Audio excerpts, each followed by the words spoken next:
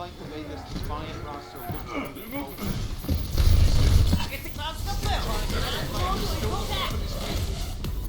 Toronto Defiant have to at least make some absolute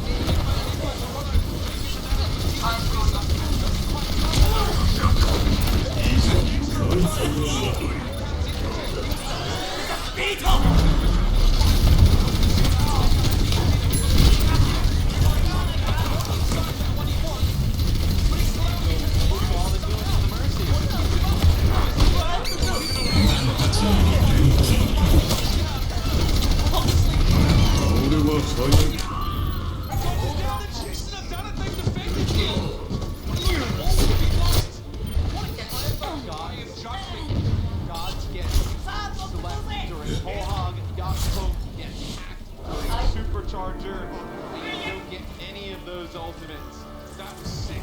Let's go into your favorite. Now Linkser on the Ashe. He'll have a Bob potentially in play soon as he's looking for Mangachu on the far. I don't think Lynx saw him though. We can, because we see from a different view, but Lynx is busy focusing on Neko now. Mangachu constantly threatening, but never committing. There's a minute and 24 left in this round. Toronto have to make a move. They're so far behind in terms of ultimates. Bob, Supercharger, Nano Boost, and spent a ton towards the end of that fight. They thought it was pretty much won. Move it down. It's worth though. Also down, Lynx is going to cause him some problems here. He can't get away, so that's the 1-for-1.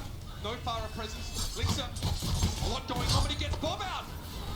Bob, hammering out, put the end behind in the corner. Bob got 8 and he hit Valkyrie. The 7th man for the Houston Outlaws delivering. A little low, but he's safe where he is now in the Defiant. Well, you got to be starting to sweat now. This is getting grim. They don't have an Ana, so you can't put the Bob to sleep. The Bob kind of gets in the corner behind, and will take out God. 30 seconds left. EMP, Valkyrie, Supercharger, Nano Boost. So Rocket can't get hit by this EMP. You kind of want to have Muma like stand on an island, take the EMP for the team, and then get Nano boosted. Suspense now, you're feeling it. Oh, they forced Neko to translocate, but he gets hit by the dynamite. This hold is also going to slow them down. Jake now in a battle with Logix on the high ground. Logix got a pass. He knows how to touch the payload. This gives Jake some freedom to work. Linkser though is taken down. God, who hits the hook. We're going to go for the supercharger. That gets shut down. He's going to be kept healed up by Twitch for the time being. But Raucus is on the side. He's down. Dante has to commit for that EMP from Toronto. Was enough to break through here. In overtime, the payload gets to the first checkpoint. Yes, Raucus not able to get away from the EMP. He gets hit by it, not able to use the Nano Boost. on a potentially one of the players on the payload. Could be playing for the long game here though, through the Outlaws now. Valkyrie, and because of Logic's just a Widowmaker that'll have Linkser bring out a Widowmaker of his own. Oh, Muma! I don't think he raised it. Might have been expecting shield before. Oh, sorry, the cooldown. Five players caught by that one. Dante knows how to hit them. Managed to trade himself forward though, and AMP's now pretty much timed out. Getting 2 kills there is good, but Jake is extreme danger. He's able to get that mega health pack though. Boy, young, time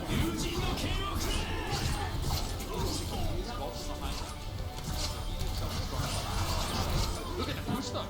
Houston was so far for those kills. You'll res this, right? Yeah, you'll res this. Jake is unresable. Yeah. Neko, I think, thought about kept going back to the spawn, but he decides to stay on the top. Logic.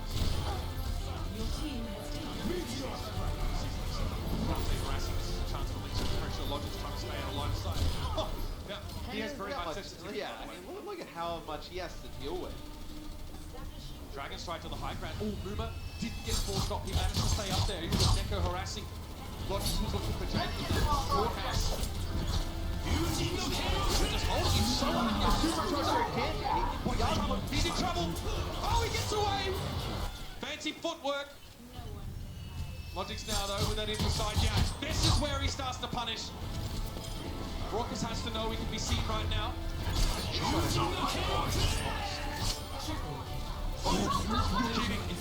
Raucus just gets away. This guy's so dangerous. Logic's out there to do work, but Magnitude gets caught inside the hold. Logic's can avoid it. But Logic's no Widow is an island. There needs to be more for the rest of the Defiant, and they're running out of time. They have 10 seconds. They need to strike a critical blow here on the Outlaws and get to this second checkpoint. He is now. Another EMP to save the day. Will that be the answer? Magnitude down. He combined with Linkson for the kill. The flank around. Dante gets his second. Goes for the hack. Doesn't quite get it on Gods, and Gods is able to find Jake as a result. Neko behind the combi. Yep. Bonk's going to run him down. It's just Gods. Just Gods. And that's it.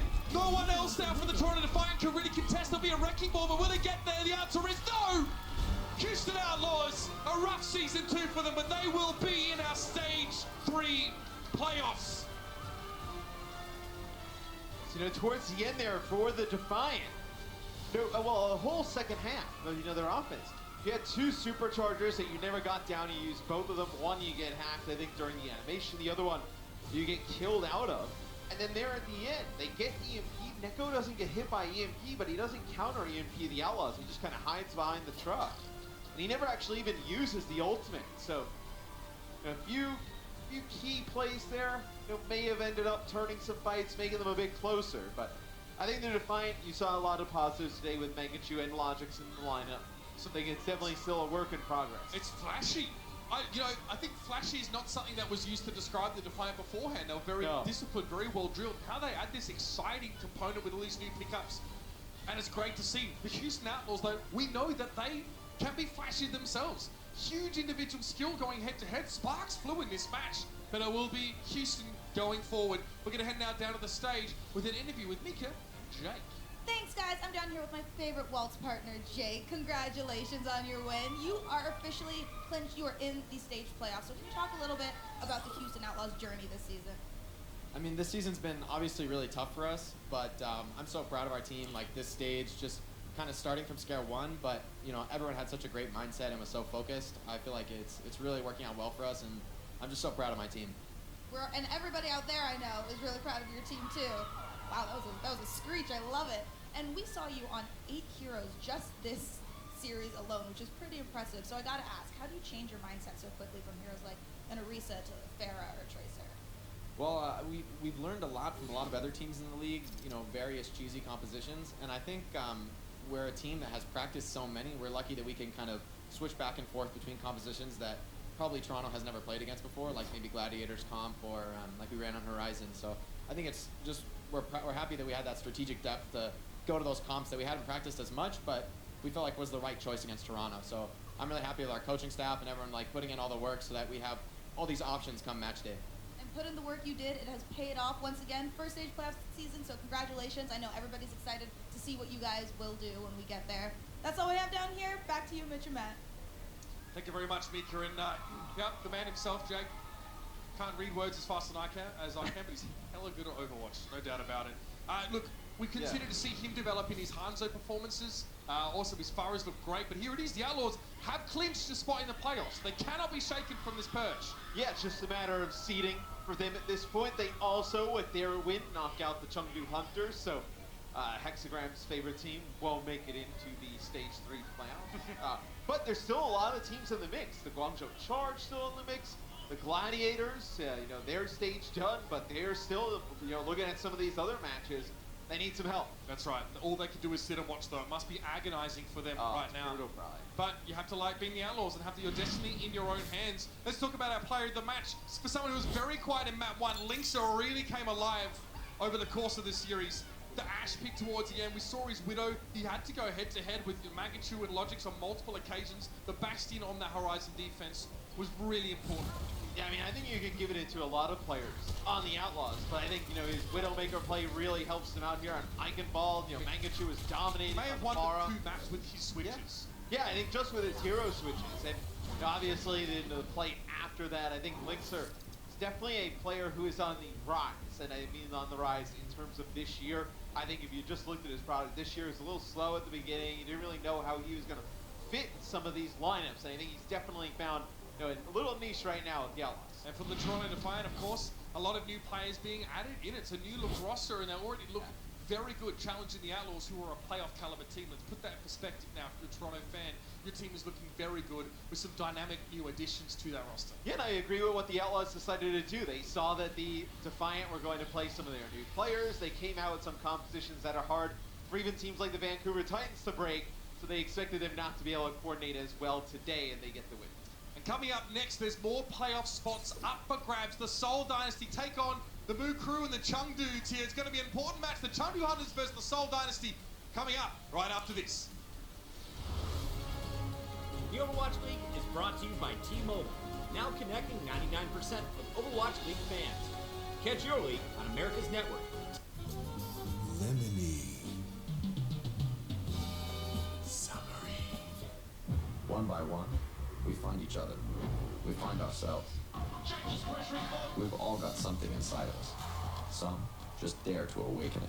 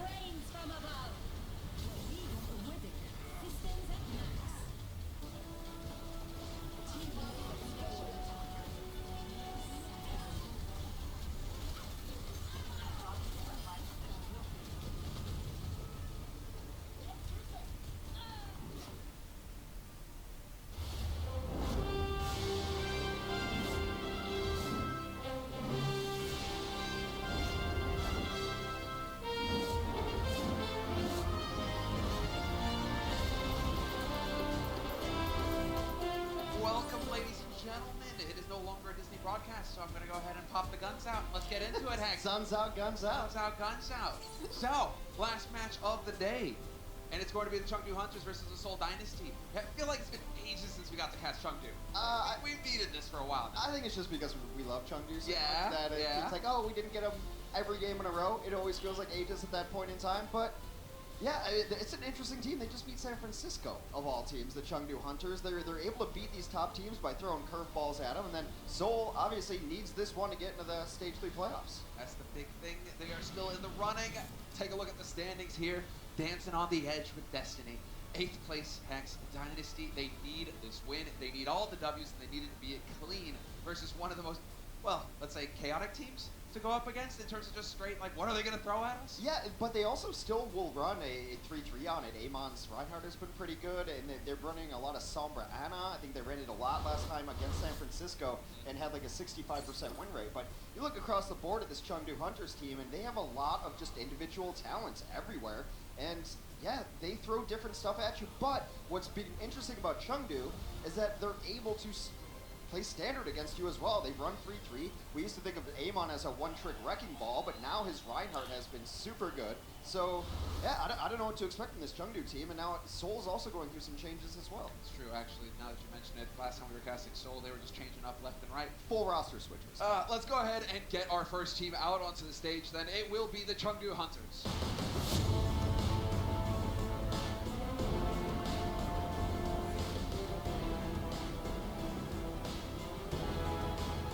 Well, usually no switch-ups in this roster when they start out here. Eviltal has been very, very good on that Lucio.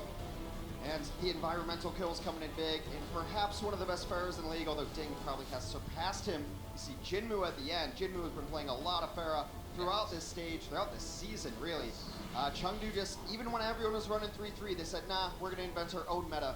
And they made it work. They've had a tough schedule, but they're still in it for the overall season. Out of it for Stage 3, however. So, now we need to get their opponents out onto the stage. Hex, we're going to bring to the stage the Seoul Dynasty. Reppin' 82, I'm in Seoul City. Riding down the streets, got my homies with me. Pull up in a Rover, steady watching over. Keep it wild, honey, yellow. So, yeah. Spiral Cats, the actual cosplayers, they are here to rep the Seoul Dynasty. You see it, the colors already, Hex. Yeah, very famous cosplayers. Got Seoul Dynasty inspired cosplay. Here comes the team. And you never know which guys are going to come out of the tunnel in the Seoul Dynasty jerseys. But it's definitely going to be Marvel, as Fisher has bid adieu to the Seoul Dynasty squad. And yeah, it's just up to the coaching of who is going to play in any given set. Those are some really well done cosplays. I'll give them that. That is top notch.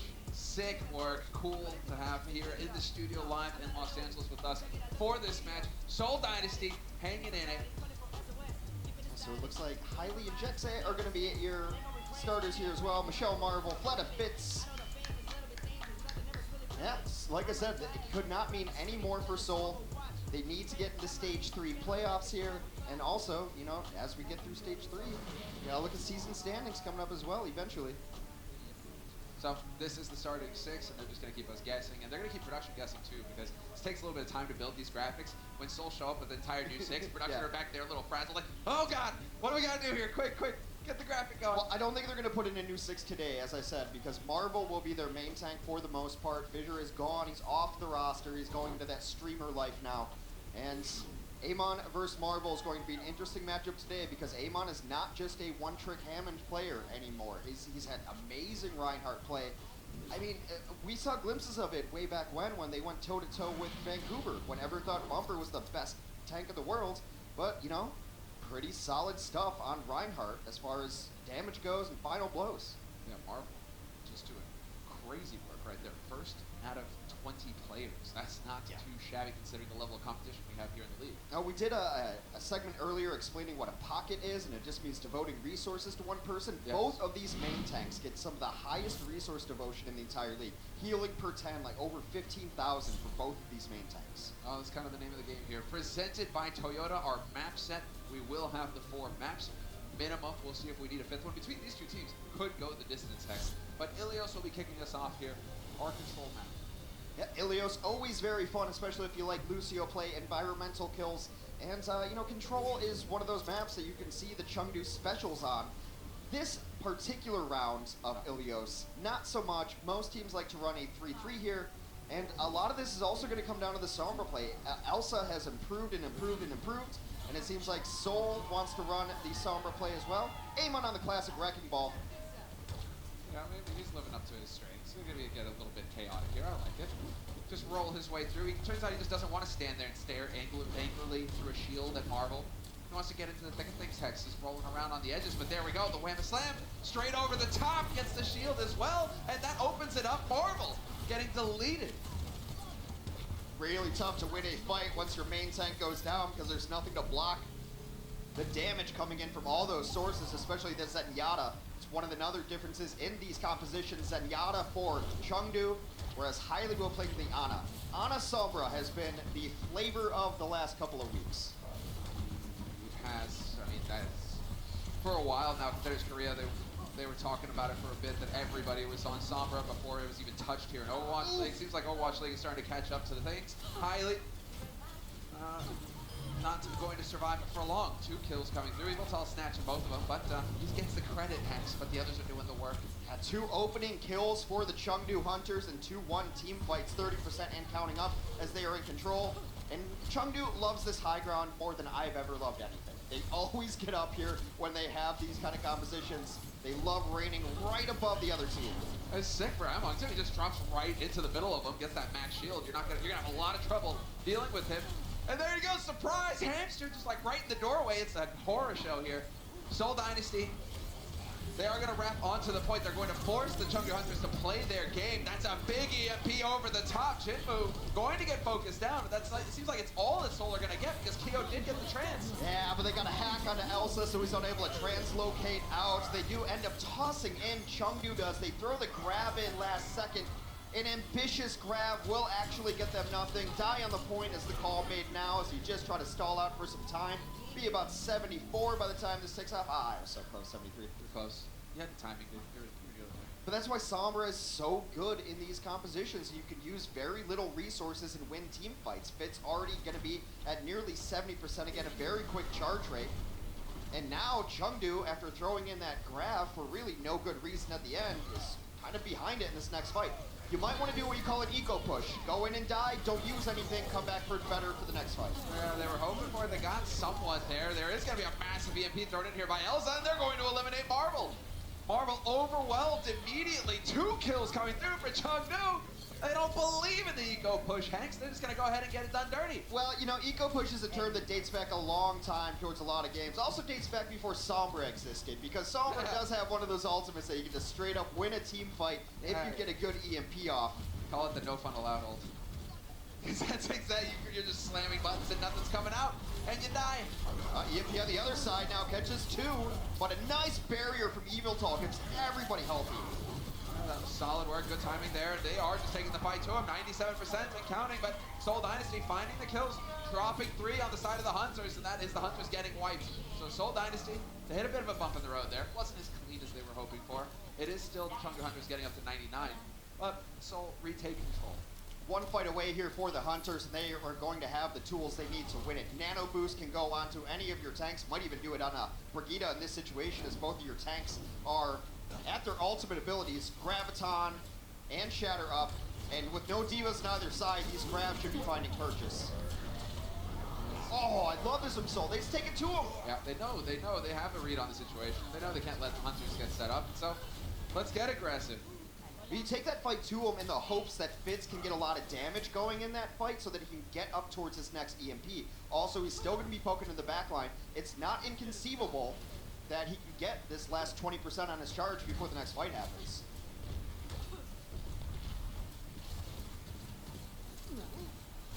Hack onto Kyo. That's what I was waiting for. Who's going to make the move first? As Michelle is going to find it. Kyo overwhelmed. Quad kill coming in for Amok though, but they get wiped anyway. Michelle, this is the one you wanted to take out. It's Zarya v Zarya, and Michelle's getting beamed down. Is this real? YXL somehow brings it back in there. Chengdu is in such a rough spot. They got a huge anti-Anu. This one's not over by any means. We're going 99-99, but Seoul has made mass switches just to get out of the point. Exactly, they do not have the ideal scenario set up here. Elsa nearly gets picked immediately, but there's a nano thrown out by Kyo. And this fight should heavily favor the Hunters. They've actually got a working team. Seoul Dynasty, they just cobbled it together. They're getting rolled, Hex. Anti-heal on a Marvel and Jaxay will mean that's all she wrote for our first round of Ilios. That was a slobber knocker. All right, that's cool. Then we turn it into, like, you go through the whole thing, and then you get a 1v1 Zarya fight. And it's RXL who wins it for the Hunters and gets it done. Well done there. Who bubbles last, really? Get all that energy, try to beam down the other person's bubble, and you know, you're getting the trade-off of, yes, I'm gonna crack the bubble, but they're getting all this energy, and where's the health pools? It's a very interesting chess game that goes on there. But at the end of it, on the most standard of rounds on Ilios, Chengdu's able to pull it off. Yep, you got the job done. Then they take the lead on this map. 1 point for the Hunters. Seoul Dynasty, probably scratching their heads after that one. But then at the same time, just shake it off. Shake it off. It could have gone either way. It was the finest of margins.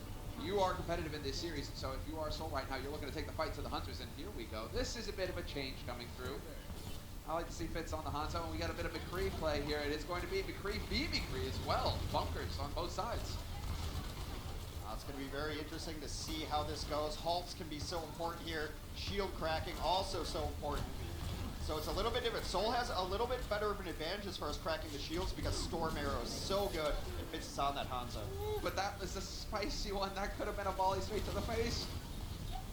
Kylie doing good work over there, but the Hunters right now, they're going to lose their main tank, and that will certainly hurt the setup. Seoul Dynasty going to get first control on the point. It's just all about the shield pressure, and since Seoul is not running a Brigida, and instead are running the Hanzo, they're able to burn down that shield so quickly, gets the cleanup kills. Now Fitz is nearing a dragon, but we do see changes on the other side. Amon gets off the Orisa, he's onto the Wrecking Ball.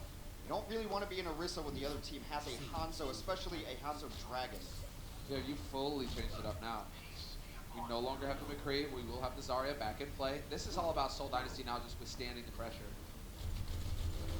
Because Seoul, if they keep this hardpoint defense, it could still be solid, but you can see them having to rotate around. This is all about buying time now, except that there you go. You get Wrecking Ball right in the mix, trying to just throw them out of whack, trying to throw Seoul Dynasty out of position. The Dragon thrown through the back line. Hoping to connect with Amon perhaps, but it doesn't do the work. All right, well, Fitz still doing work. YXL will fall shortly after.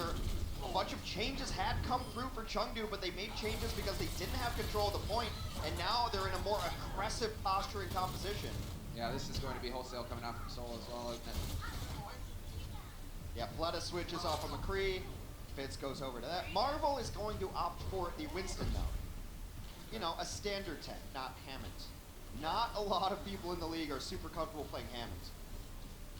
You got an artist, a Hammond artiste in the form of Amon, but the mine's right over the door. Hello, surprise, you're all gonna go boom. Forces barrier out. Yeah, Jexy, the barrier's there, though, you're right. Jexy manages to get that up, and so we will have the sound barrier there to protect the Hunter, or no, the Seoul Dynasty, as the Hunters are the ones taking the beating. Abletal goes down. This isn't gonna help things here for the Hunters, but they are game for the fight. They are not giving up. Still going toe-to-toe. Hunters have been in control of the point this entire time. Chalong dies again. He was so close to grab as well. Forces out barrier. Oh, that was the barrier getting thrown in. Marvel now, he's going to be the one. He just worked his way up to that primal so quickly because of how that fight worked and how everybody was stacked up on top of each other. He's just cleaving away. Happy as could be.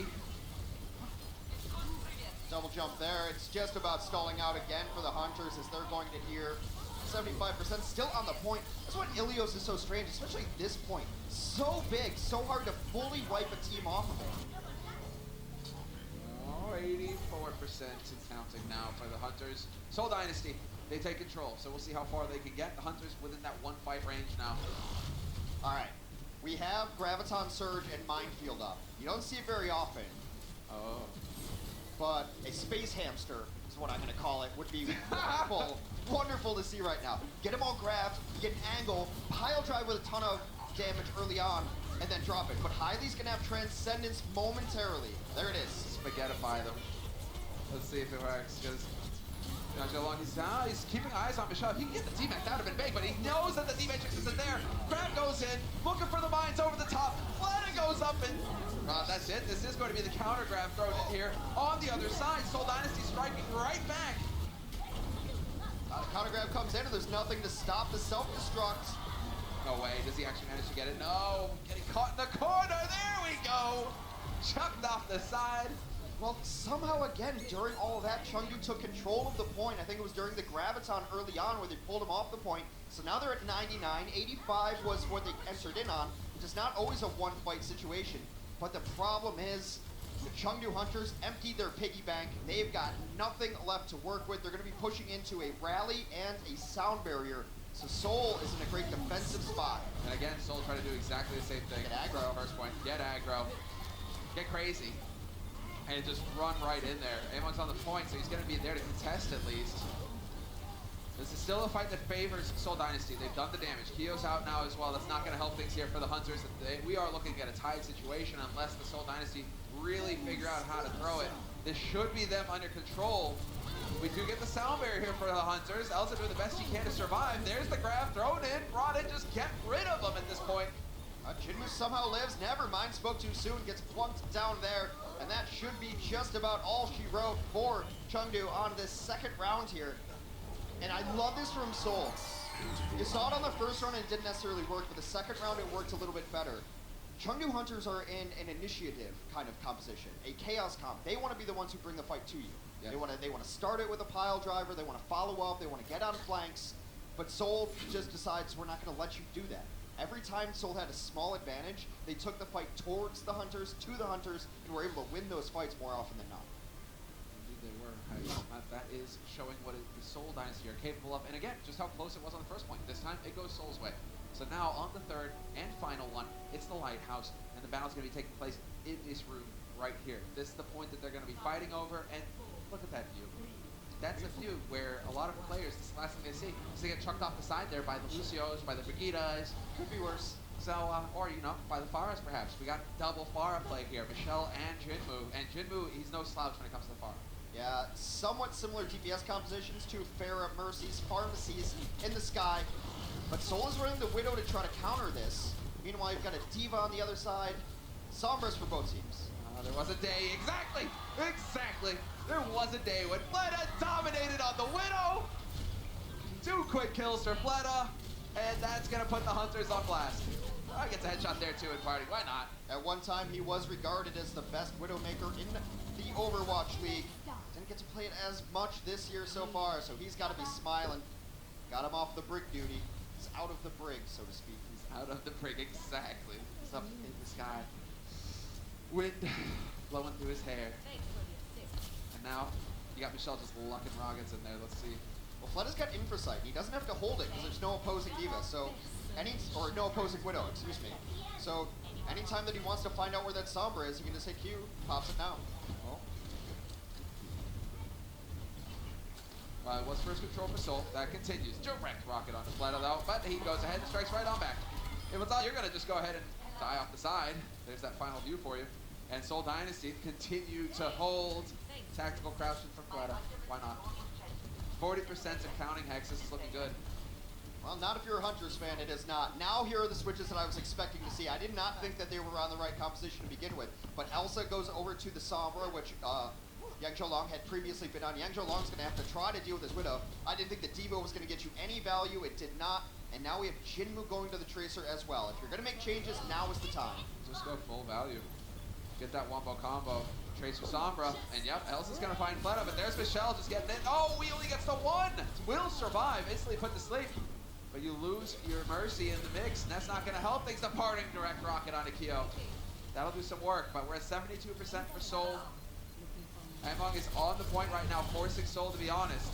He's trying to get something done, and he puts Vince in a bad spot. Yangzhou Long able to capitalize on it. That's awkward. That's just painted into a corner. Where do you go? Yeah, Marvel gets Nano. He's going to clear out everything on the points. This is getting desperate for Chengdu, and they've shown almost no signs of life in this third and final round. It's getting a bit chaotic, and you would think this is where they thrive. This is where it would be their time to shine, but instead, they're struggling mightily. Michelle has just been running amok with the Pharah, And then you still have Fleta. As soon as you poke your nose out to the open, he's ready to take it off. There's the shot. That's why XL, and yeah, Keo is going to find the follow-up. But there are still a pair here on the point. Soul Dynasty, Fleta is just going to be able to delay things forever if he's got Jexy there to pocket him. Mines are going in, but that's fine. Amon's been alone on this point for a very long time. It's because Soul decides that they don't need to deal with them. They'll kill everybody else. They'll come back and deal with you at 99%. There it is. Soul Dynasty. Soul Our Dynasty. first match. And they even have, that is their Soul Dynasty theme song. So check it out. But that is the lead. The ideal start here for Soul Dynasty versus the Chengdu Hunters. The Chengdu Hunters, though, showing that they've still got claws. We'll see how it all plans out right after this. The Overwatch League is brought to you by T-Mobile, now connecting 99% of Overwatch League fans. Catch your league on America's network, T-Mobile. Lemony. Summery. People love that cozy feeling superheroes give them. But if you need help for blow, they get out too. They're all like that? Even Homelander? That's where we come in. Huey, friendship, and mother's milk. Bang. It's suicide. Go after the soups. Who said it? Wake up the beast, no, I can't keep silent. Get loud for me.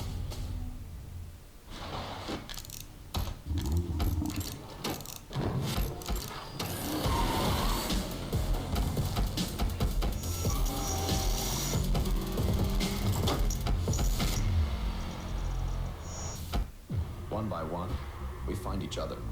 We find ourselves. We've all got something inside of us. Some just dare to awaken it. Just do it, just everybody.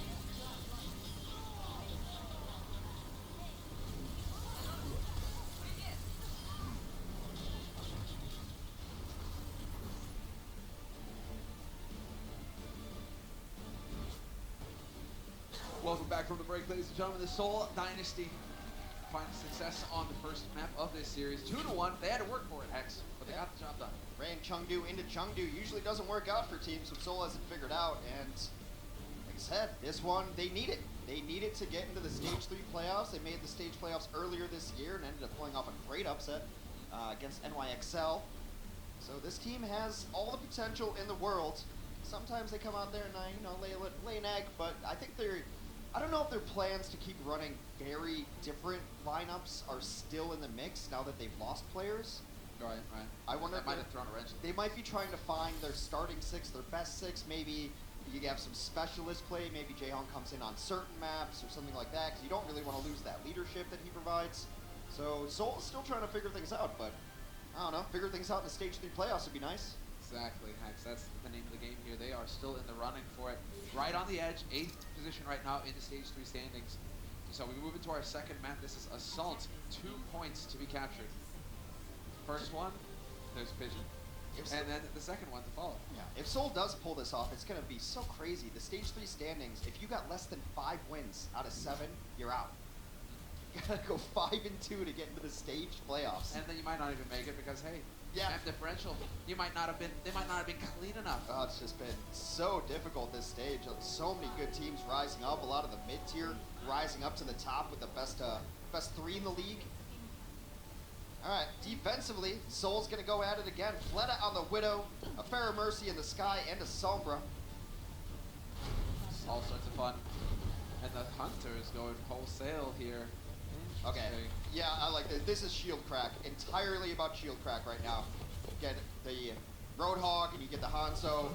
The opposing Orisa should not have the shield uptime that you do. Yep, just crack it, get it done. Oh, the halt and the hook. There we go, Fleta yanked into oblivion. And that's an excellent start now for the Hunters. I mean, there is a possibility of a res, but it's going to be so tough, and actually it's just not going to happen at all. They aren't even going to attempt it. Oh! Instead, you can just go ahead and remove the Mercy. That solves the problem as well. YXL is just running game on him at this point. This is a perfect take for the Hunters. Unreal! Soul Dynasty just got wiped out. He's really come into his own on this roster. It used to be pretty telegraphed of when they were going to run Widow because I think they bring Bacon Jack in, but YXL a little bit deeper of a pool here, able to really hit the shots there. And I just really love the composition switch of knowing that they're just running an Orisa without a Bastion. Right. And so you scout it, and then you were like, okay, well, let's just switch to everything that cracked shields. If you saw that first shields from Marvel just died instantly. And that's an Orisa shield. Those don't die instantly. Oh, they're on such short cooldowns too. That's the whole thing. You nailed it, Hex. You nailed it. Let's see. Full switch. Wholesale. And it was so quick as well. It's not exactly like, oh no, the ult game. I mean, you are going to have fits with an EMP. You would love to win this fight without an EMP if at all possible, because then you know you're going to probably be behind, because you've made a ton of switches yourself if you're Soul Dynasty. Got the EMP now. He'll be waiting right under him. Yep, sure enough. They push onto the point, they get completely obliterated. Yeah, alright, so now what's the game plan here for the Hunters? Is it just going to be rinse, repeat until Yeah, you evolve? you kind of have to do it again. And you were expecting this. You were expecting that to happen. The worst case scenario for Chengdu is you go in and you die without forcing out that EMP, which you know that they very likely have. So now it's just about getting your economy up in a decent spot as well, and eventually find the window where you feel you have the economic advantage, you feel you have the ultimate advantage, and you go in. They captured first so quickly that they're not really in a time crunch here. No, exactly. Plenty of time for the clock. 5.5 minutes. It's a lifetime, Hex. We could have another one where it goes back and forth. Fitz getting deleted immediately, though. That's not too shabby. Marvel, he survives the nade. Masterful nade thrown in by Hylie, though. He really put the pressure on the Hunters without the ability to heal. Will drop two. Among and Evil out of it. And the Hunters having to back off. And really, the name of the game here is just get back to spawn ASAP. Whether that means dying, just die. Sure enough, that's what they're going to do. So this is the window that the Hunters were fighting for right now, because they're going to have every ultimate online that they want, any sort of significant ultimate. So they're going to have EMP, which you can start with EMP and a Shatter. Genja Long should be able to get there as well. You could nano one of these tanks if you feel they really need the support, but this is your window. You've counted ultimates from Soul Dynasty. You've tracked their ultimates, and you know this is your best time to fight on Paris. You gave up 2 fights on purpose. Well, not necessarily on purpose, but knowing it was going to happen. Everything is done with purpose here. Hex as the grab gets thrown in, and they're going for the cleave. Already, YXL signs, now it's time to go for the grab. It's going to find success. 2 kills already. Soul Dynasty. It needs to be a bit cleaner than this, though. With this many still alive for Soul, they could still contest and bleed time off this clock, but that's 1 tick picked up, 2 ticks picked up for the Hunters. And it looks like it could just be 3. They get the job done in 1. The fight right before they got to the point was huge. Jexay got stunned at 96%, which means he can't shoot the last couple of rounds he needs to get barrier to keep his team alive. A huge stun there. Oh, that's painful. Brigitte getting work done. We'll be right back. Coca-Cola is the official refreshment of the Overwatch League. Lemony. Summery. People love that cozy feeling superheroes give them. But if you need help for what they get up to. They're all like that? Even Homelander? That's what we commit. Huey, Frenchie, and Mother's Milk. Bang. With suicides, go after the soups. You said it. Wake up the beast, no, I can't keep silent. Get loud for me. One by one, we find each other. We find ourselves. We've all got something inside of us. Some just dare to awaken it.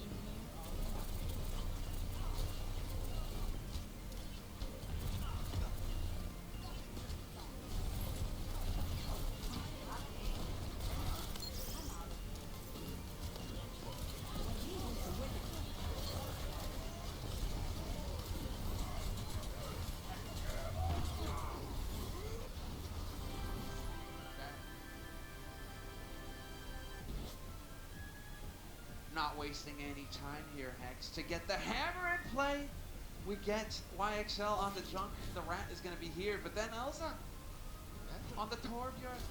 Yeah, I mean, it's just Chengdu. It's just Chengdu. Well, Bren was going to go face-to-face with Defran in the Widowmaker 1v1 in Atlanta. Instead, he's going to go against Baby Babe because Defran has other obligations. By popular request, he will be doing a Hammer Torb 1v1 versus Mangachu. Put it on the list. Saturday, it's the Widowmaker 1v1. Sunday, Mangachu versus Defran, Torb Hammer. You did it, Reddit. You did it. Congrats. Yeah. Now let's see. Can Soul Dynasty do it, Hex? We're gonna have Far up again. We're gonna have the Hanzo for the shields. We're gonna have the Fleta for the headshots. What are we thinking? Well, I mean, the Junkrat's usually really good when people want to try to run tanks at you and go through this choke, but almost everyone on Soul has some kind of mobile aspect to them. Nice going.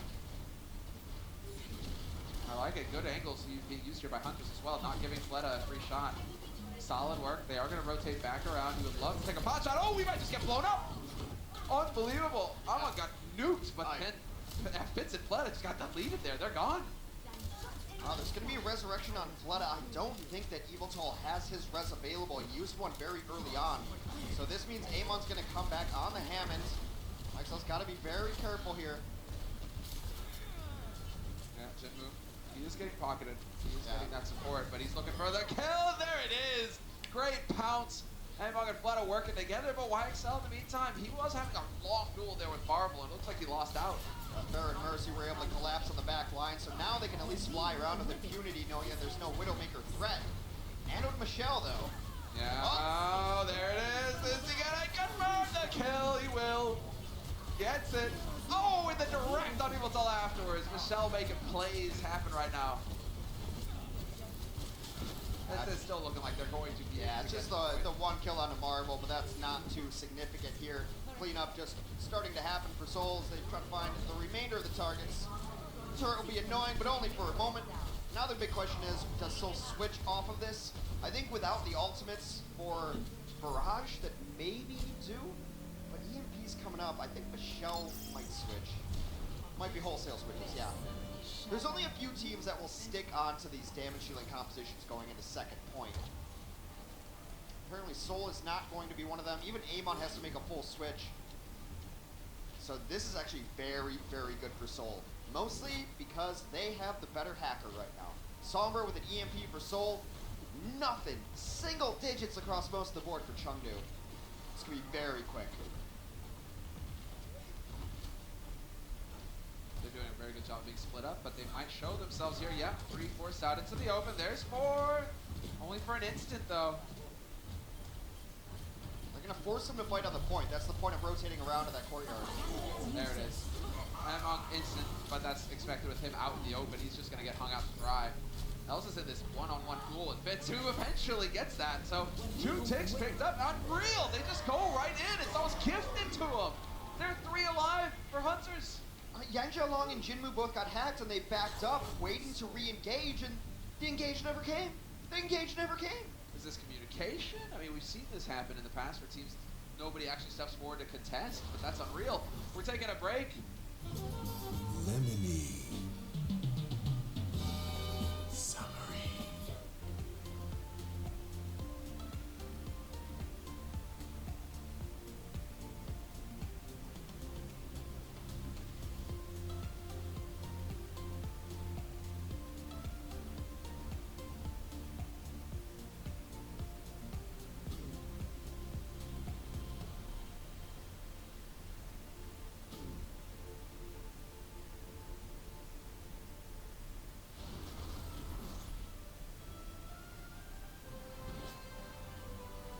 Quick offense here for both of these teams. They have just gone crashing through, and that's not something we often see on pairs, because like this is one of those assault matches where it can get kind of drawn out. It can be difficult to get in there and get the job done. But both of these teams have proven that you don't need a defense when you can have an exceedingly effective offense.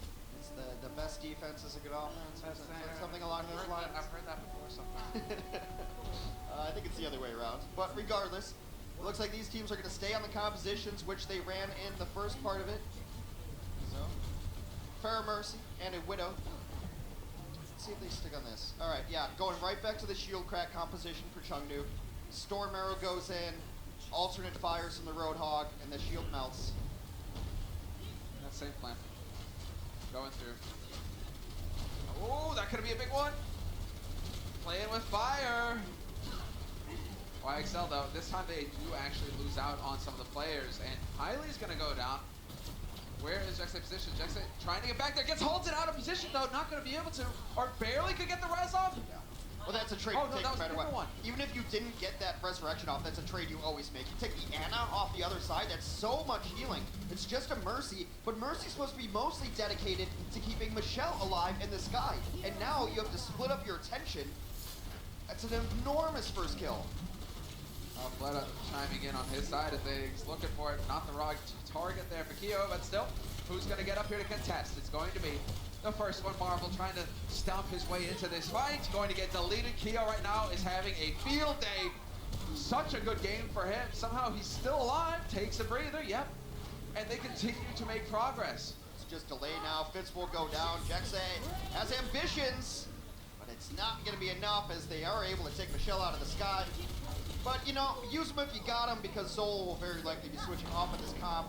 Sans Fitz, though. Fitz will stay on the Sombra, of course.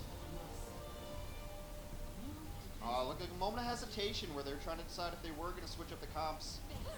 Had some decent ults, but not enough to use, really. They have to wait for Jinmu. Jinmu got bad spawns, so he spawned before they captured the point, so he was running all the way back from first spawn. It's going to slow them down a little bit. But this is exactly the same as the first couple of rounds between these teams. Chengdu knows they're going to lose this fight. They should know that they're in a bad spot to win this fight anyway, but you want to get the EMP out at least. But that's the thing. That's one detail perhaps that's interesting about it, is that Fitz is obliging them. Why is Fitz obliging, giving them the EMP if that's what they want? Yeah, I guess he's going to be able to charge it up again quick? He's been charging it very quickly as well, and you just, if you can have a chance to win a fight straight up, you just take that chance. And also, I think that fight was not that great to take in the courtyard, because what you would like to do is bait them in, get the EMP, then let everyone else on your team charge up off of these EMP targets. Sure. So that you roll it into a bigger advantage. Since you both just switched, that's how EMP turns into the bigger advantage on the other side. Gotcha. We'll find out now, because now it's going to be a bit of a stalemate. Although the Nano gets used here by Marvel, he's just looking to swing away with this hammer. He's going to get up to that shatter, no problem at all. A couple of quick kills coming through here for the Soul Dynasty. And Hunters, I mean, still, this is part of the plan. Will get sent packing. Ooh, robbed. Marvel, he was so excited. He was going to get to, just that spot on the wall has been bothering him forever. He was looking for the right color of red. And then Elsa, let it go. I mean, so look at this. Vince has nearly caught up to Elsa again. So he's going to have EMP again. So that's it. He's just like, chuck the EMP. It's fine. I'll get it back for the next big fight. Yeah, I mean, also you just don't want to end up making a mistake and dying with EMP, then throwing it away. So you just take a fight that you're supposed to win. Just take the victory. It's like when a team bunts, just take the out. Okay, there was one. Marvel. Great support from his team, though. He will be kept alive. There's the EMP. Thrown it over the side. Do they get everybody? They do, in fact, get 5. Marvel deleted. Need to get a bit more out of this as the EMPs wear off. Fleta did get the rally. Fitz with the counter. 4 are there, and there's no sound barrier, so this is all done dirty. Who is going to connect first? And it's looking like the Hunters are going to get the job done. 1 tick of progress, looking like 2. We could get a contest, yep. You need the contest. If they can Marvel. contest, they might be able to get a Graviton into this. Just perhaps. Hamster doing his best to stay on point. Jexay's also alive. Fitz was trying to body block Fitz off of it, but there's the grab getting thrown in, and this is going to be the end of the line here for Soul. How else do you come back from this? Because Fitz is going to get overwhelmed. No more of an ice cube left, and he gets melted. You have Marvel going down next, and that is going to be a successful offense in the end for the Hunters. Had to get had to work a little bit for it there at the end, but both of these teams are so evenly matched. Looking at the final blows, 35-34. Hunters are in the lead by 1. It's about as close as it gets. It seems like we might be having a repeat of Lunar Colony of our match from earlier today. Went 6-5 because these are some big time banks left. However, Chengdu only finishes their second attack at all 4 points possible. 13 seconds in the bank. Yeah, so that is far slower. But that's all right, because now we get to see, are they going to be able to just draw things out? Do we see a change in strategy for them on the first point here is what I'm curious to see. Or, well, we see Elza and YXL just going straight for the junk and Torb. So we might get a Yeah, it's just, Yang Long got pressured out so hard on this Junkrat and didn't get a ton done. And Junkrat can be so good against a team trying to run triple tank, triple support, trying to get through the choke point. But at least half of the team, There's one Jake fan. at least half the team in Fair and Mercy, you're never going to hit with any of your Junkrat projectiles. And then Marvel's going to have shield down on the point, Hyler's going to stay away from it all, and Fitz and Flood are going to try to hit you from a distance. So Junkrat's meant to deny entry, but they don't really care about entry. They're trying to get kills. They're not coming through the front door. They're climbing in through the windows, dropping in through the roof. It's getting brutal. So Solo on the offense. Let's see. Changes on their side, and eventually they will take to the skies. Michelle blasting off with the helmet Jexy. They land on the same composition they started on. And now it's going to be Shats. As that shield breaks. Oh, unfortunately, it's not going to pan. That is the one that you got to hit. Oof. A halt and headshot combination has not come to fruition thus far. Unfortunately, the space is just barely off. You got that turret doing work on the side, though. That's annoying. So, Yang Long able to get in there early as Fitz had jumped forward. Gets hit with a mine. And that should stall out the push momentarily, at least. I mean, so far, good positioning coming in here from Jinbu. Although this time he gets a little greedy. Yep.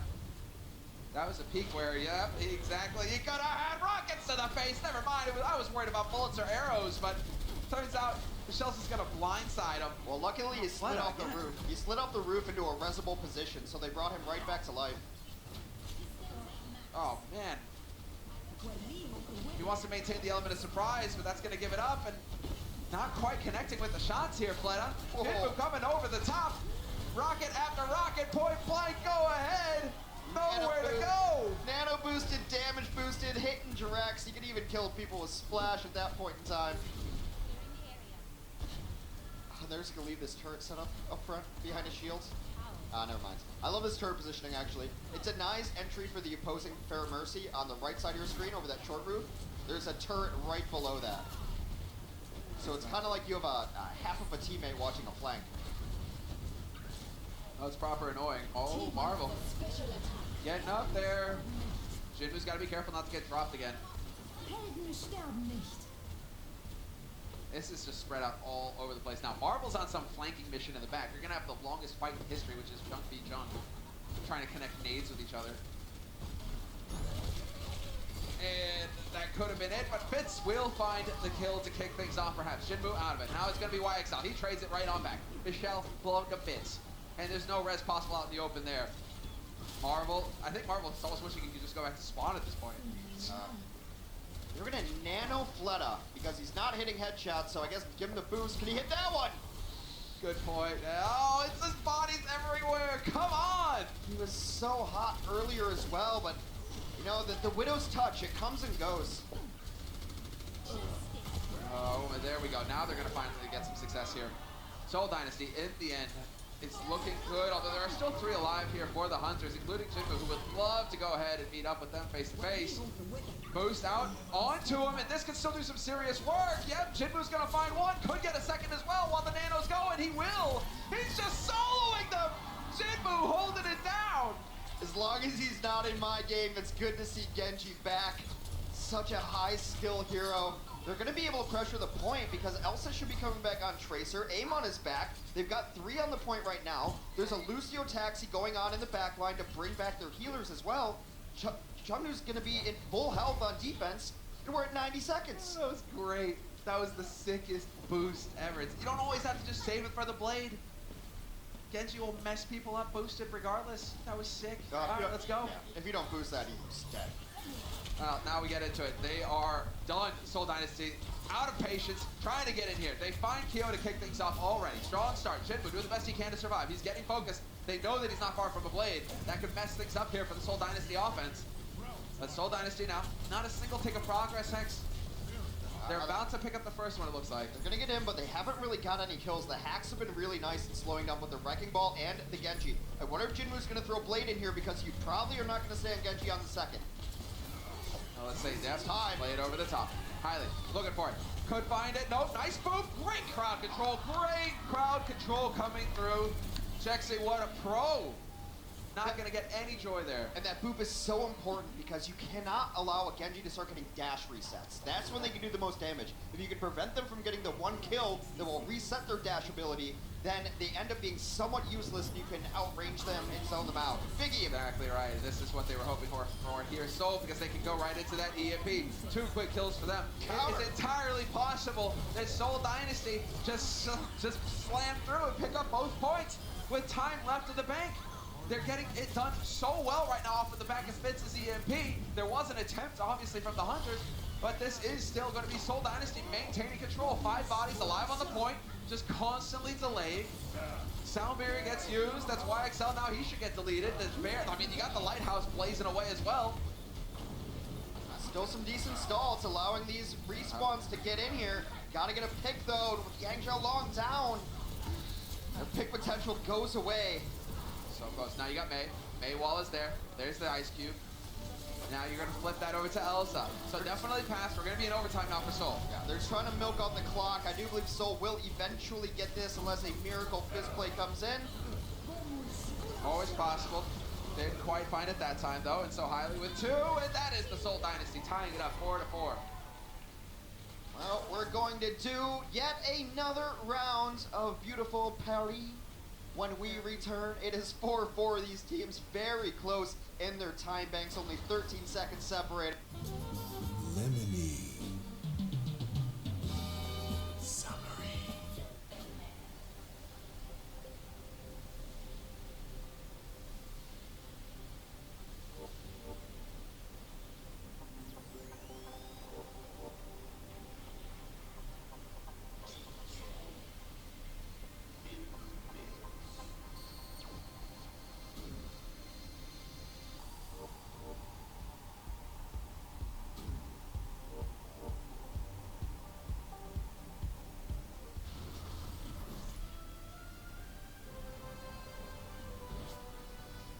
Welcome back from the quick break, and we are in a tied situation now.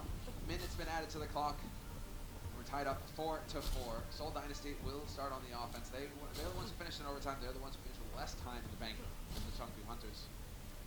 And so, it's into the thick of things here, Hex.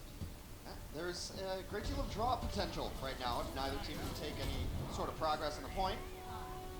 But we shall see how it all shakes out. No changes in the strategies just yet. Well, in fact, Soul does seem like they want to run something entirely different. Never mind, I spoke too soon. They're going to go with dive tanks in a Winston and a D.Va to try to get in there, disrupt. And maybe they're just playing, hoping that Fitz can get his EMP before the time expires. Fitz getting blown up, though, not going to help things. YXL is he's loving life right now. Chexy eventually takes down the turret, but this is Jinwoo now in the thick of things. Hucking rockets into faces. And we're already down to 30 seconds here. That's a big one. Oh, you can see that coming from a mile away. You don't want to be in a small room when there's someone outside of the rocket launcher. I'm no military strategician. I can't even say the word. Surprise! Gives his See, I'm life back. for I'm it. like, yeah, come on. 3 of them right there, and I got Mirage. Let's go. Gives his life for it, but it doesn't matter. Gets rezzed up. That's a gambit that you will totally run. The turret will pick up the final kill there. They're going to boost Michelle just with a wing and a prayer right now. Yeah, they're going in one after another. Single tick. Oh, no. Meant to be. Oh, no. Wait, 3 quick kills. That's the entire backline gone. Elsa with the turret on Michelle. Let's go. Soul's going to get this. Way too many kills. No, kills here. There's one. No, there's no way that he's going to make this happen. He is going to get removed. Unbelievable that this could potentially go this way. 1 tick, 2 ticks, 3 ticks, 4. Are we going to get the hunt? I mean, is he going to be able to roll back in time? A-Monk's trying. He's on the hamster. I don't think so. Don't see it happening. It's not even in position. Just Soul taking first. Oh, unreal. Add 30 seconds to the clock.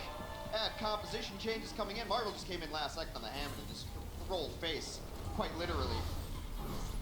Yeah, let's see what happened here, because that was looking so good, and then it got really bad. Oh, environmentals. Gets Amon out of it, Hiley gets the shot there, Fleta takes down Eviltall, and that's all she wrote. A concerted team effort there. And now, final attack on a second point for Soul. They have EMP. There it is, EMP thrown out immediately. YXL will take down Fleta though, and there's the tire instantly deleted. And he's found out as well. So Soul Dynasty trying to stay alive in this. Marvel, not long for this world. He's gone, self-destruct over the top, man advantage now for the Hunters.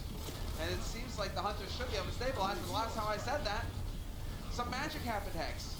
Oh, not often you get a kill off of the ultimate from Doomfist, but he's able to set it up right there. Still trading back and forth, but trades, of course, in favor of the defense on the Assault map side. Minefield's gonna come out and make running around very difficult. In fact, Michelle, why don't you just take a trip back to spawn? I believe we have tied the record of points now on Paris. I think the record was 9. Soul has 5 points. I think Trout said that earlier. Yeah, it was lower third there. 5-4 here on Paris. Defense akin to any professional sports all-star game. Yeah, just run in them. Run in and run at them screaming, and you will get the job done. And it's a high-pitched scream from the Hammond, but that was a fierce one. Made all the difference for Soul. 5 points. Soul's in a great position here to go into halftime 2-0.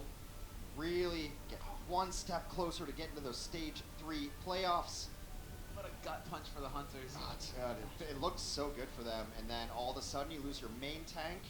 And then both Hiley and Fleta hit shots from long range.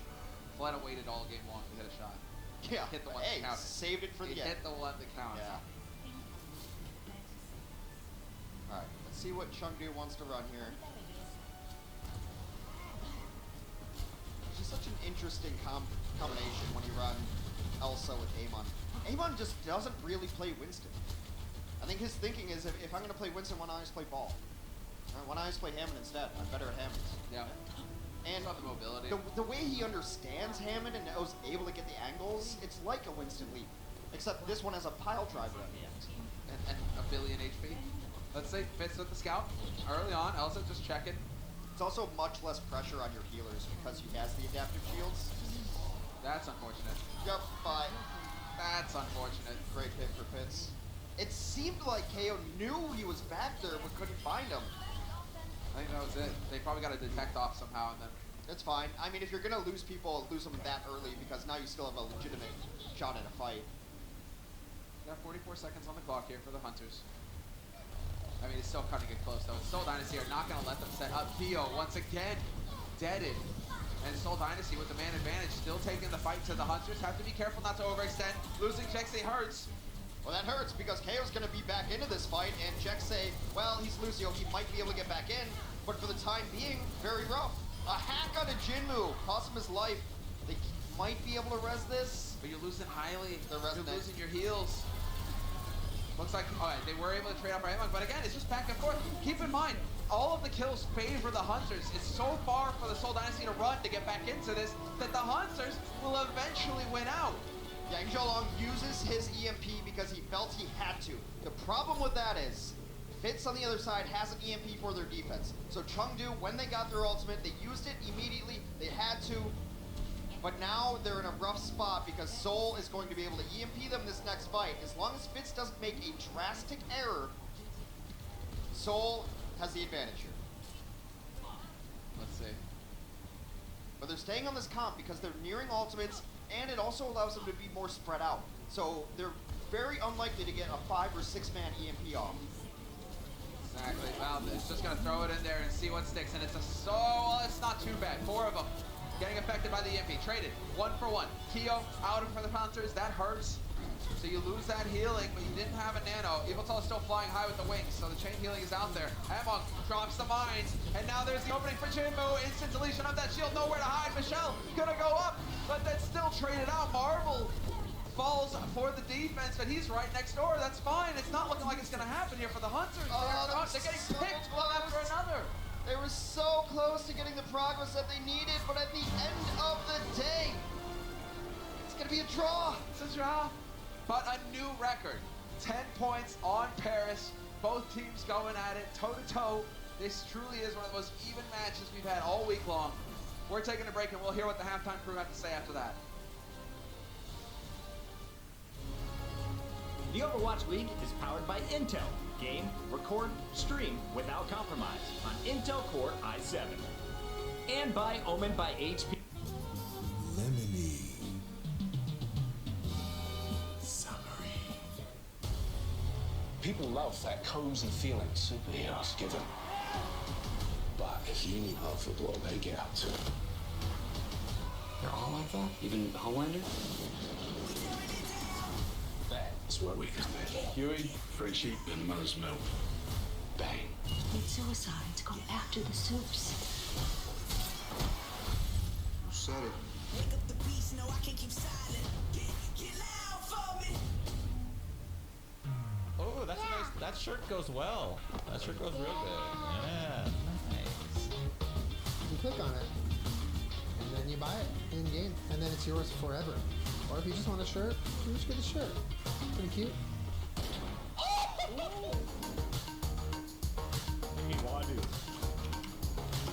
Look at all these skins by GFK. I love the gold on the dark purple. I'm gonna get that.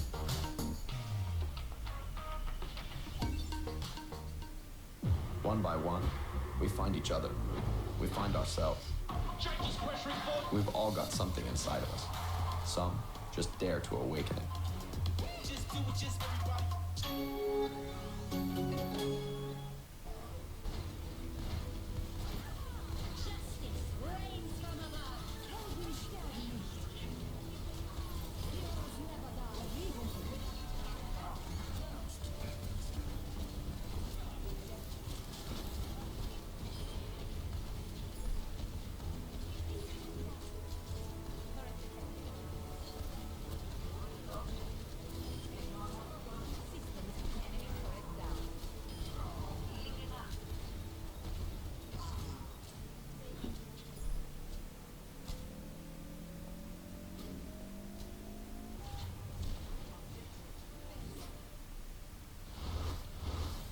The Dynasty need a W here to punch their ticket into the Stage 3 playoffs, and they're taking care of business so far of 1-0 over the Hunters at the break.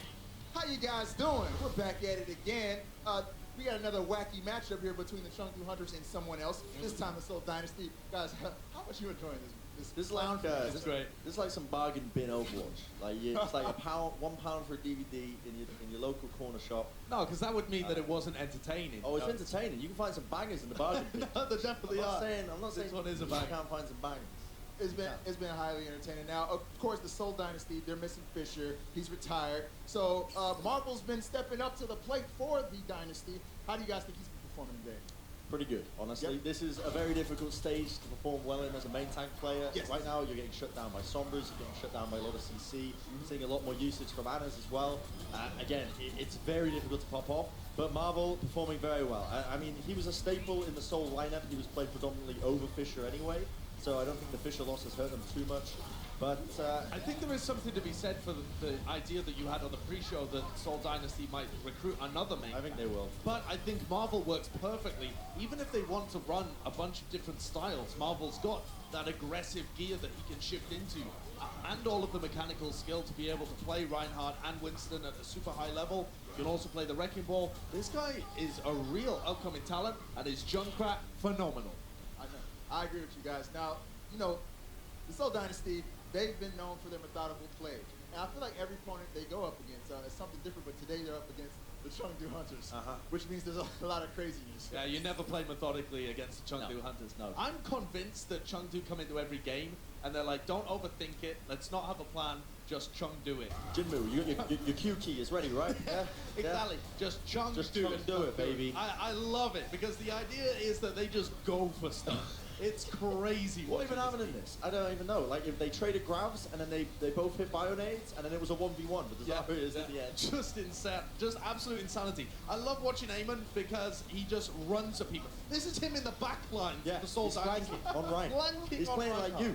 Yeah, I know. And then Elsa gets a 2K in this fight with the baby diva because why not? Cool man, be proud. Just you know? fantastic.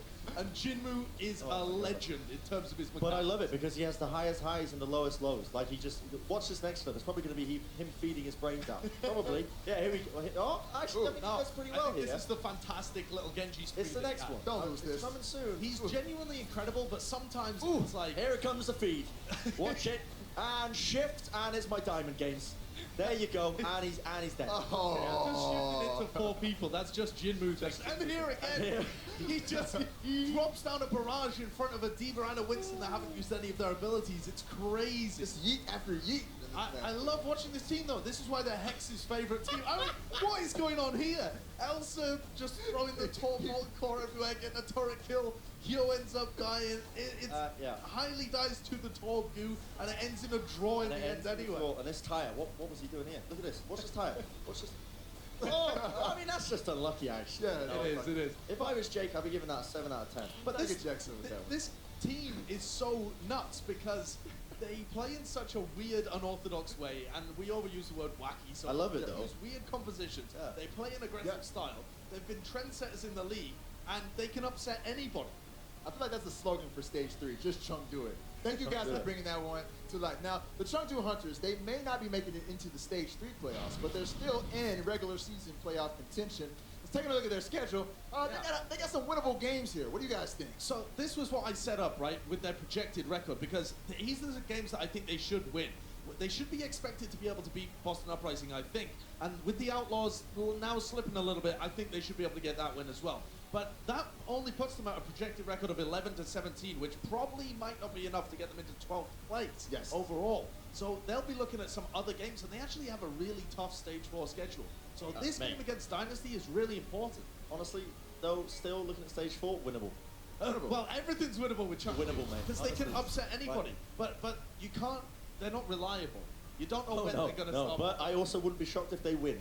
The overall, just the whole thing. They missed the I would be very shocked. I mean, they just beat the Shock. So I wouldn't be shocked if they beat anyone else, you know, to keep it real.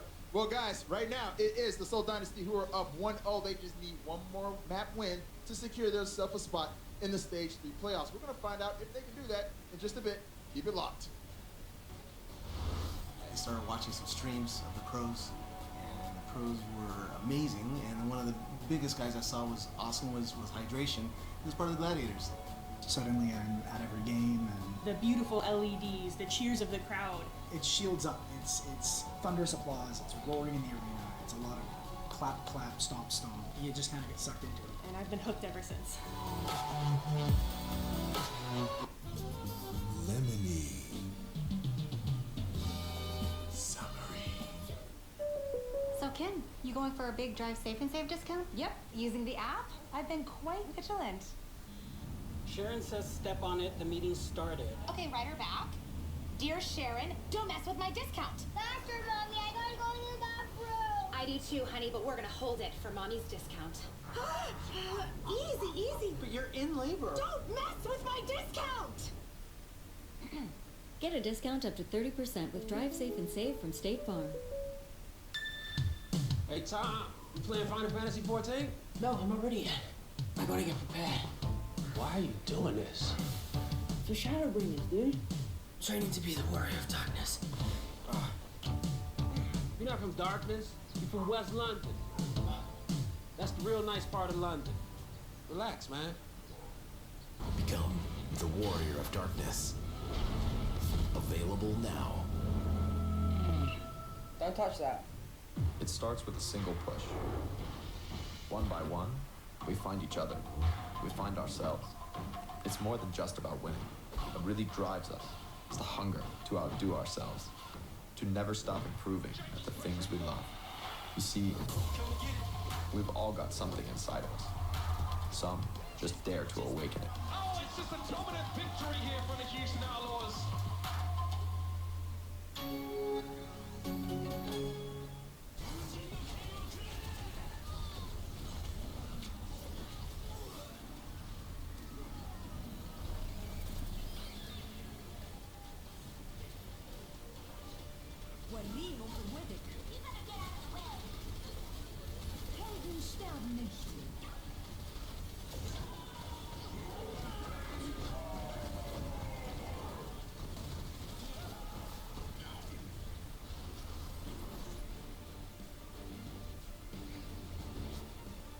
Welcome back from the break, ladies and gentlemen, and the halftime show, and the segments that I think we're gonna have to just keep on top of from here on out. Hex, the Chung Do It segment. Yeah. Good stuff. If I coined that phrase, I would be expecting royalties, but yeah, they're not gonna give you credit. It's totally fine. I mean, however, after that long drawn-out 5-5 on Paris map, it was a draw at the very end. So Seoul, one map away from locking up their Stage 3 playoff appearance. And there you go. That is a team that is one map away from locking in a Stage 3 playoff appearance. Seoul Dynasty, they're on your screen. That's what's on the line here. I completely agree with our halftime crew that Chengdu can beat anybody. They can also lose to anybody. I do believe we're going to see some non-traditional strats here on Nike Ball, at least on the first point. On third point, though, is where I believe Chengdu ended up rocking San Francisco on this map with standard 3-3, Reinhardt standard 3-3. So we shall see what Eichenwalde holds for us. Has it ever like bothered you that there just happens to be a siege ram just chilling out in the middle of a village that happens to be next to a castle? How does that work? I don't think about it, man. I mean, you know, like Navani, at least they're delivering the fist or something. You know, there's like, it's going to the museum. Here's just like, we just happen to have exactly what you need to break into the castle. Yeah. All I know, it's not the superior siege weapon. That would be a trebuchet. Yeah, that you put in front of the walls. That's true. Yeah. Right behind your cavalry. Never forget. All right, let's get into the thick of things here because we're going to have an air battle. I like it. Fleta is going on the rockets. Jitmu, no shock there on the Pharah. But we do have a soldier Hex. That's fun. Yeah, I think he's going to go back once he sees this. They're going to make a couple of changes here. Does not want to take the risk of going up against both the soldier, the Ana, and the opposing Pharah. Just too much happening there. Let's see, the offense is going to change here. We're going to run a Widow, Junkrat, or excuse me, Roadhog. I do that all the time. Alright, so when the dust settles, it is double Sniper and Orisa. So you want to try to get a point here, but I think that Soldier's going to collapse on this. They are going to be taking the fight. I mean, good angle here for Michelle to just keep pumping damage into him. Oh! And that sets him out for headshots like that. YXL going to stick it, probably going to kick it off strong. That's the best possible kill they could have gotten. Not only is it all the healing out, but now Flood has been nerfed. Taking out YXL, finally going to fall at the hands of Marvel, but it's a little too late here for Soul. Marvel is doing the best they can to try and like buy a little bit more time, but it's just not going to be enough. And now he's on the wrong side of the wall. They're just delaying him. They're taking their sweet time about it. Very nice, very nice. Big changes coming in for both sides. The notable exception would be that Fitz is very likely going to stay on the Sombra. Soul's been liking to run that lately. Elsa has to switch over to it, so... All right. I mean, it doesn't really matter because Fitz will be back in time by the time that Soul wants to actually defend, because this payload takes a little bit to get to the door. The door is medieval, but doors in Overwatch take forever to open. So it's a kill. It looks flashy, but in the end, it doesn't really mean much. Just waiting for them to peek through that door. Do you want to say it, or should I? No, go ahead. No, we're just going to do the yeet. Tap, there it is. Yeet! Get in there! Not quite the Sabiobi level of yeet, but just good enough. They do get a couple down. Evil Tell and Amen will fall. Yang Long is to be very careful. Ooh, you oversteered. You're welcome. It's a spicy ball. He could have got out, but he stayed there. I guess he didn't think Soul was going to be as aggressive as they were. Well, we've passed the 4-minute mark right now. So, Hunters now still have a comfortable amount of time on the clock considering how quickly they were able to take the first point. Soul Dynasty stabilizing on the defense, trying to hold close to the arch. That's the name of the game here for them. They want to contest every meter, or better yet, cut this team in half. I'm liking the aggression from Marvel. Just ran right in behind the enemy Rhine and started just swinging at the back line. Still charged up, trying to get in there. Jinmu could have lived there. They're going to go ahead and EMP this. 5v6 is Chengdu. When they get any kills, Marvel falls. Marvel down. Fleta went for the rally, though. Do we get that bonus armor? Do we get that bonus armor on the rest of the team? So like we will get a little bit of it, but there you go. Just throw it. The shield is up, though, and so Among has got to be careful. He's pinned down. He's so low, finally getting topped up. The fact that that Shatter got almost nothing is amazing, considering Marvel was down on the other side. But he tried to shatter the Brigitte and Azaria, and they both have abilities which allow them to block that Shatter. That should have been a huge Shatter, and ended up getting nothing. Graviton comes in for Chengdu. Grabs on both sides, YXL down, Among sure to follow. He's getting support, but it's just not going to be enough when you got 5 guys jumping on top of you like that. There's no way out. Jinmu gone, and they are sent back to spawn. Hunters, they're bleeding time off the clock here, Hex. They've spent a minute and a half, and they've barely made any progress at all. Just around first bend on second point of Eichenwalde. Fitz has EMP up, Elsa at 78%. He gets one good flank pick on, but they're just gonna go ahead. Soul is going to Nano. And Nano Marvel, he gets anti-healed and has to back up. And just, everybody needs to take a nap sometimes. Like, the stress is getting to him. Decides to close those peepers for a minute, but now he's feeling all fresh and feisty. He's feeling all rested. Among just swinging away. Looking for the plays. We do get the EMP over the top. Only picks up 2, but there will be a manual one on Marvel. Going to force him to just play around the corner. Exactly. Try and hide. Got to be careful though, Jinmu. Getting a bit out there in the open. That's going to cost him. Nice Shatter, and that is actually gonna find one. Keo goes down, and the follow-up so good here from Soul. Both Lucios saved their teams in those fights respectively. The EMPs went off on both, but the Lucios were both hiding. First came Eviltal's barrier to keep his team alive. Then they counter EMP'd, but Jexe was there on the spot, ready to bury her own team. And eventually the swinging away onto Jinmu, who perhaps was a little too far out there on the Brigitte. He's not used to playing Brigitte that much anymore. He's used to being able to play damage dealers, and you want to be a little more aggressive there. Yep, but unfortunately, buddy, you're back in the brig. YXL, Amon, just getting wiped out. And we are seeing just how this plays out now with this aggro defense holding at the gate. You're not getting through. We'll run you all the way back to spawn. Then hell, we can even sit out front of your spawn. You're not getting out unless we let you. Both teams traded out. Graviton surges there. The anti-nade from Hiley made all the difference. Able to get in there and swing through. Michelle able to beam everybody down. Now, at 45 seconds left for Chengdu's offense. Fitz has EMP. Elsa nearing it. I think Chengdu needs to try to poke. You need to wait for Elsa to get his EMP, but they're going to get EMP'd beforehand. Trying to do it manually. Can still come over the top as soon as they push through.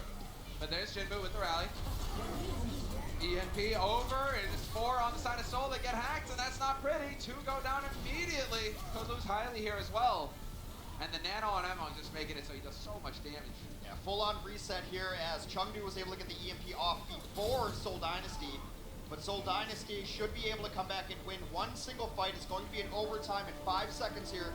Fitz has EMP ready. That's why they reset. Everyone who remained alive after that fight, they're looking for one last fight. There's eyes on Fitz. Yep, that's what I thought. He got greedy. He tried to go for the manual hack, and then he gets put to sleep. If he goes down, there it is. Gets the EMP over the top. 4 of them hacked, getting chucked off the side. And just like that, the Hunters are going to get wiped out. But I thought for a second there, Fitz, he got too greedy. You talk about living on the edge right there. He's over there. KO gets the sleep dart on him, but unfortunately, Fitz lives. Half his body hanging off the cliff. They're able to whip shot KO off the edge. He dies. They come back with EMP, and they stop it right there. I'll do the other half of Eichenwald when we return. Coca-Cola is the official refreshment of the Overwatch League. Lemony. Summery. It starts with a single push. One by one, we find each other. We find ourselves. It's more than just about winning. What really drives us is the hunger to outdo ourselves, to never stop improving at the things we love. You see, we've all got something inside of us. Some just dare to awaken it. Oh, it's just a dominant victory here for the Houston Outlaws.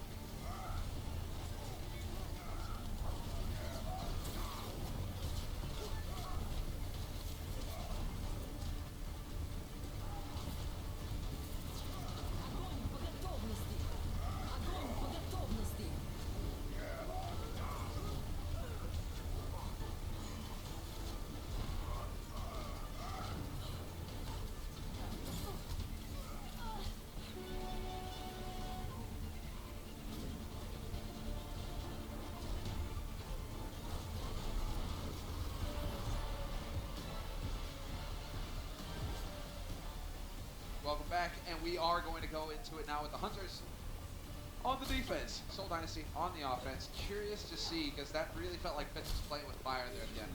Yeah, it was a really interesting kind of engagement that happened there, and not killing Fitz at the end probably cost Chengdu, because now Fitz gets back in there with the EMP. It was very strange.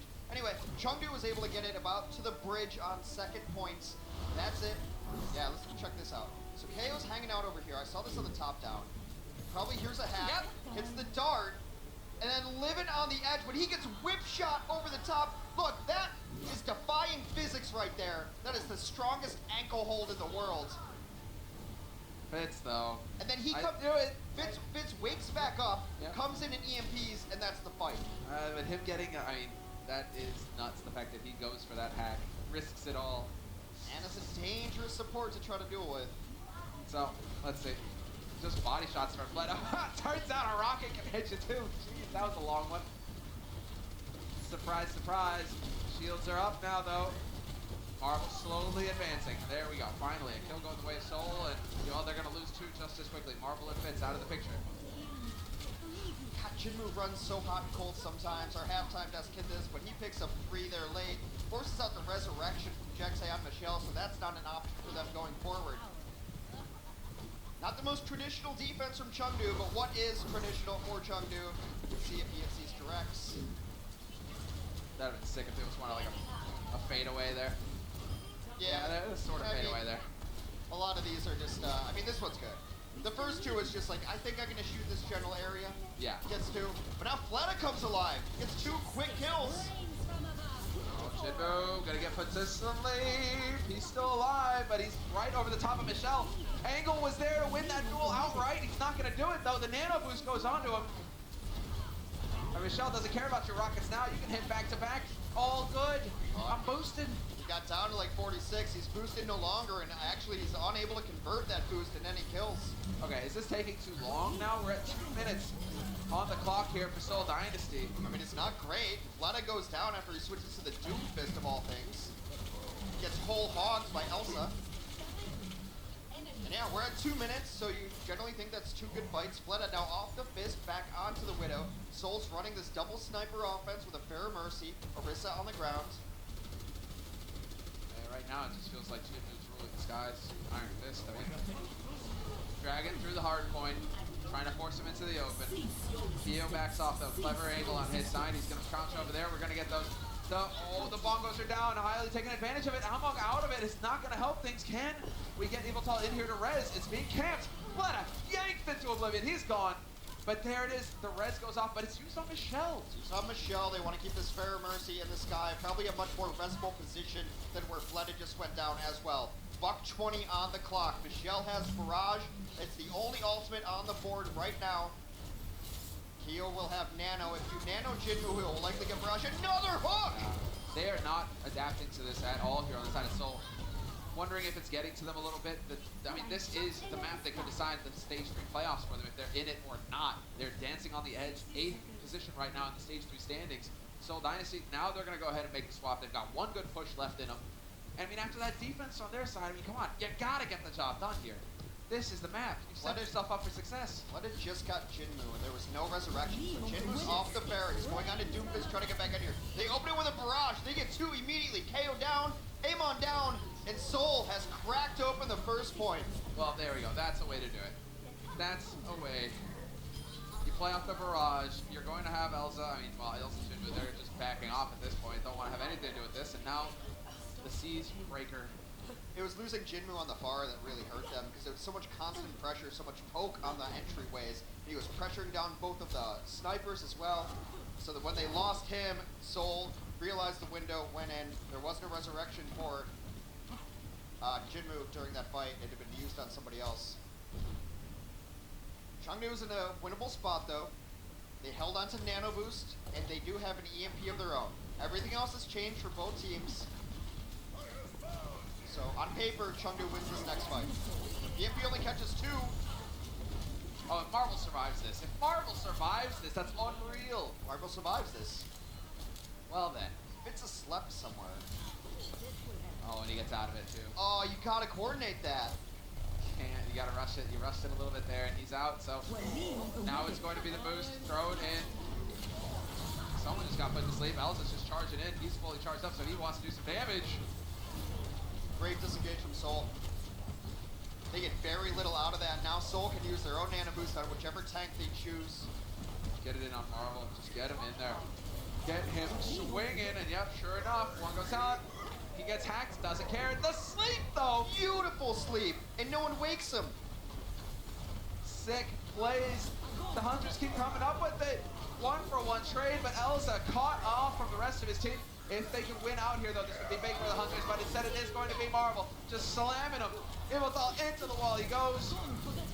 And now you're going to get the grab solo just to end this fight. Now it's time to make some real progress with the payload, and all you have to do is get across the bridge, and you've got this unlocked for Soul. A minute on the clock. Elsa needs to bite the bullet there and just realize he's dead. He's alone in the corner against two people, and he gravitons the two and dies anyway. Although Michelle had to use his ult later in the fight anyway, so now they're even on grab. The extra long EMP gets free. Let's see, there it is. So, oh, no way! Get shut down! Hailey, no fun allowed. You gotta take a nap. Well, Hailey has learned from the best.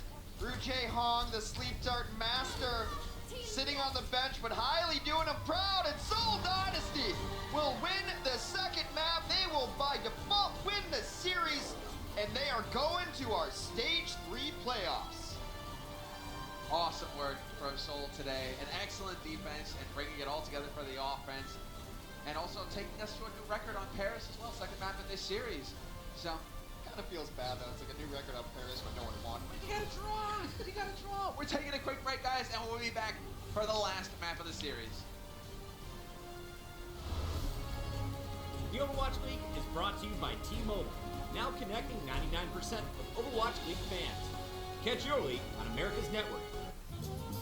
Lemony. Summery. So Ken, you going for a big drive safe and save discount? Yep. Using the app? I've been quite vigilant. Sharon says step on it, the meeting started. Okay, write her back. Dear Sharon, don't mess with my discount. Faster, Mommy, I gotta go to the bathroom. I do too, honey, but we're gonna hold it for Mommy's discount. Easy, easy. But you're in labor. Don't mess with my discount! Get a discount up to 30% with Drive Safe and Save from State Farm.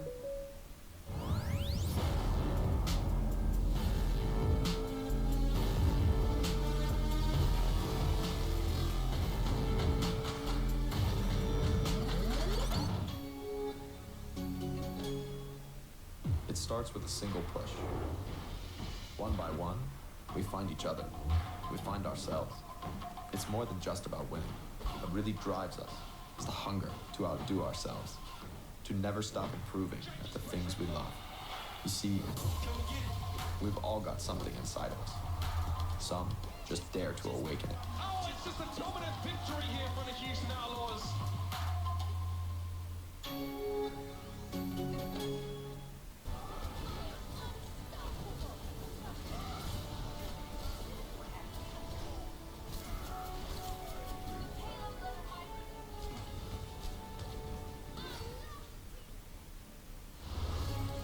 Coca-Cola is the official refreshment of the Overwatch League.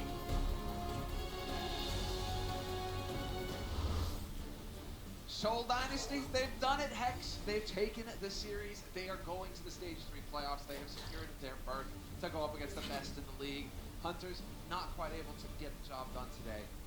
After a disappointing 2018 Overwatch League season, the Dynasty are trying to start living up to their names. They will be going to yet another stage playoffs, and the upset potential with this team has been proven before, as we saw earlier in our stage playoffs. They upset the NYXL in a great match if you're looking for some stuff to watch while we're gone for the next couple of days. But here are our stage 3 standings. Whole lot of green, whole lot of clinch. Oddly enough, Excelsior Dragons have not clinched their spots just yet. Funny how that works out. I mean, which is crazier, you know, that they haven't clinched yet, or that the Dragons are actually in a position to clinch. Hex, this is a new age. It's a new season. Shanghai. You know, we'll figure it all out in Atlanta, because that is going to be next week. We head down to the great state of Georgia, going to Atlanta for our homestand, and we'll figure out the last participants in our Stage 3 playoffs. I think there's like 10 tickets left, so get on it now. Go get your homestand tickets, or And if you're there, it's worth a visit. I spent a few months in Atlanta for E-League, and it was so sick. It was a beautiful city. Definitely get down there, guys. I mean, Dallas is bonkers, so Atlanta, I'm sure, is going to be right up there. Yeah, I would tend to agree. Great fans for the Atlanta Raid. Be showing up in mass there. Washington Justice fans have the opportunity to take a bus down and a whole big experience. Yeah, that's right. But we do have one more map to play, because map differentials will eventually matter at some point in time. Let's do a little bit of Gibraltar. Yeah. YXL, he was popping off with the Widow earlier, so let's see. They're going to go for the flank and try and cut this team in half. YXL still has ways out, though, so exactly. He is definitely going to get focused, but now it's whether he goes down or not, and he will eventually get smushed. Smushed like a bug. Pile driver onto Fleta, but Fleta lives through Jinmu. Puts his Hanzo to work against Marvel. So Jinmu is just one of those guys who can play everything. I'm just going to play everything. Well, I mean, mostly Hanzo Bar would be his specialist. Meanwhile, despite the kills and despite the fact that Chengdu had a 6v5 for a long time, Soul's been pushing the cart non-stop. Now Jinmu will get pressured down. Evil Toll is next to fall. And yes, there's a minefield, but you know, Fitz is just going to say thank you for the free charge, walk through with his own shields. Exactly. And they're going to keep right on top of this. So, cruising right now are the Soul Dynasty. They got the music on, they're bobbing their heads, and there's a self. What? Where did Fitz? Fitz, what are you doing? How does Fitz go to that self-destruct? The world may never know. Transcendence used on the point here. Soul tries to figure this one out. Aim gets very low, so a Transcendence forced out a Chengdu as well. Everybody hit Q if you got him. Marvel's got Baby in the corner. Yang Xiaolong goes down. Oh, buddy. Brutal. Just mincing him. Yeah, he just had a feel day. That's a feel-good moment for Marvel. Doesn't always go that great when you primal. Sometimes you just gotta jump all over the place. It's not really fun. That's the moment. Those are the primals you live for, Hex. You know what's been impressive about Marvel today, though, too, is he's done a lot of work on every different tank. Yeah. You know, he's got his Reinhardt working, his Winston's look good, his Hammond was definitely decent. Yeah. I mean, he probably won them or kept them alive in Paris based on that Hammond roll through. Knocked off the Orisa. There's very few players in the league who look comfortable on all the tanks. He also played some Orisa. He did play some Orisa. Yeah, you get some ults in there too, so I mean, good on him. Fitz is charged, looking to beam, and he is gonna find it. Evil Tall, out in the open, no good. Get caught, that's not gonna help things. Samhong is back here, but like you said, hey, I get free charge, awesome. Well, I mean, he was at 90, got greedy, wanted to go up to 100%. He'll burn his cooldown for that one. Meanwhile, Marvel goes up top, lands a big jump. Right now, Chengdu is just backpedaling. Yeah, we see this happen with teams sometimes on the defense where they just can never seem to get in there for a fight, and they just keep giving ground. They've only got 2 kills on the board, Hex. And they're running, I mean, they're running the heavy hitters. I mean, the Widow Hanzo, you should think that they should be able to get something, but it's just not panning out. Marvel just running around once again. He's going to be a tough one to take down when he's fully charged up like this, and that sets it up for Fitz to shine. Just knocking people about. Fitz ends up cleaning up the mess, gets himself 4, and that is a very swift second take here. As now Soul tries to close out Gibraltar. Still only 2 kills for Chengdu. 20-2 in favor of Soul, as it has been, well, a wet paper bag of a defense. It hasn't been very robust. And yes, there it is. Is it going to be the grab over the top? Why not? You just saw the D Matrix get used. You could have thrown it in if you wanted to, but instead he's going to hold on to it. Michelle will open it up for the kill on Among. Oh, what are you doing, buddy? Well, he had killed again. No, because he got stunned earlier, and he was in a really rough spot at 200 HP, so he had to use his own allied shield, and then he didn't have anything for when the self-destruct came in. Fitz has died twice, both times with self-destructs, but Soul is unperturbed. They continue to push. Yeah, why are you making excuses for him, Hex? What's this? Let's go. Well, I mean, I'm just telling you what happens. It's kind of my job. Tails keep rolling in here for Soul. Jindu getting focused. Now, the focus fire is all here from Soul Dynasty right now. They are just going to maul the Hunters. It's brutal, it's bloody, and it's one-sided. And we are going to get the grab at the door, but it's totally fine. Soul Dynasty picking up all 3 points. Oof. The Hunters become the hunted, and that was an extinction level event right there. 28-3. Seems like the Hunters just want to pack it up and move on. You know, there are many other places to go hunting. Thanks. This one is over. This hunt is over. They packed up. You're right. That was tough. That was a tough one. I'll get it. But oh yeah, no break this time. So we are just going to keep going into the action. Yeah, I mean, Eviltall has played pretty well, supports pretty well. It's just one of those days for the Hunters where the curveballs that they're throwing aren't necessarily working. The regroups weren't always there all day today. And you know, all credit to Soul. They have played very, very well. We're trying to figure out who's going to be player of the match. We could give it to 3 or 4 different people. And Fleta. Just glad to see Fleta get the flex on Widow again. I really do think it ends up being like a mental boon and this morale boost. That like, yeah, I'll play Break, but like, do I get a map right to Widow? Sure. And then you get more excited for the match, right? Because these are natural damage-dealing heroes, players. They've been playing shoot 'em in the head their whole life. Yes. It's what they're used to. It's what they like. They get adrenaline for it. Brigida feels very different. You can get a lot more done. There are playmaking opportunities, but it doesn't feel the same as just clicking on heads. Yes, that was the interview with Carpe where we built it up. Yeah. And he was just like, yes, I got to play Widow. I got to play Overwatch again. Because for him, that is what Overwatch is. That is his role. To wreak havoc. It is a first-person shooter, not a first-person swing the mace while. It's not what the S stands for. Alright, let's get into it now. It is Hunters on the offense. Double sniper setup for them, at least at the beginning here, until perhaps they decide to change their minds. Soul Dynasty on their side of things. Divey McDive. Well, no, triple. But Winston. Yeah, I mean, this is the right response if you're anticipating a double sniper composition. You find the one, try to isolate him, get both Marvel and Michelle over on him. Throw some on the orb, some on the bubble, and you should be able to delete these guys. They're just going to take high ground. And there they go, right after him. And with that Discord, it's enough damage for Jindu to get overwhelmed. The fight is here. Both of them go down. Eviltall just chucked off the side. Yeah, there was no Guardian Angel target to go to. He just floated sadly away like the paper bag in American Beauty.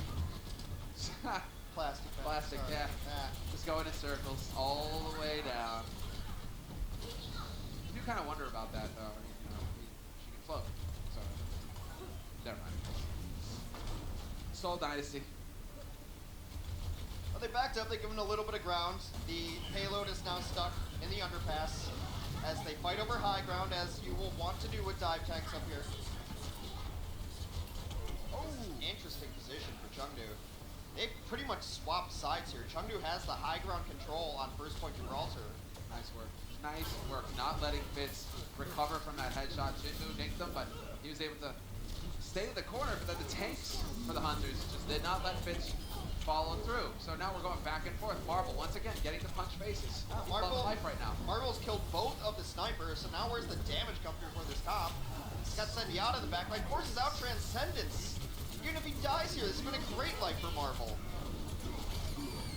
Al's bringing it back, though. They are just looking for this fight with the minefield in here. Trying to cut Soul up, but instead is Soul Dynasty is willing to give ground and back off. Marvel just come back to life, so he's going to be able to run back into this fight fairly quickly as a Winston.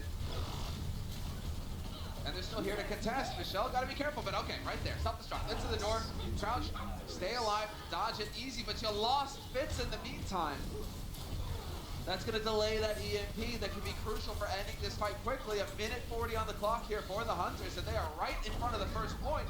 Could be the situation that Soul were looking to dodge, and losing highly and Marvel is not going to help. I think Soul might still recommit to this because they did end up getting Eviltall on the Mercy early on in this fight, but now this one's pretty much over. A couple of late kills come in for the Chengdu Hunters. They will unlock first point, extend their clock. 3:45 now on the clock. There you go. There you go. You just waited. It's funny how it works. It's funny how time goes by. Say hello. Highly, we're gonna have a swap there. No longer a Zenyatta. Just decided to go for the Ana. Yeah, you really don't want to necessarily run Zen too much against double sniper. just because his hitbox is kind of easier, it doesn't have really, I don't know. This feels like a very easy sniper target. Dragon thrown in, sound barrier used as well by Dexter, so they're going ham here. Soul Dynasty really trying to take the fight to the Hunters. The Hunters doing a good job of backing off. They wear down the shields. They don't get anybody up just yet. Eviltal did go for the wings. And there's the EMP over the top. That's going to bring them low. Where's the follow-up? The self-destruct timed perfectly there. And then you get the trance as well. Among eventually does get overwhelmed, however. And still, this is just a soul fight. Marvel still in the back line of the Primal, trying to knock a couple around. He does end up getting Eviltal. Only survivor in this one, I believe it was the Hanzo, got back to spawn, and now big changes come in for the Chengdu Hunters. They are off double sniper, going more towards a traditional 3-3. 3-3 with Reinhardt. The only change being no Zen, it's going to be an Ana for KO. He's showing that he's a threat regardless. Marvel, just looking to get that cleave. He's been doing so well with the Primals this fight. Oh yeah, exactly. Just drops on down, gives him a little tickle, just let him know he's there. Now, what is this? What is going on with the Zarya's getting picked by self-destructs? Well, I mean, maybe all credit to the Divas. Maybe they see the personal bubble used and just find the angle. Gibraltar's always been a great map for self-destructs, as you well know. Indeed I do, but still Hex. Marvel gets another Primal up after landing a kill. Doesn't even need to use it, gets two just with basic Tesla and stomp abilities. I've been very impressed with Marvel today. No, he's been doing great, but I think it's a lot of standout play like on this map for the Hunters. They're kind of deflated, so I was careful to not just be like, Marvel's amazing, because no map of a one series. But it really does go back to the fact that he's played every main tank above average. Yes.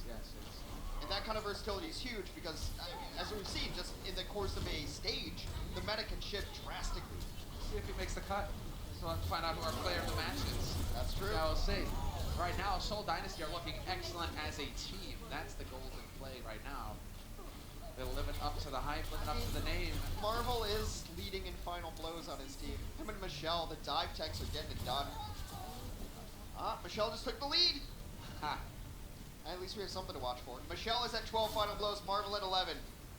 Who will be the winner in final blows or dive tanks on Soul Dynasty? That's all that matters. Hex, we got 40 That's seconds all that left. matters. We got 40 seconds left. Let's keep on top of it. Marvel's got Primal. Exactly. Marvel's got Primal. There's a self-destruct too. Michelle can hit the wombo and just go big here. Marvel now. Who's he gonna pin? Who's he gonna pin? Oh! Never mind. He's gonna take a nap. Nope, he's back in it. Somebody woke the angry monkey up. Oh, come on, man. One kill. You're so close. Oh, Fitz robs him! Fitz robs him! Okay, there's one. We're tied up, 12 to 12. Who's gonna get it? Yeah, YXL hanging on by thread. Fleta robs that one. Come on. Michelle's got the self-destruct at the very end. They are tied up 12-12 in final blows.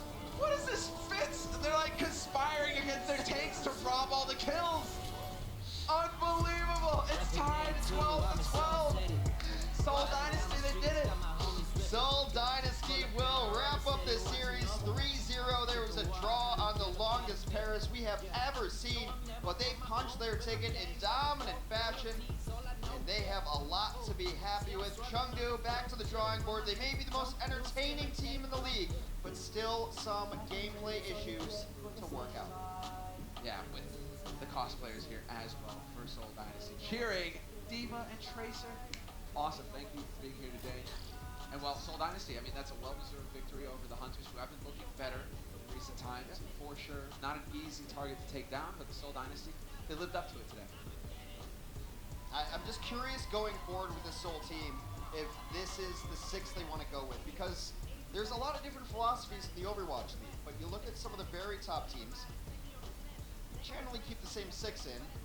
Shock. The Titans have made some changes today, which I think were much needed. I think they were very smart changes.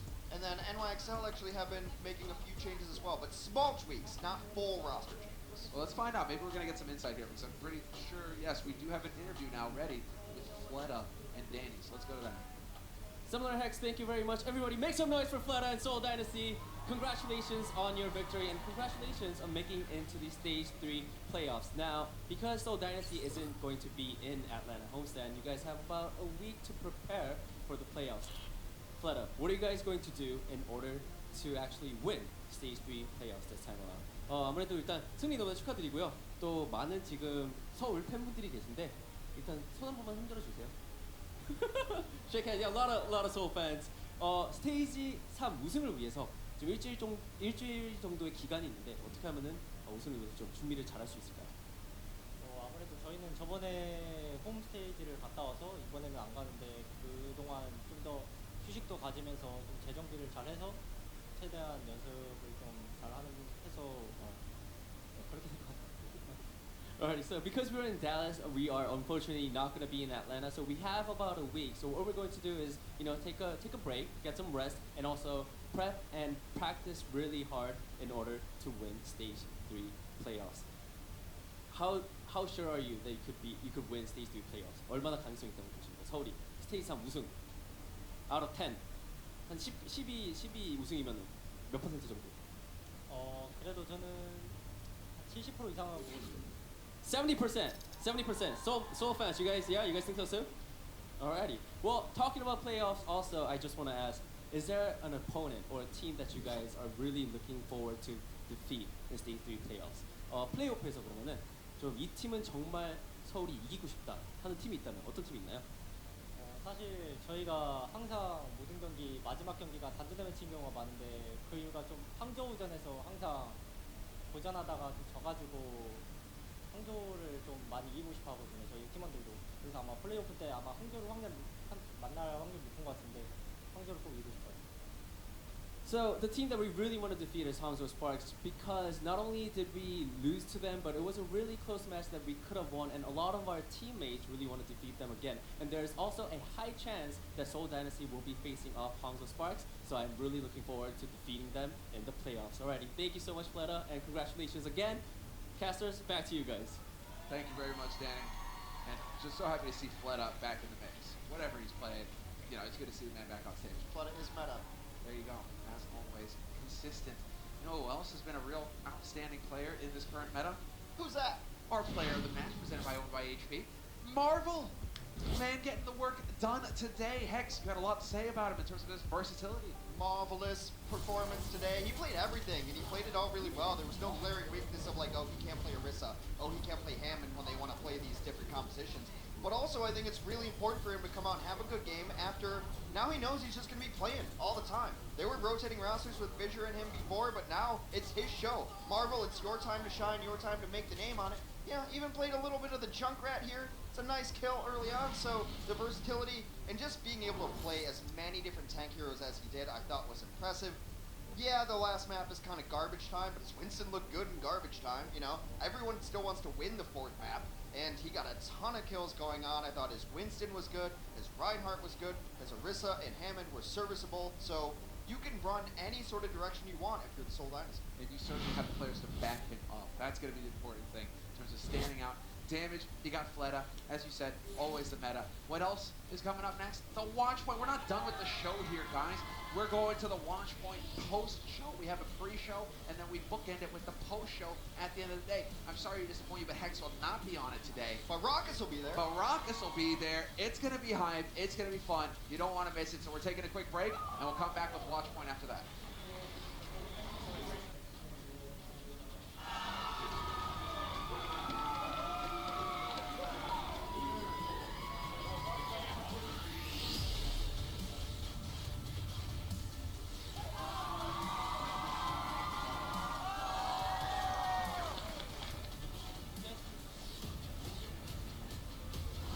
The Overwatch League is brought to you by Toyota, official North American partner of the Overwatch League.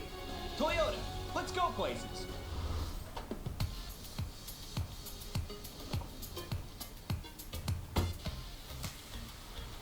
What's up, dude?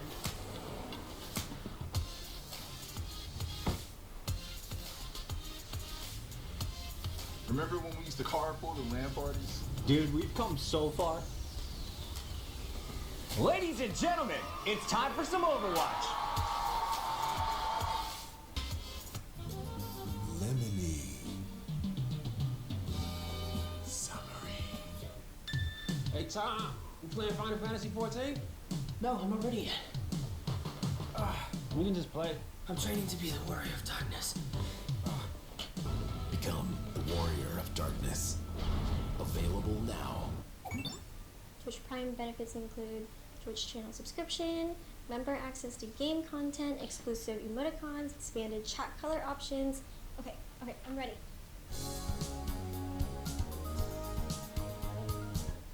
One by one, we find each other. We find ourselves. We've all got something inside of us. Some just dare to awaken it.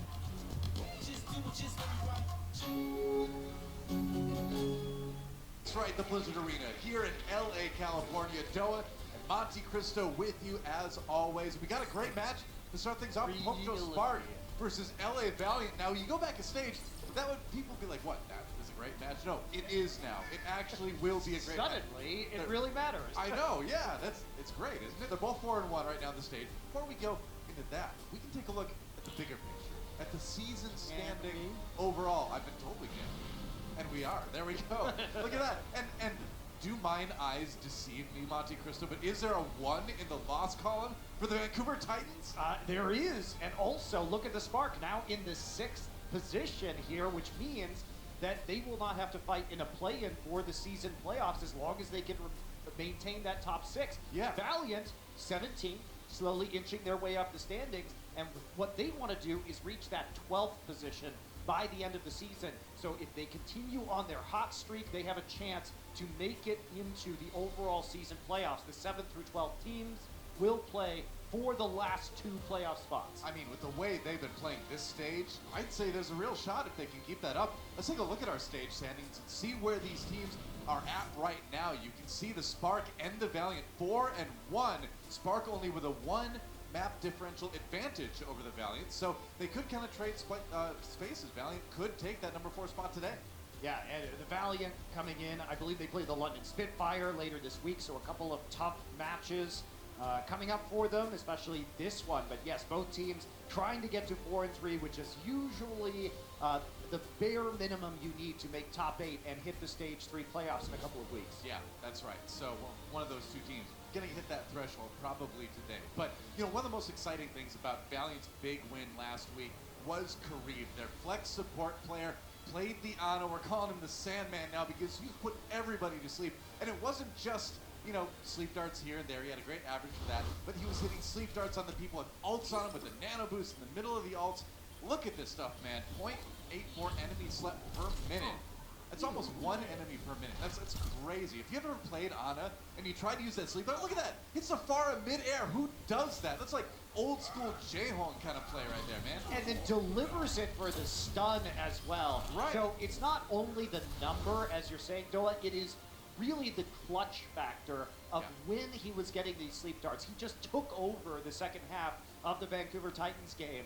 And so Kareem, who has spent a lot of time this year on the bench in favor of Izayaki, is now really having some insane performances. I mean, that's the thing. He's another one of those players where it's like, it might be a little bit too late to talk about MVP status for him. I think it probably is. But yes, if he has as good of a rest of the season as he did starting last week, he's at least going to go down as one of the best flex supports of the 2019 season, no doubt. Yeah, I think so. And unfortunately, because he didn't get a lot of play earlier in the season, I think he is sort of out of that MVP category. Yeah.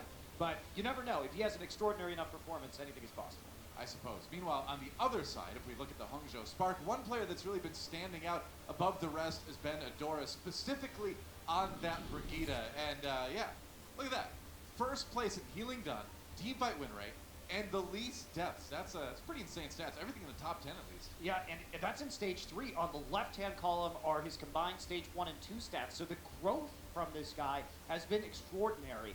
And he has quietly become, I think, one of the best Brigida players in this league. And if we remember the Spark, we saw Bezzy coming in, who has now been put on a 2-way contract, so he will be playing mostly on the contenders team with the Spark these days. But as a result, it was Adora who stepped in and has slowly been improving and has become, I think, one of the main pieces of why the Spark have seen this big upsurge in victories here in Stage 3. That's right. So it's time to introduce our teams in this series. The first one of the week. It's going to be great. Let's hear it first for the Hongzhou Spark. I think you better bow down. Oh yeah, I gotta check, I gotta many of their opponents bow down so far at this stage, but I don't think the Valiant is going to be one of those teams. I don't know. It's going to be tough. I think this one could go the distance either way. Yeah, and in a world where we see this big surge in Sombra play this stage, when many other teams have been playing with a lot of damage-dealing heroes, the Spark have just been playing Reinhardt 3-3 comps, basically, but they've been doing it extremely well. If you're good, you're good. There's a reason that's considered, or was considered, the grandest, best comp in the meta right now. But their opponent's a team that has set that aside and found what works for them, getting huge, huge wins. Let's hear it for one of your home teams here, rather, the LA Valiant.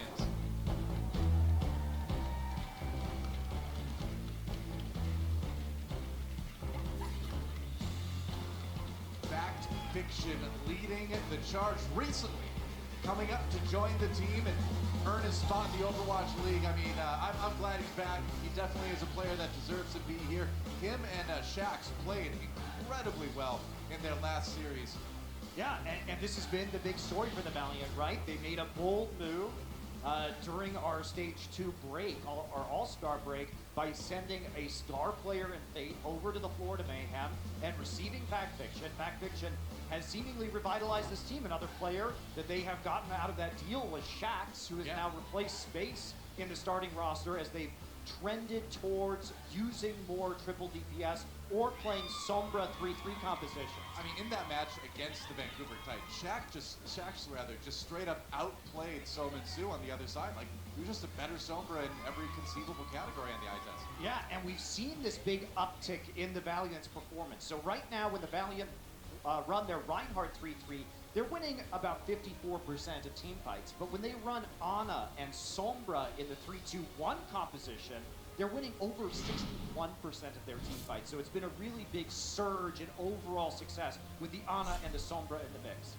Our map set brought to you by Toyota. We're going to Ilios for our control map. Then it's going to be Volskaya Industries for Assault. Hollywood will be the hybrid map. And finally, Dorado for Escort. But I'm kind of hoping we get all 5 maps. I want that tiebreaker control map today. I want to see these teams play as many games as we can possibly see. Only Wolf on the desk predicting Spark to win it. I think this one could be close either way. This is one that I'm glad that I don't have to predict. Well, I think the big question is that the Hangzhou Spark have not played against an elite Sombra team yet. Now, there are also questions as to whether the Valiant are an elite Sombra team themselves. But Hangzhou, they played against Sombra compositions, against Dallas, against Vancouver, and against Seoul.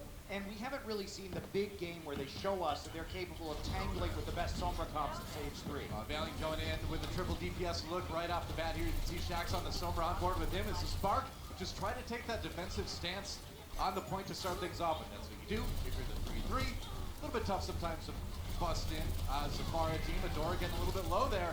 Tried to go in with Fact Fiction on that wrecking ball. Trying to go in again. Yeah, Shax just being really annoying. Hacking the Diva. KSF down though. The Doomfist not able to get the pick they were looking for, and that will be Spark getting the control percent rolling first. Yeah, it looked like KSF was shunted into the corner and focused down there by the Spark. Now they're going to try and play a little bit more aggressively. Maybe already with the Coalescence, so Spark very prepared right now for what the Valiant will be throwing at them, but Shax quietly charges an EMP. Yeah. Gonna kind of get, there it goes. Going in EMP, it's basically everybody at Dora.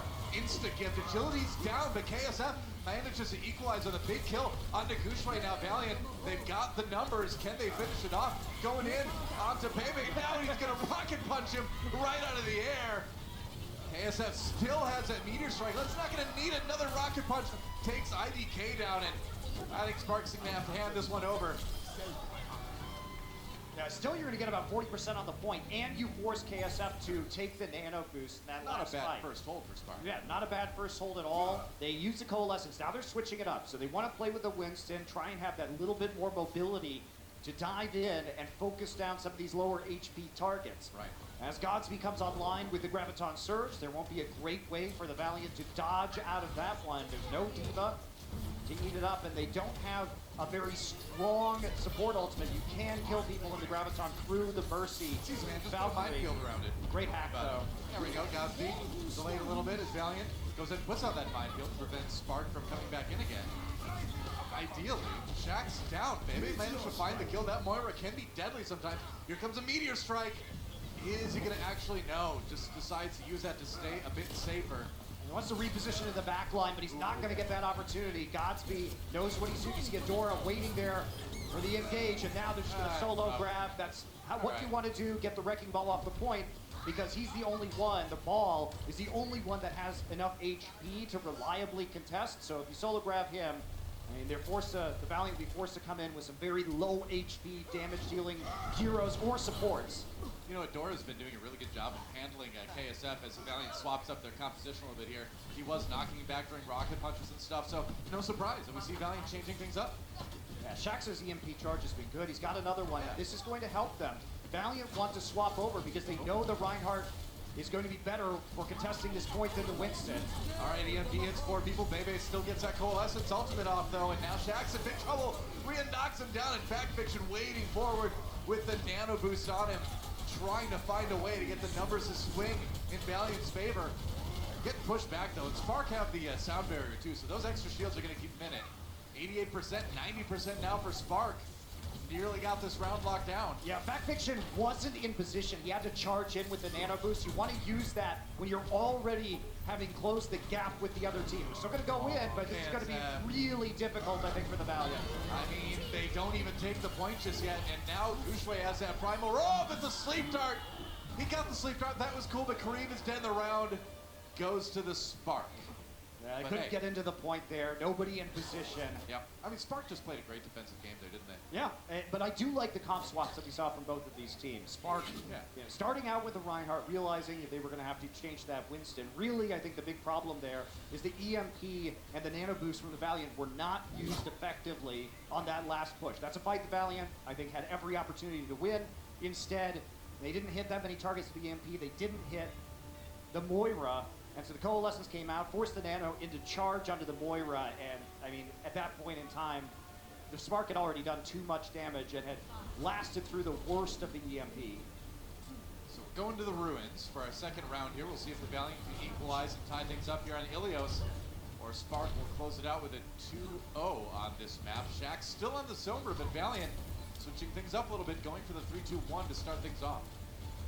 They are not going to run the multi-DPS composition to start out right here. Spark just running the Reinhardt 3-3 with the Zenyatta. This has been their bread and butter, and it's worked well for them. For those sick boots, man, he's so good at messing up another team's positioning. I mean, he creates space, right? Because he gets rid of Custa, and then Fact Fiction has to consider he has to pull back because of the position of IDK. He plays in a very aggressive Lucio style. Yeah. Good poking, too, from the Spark. I mean, it kept Valiant from really pushing in there, too. Maybe really close to Transcendence already. You can see Kareem going for the point-blank sleep dart, but it's tough to land through a Reinhardt shield, I've heard. Yeah, Bebe has had a couple of very good matches in a row right now. It feels like he's really coming into his own, getting some opportunities to deal a lot of damage for the Spark.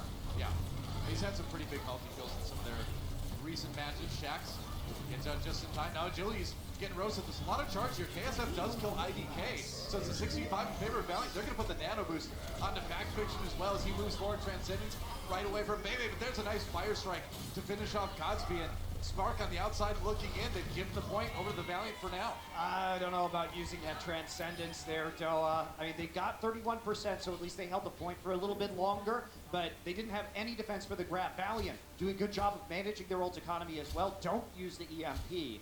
And you need that trance to survive the EMP or the Graviton. So this is kind of a troubling situation for them. Valiant should be able to mop them up on the approach. Shax looking to grab that bank account information. He's going in. Oh, EMP used as they're caught in the grab. Can they turn it around, though? I don't think so. Well, maybe they can. I spoke too soon. Usually down. So counteracting the grab with the EMP essentially, but Shax does go down. Fact Fiction, though, still doing a lot of damage on that Reinhardt before he gets taken out by Bebe. Starting to frag out on the Zenyatta. 2 for him, make it a third. Bebe has come to play today. That was a lot more rhyming than I anticipated. With Hanjo Spark about to take the point back again. That was a great bait by the Spark. They actually speed boosted around the other side and immediately threw out the Graviton Surge to catch the Sombra Shax on the descent. It forced the Valiant to use the sound barrier. It forced them to use the EMP in a non-ideal way. So the Hangzhou Spark actually end up winning that fight because they had this plan of tricking them with movement and approaching from a different angle. That's just great. That's a great read on what the Valiant wanted to do. Valiant giving over the percentage now. Fact Fiction got the nano boost. Moving forward, trading blows with Gushue, who's taking a little bit more damage. Have to back away, trying to flip it again. Rhea gets VMAC. That's a good start for the Valiant. And there goes Adora. Nice fire strike. Like 3 people again. Fact Fiction's been nailing those before he gets nailed by Gushue. 5v5. Oh, they're using the Graviton. They're going for it. People are hacked. That was a great charge by Gushue through the grab. Manages to pick up 2, and man, Spark really pulling that fight out of the fire. Yeah, and they pulled it off after Adora fell too, so that's just a great re-engage, understanding that after the nano boost was gone, there wasn't going to be a sound barrier, and in those scenarios, you can play with a player down with the Graviton Surge and go aggressive. It's one of the things that makes Spark so good, man. Very few teams know their limits like Homejo seems to right now. They are getting scarier by the week, though. Seem to be. All right, overtime. Spark on the verge of winning the map. Valiant, gotta do it now or never. Hack comes in. Nice Earth Shatter to follow that up, and there goes Gushue. The EMP Shatter combo might have delivered Valiant the points again. They do flip it. 99% for Spark, but they're gonna have to retake. Yeah, I mean, this is gonna be okay if you're the Spark right now. You've got another couple of pushes. Yeah. See if the Valiant can get any exit eliminations. That would be really big for them. Shield Bash going to get Adora out of trouble there, back towards the rest of his team. Now they're back at 6 strong. Here we go. Yep. Trying to go in again. Fact Fiction, though. Got that nano boost one more time. Kareem giving it to him. With the Ana ultimate, maybe just going to lead the charge with the Transcendence. That was used pretty early. Valiant just kind of back off and let it expire. Nano for Transcendence is not even trade.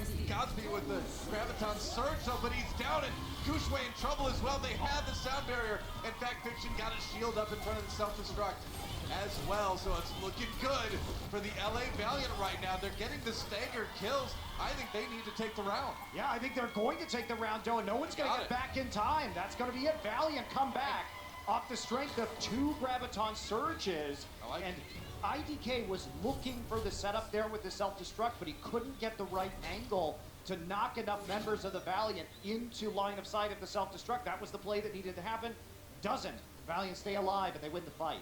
You know, Shax has a good plan against IDK as well. We've been seeing him get hacked pretty often, and of course Lucio is a priority hack target anyway for the Sombra, but when you consider that Lucio is IDK, and he's known for getting all those environmental kills on a round like that, or a round like this on Will, you want to hack that Lucio as much as possible. Absolutely. You don't want to go in there. I don't know what's at the bottom. Nobody does. You need nothing. Death. Death is at the bottom. That's right. So I was thinking of something more literal, or well, I mean, that's, but you know what I mean. We're getting too philosophical. I'm getting too philosophical. Yes, in Doa's world, death is not literal. I live in the world of Warcraft. It's gonna ghost and run back. So Hangzhou Spark going with the Orisa McCree strategy that we so frequently see on this point. Yep. But as we were taking a look at the Valiant here, they're ready. They've got an Orisa of their own, and they've got a lot of incoming damage to bust the other Orisa barrier. Shaxx on the Widowmaker now. Oh, and that is a good thing, it seems, for the Valiant. Big pick on the Bebe right away. Adora, or rather, Rhea, nearly DMAxed. Oh man, Rhea's mech taken out right away. Shaxx trying to escape down to 19 HP before he gets out. Nice shot again. Shaxx Fu, man. He's coming out. Him. And this is an unfortunate part of the Spark who have been sort of countered by this composition. The range of the double sniper with the Pharah is too much really for the Spark's composition to deal with. They're going to have to make a transition. Godspeed has got to get off this McCree. This is just not going to work for him. And there he goes, straight onto the Sombra. All right, you see the swap from Gushue 2 onto the Winston. Need a little bit more mobility to try to get onto those squishy snipers in the back.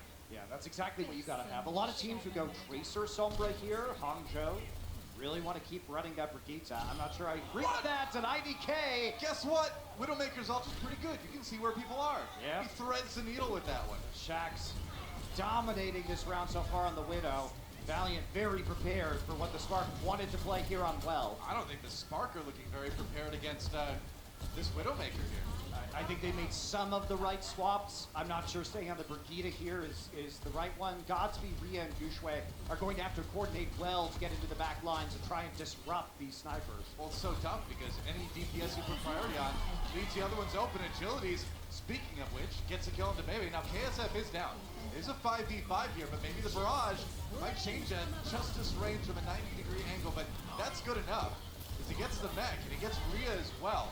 Nearly 70% for the Valiant already. It's going great for LA. And Gushwai just stuck in the back lines right there. It's going to have to be Godspeed. Needs to hope he can get an EMP before this round ends. The charging has been very slow so far. Yeah. Hangzhou has been at an ult economy disadvantage because they haven't been able to get the damage or healing done simply because Shax is picking them off too quickly. There we go again, goodbye. On this round, as you see Shax hitting another amazing shot, on this round, it's extra dangerous because, yeah, if you're keeping aware of all the DPS and where they are, you still have to remember that Orisa can pull you into that pit at any moment, too. There's just so much for Spark to worry about. They're going to try to charge in, but there's a Dragon Strike coming right at him. KSF does get hacked at the end of it. Supercharger down, though, and that's a lot of damage being done by Agilities with that Nano Boost Godspeed down, and he did not get that EMP once during this round. Spark getting the kills, though, so maybe with Rhea and Adora, they can turn it around, and I guess they will. They did it today, that rally helping out. Yeah, they did thread their way into the back line. They used the Transcendence to provide them the healing on the approach. So finally, but they used the rally too, so there's going to be a few less ultimates now for the Hangzhou Spark that they have to use. However, hold on to the self-destruct. They will finally get an EMP, and the Valiant, they don't have a lot to work with right now. Usually that barrage, not enough on its own. Yeah, it's tough to retake with a composition like this. All right, EMP uses, hits 3-4 members, back Fiction knocked down immediately as well. Agilities comes in though, gets the double with the barrage. Can they turn it into a flip though? I don't know, not with Shax down. IDK's trying to stay on the edge. And the rockets from Agilities are so good too, so accurate, but I don't think this is going to be the time to try and flip the point. I mean, they're going to try right now. They want to use the Valkyrie. They know Hangzhou Spark don't have much, but there's already another transfer, Bebe. He's hacked. He's bounced around. Back Fiction in that room by himself. Had that adaptive shielding, but it's running out fast. So's his HP. The ultimate's left for Hangzhou. And for Sight, pushing them out of the sight lines, though. Yep. He's going to try and use the Dragon Strike right now. All right, bold move there. Agility does find Rhea. They flush him out. Adora kills Shax, though. Down with the whip shot. Back Fiction down. Oh, Kareem down as well, though. Spark giving as much as they're taking right now. Nano boost on the KSF. Got to clean this one up. Shax is going to get res. So there's another player back in the fight for the Valiant. Transcendence is forced out. That is not good for the Spark. Gonna get on the point, man. There we go.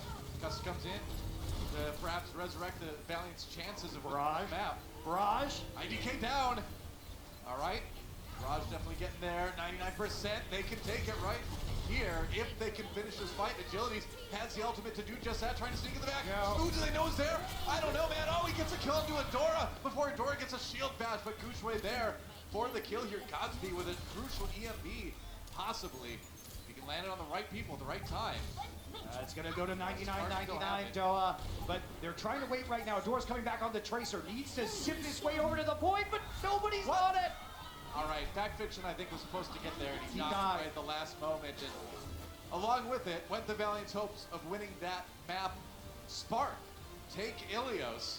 I mean, it wasn't a great choice. If the Valiant went onto the point, they would have gotten EMP'd. So it was really difficult, but nobody there to contest that at the end because Back Fiction died before he could touch. Map 2 coming up.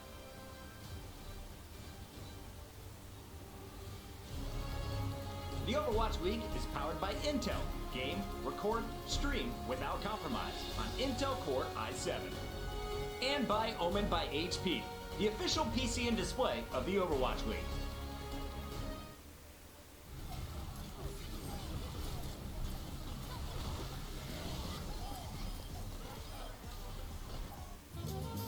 Lemony. Summery.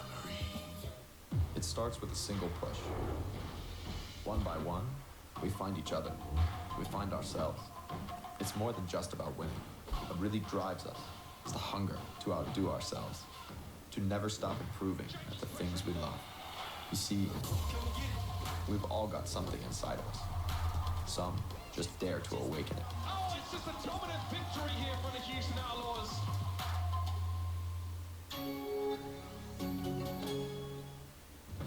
A week before their must-win match, The Houston Outlaws exchanged over 300 texts discussing strategy. They streamed hours of game footage, studying their opponents, and read hundreds of posts from fans, pushing them towards victory.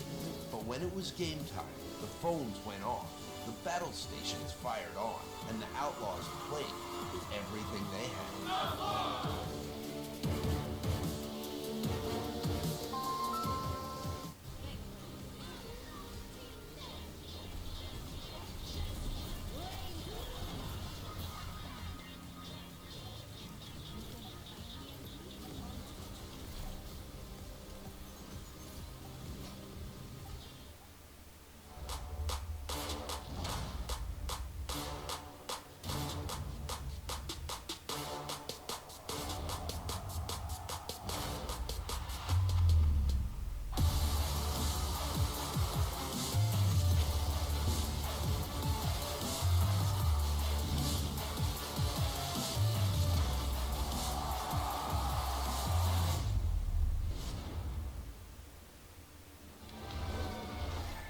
Welcome back, guys. It was a close affair, but the first map went the way of the Hangzhou Spark. The Valiant barely not taking that one. Don't forget, guys, Grand Finals tickets already on sale. Gonna go down in Philadelphia. You can get those tickets at theoverwatchleague.com. Gonna be a good time, and a good time for the Spark. Map number 1, Valiant, this close.